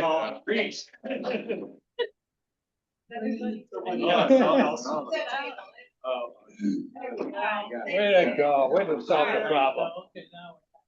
We believe. We believe. We believe in alternative independent politics. In alternative. in alternative independent politics Responsible government. And responsible government. We Believe. believe all citizens and communities. All citizens and communities Have the power to create the world we want. have the power to create the world we want. We offer hope. We have hope And a call to action. and a And a call to action. Growing. Green draw. Green growing. Growing. Green draw. Green growing. Growing. Green draw. Yeah. Thanks, Dave. Oh, yeah. I couldn't have done it. I didn't want to see this one get anywhere. Oh, that's good. Yeah. So we No, I think about sorry. Nice meeting you. Stop the recording. Stop the recording. Stop the recording. So you just unplug things or I'll let you.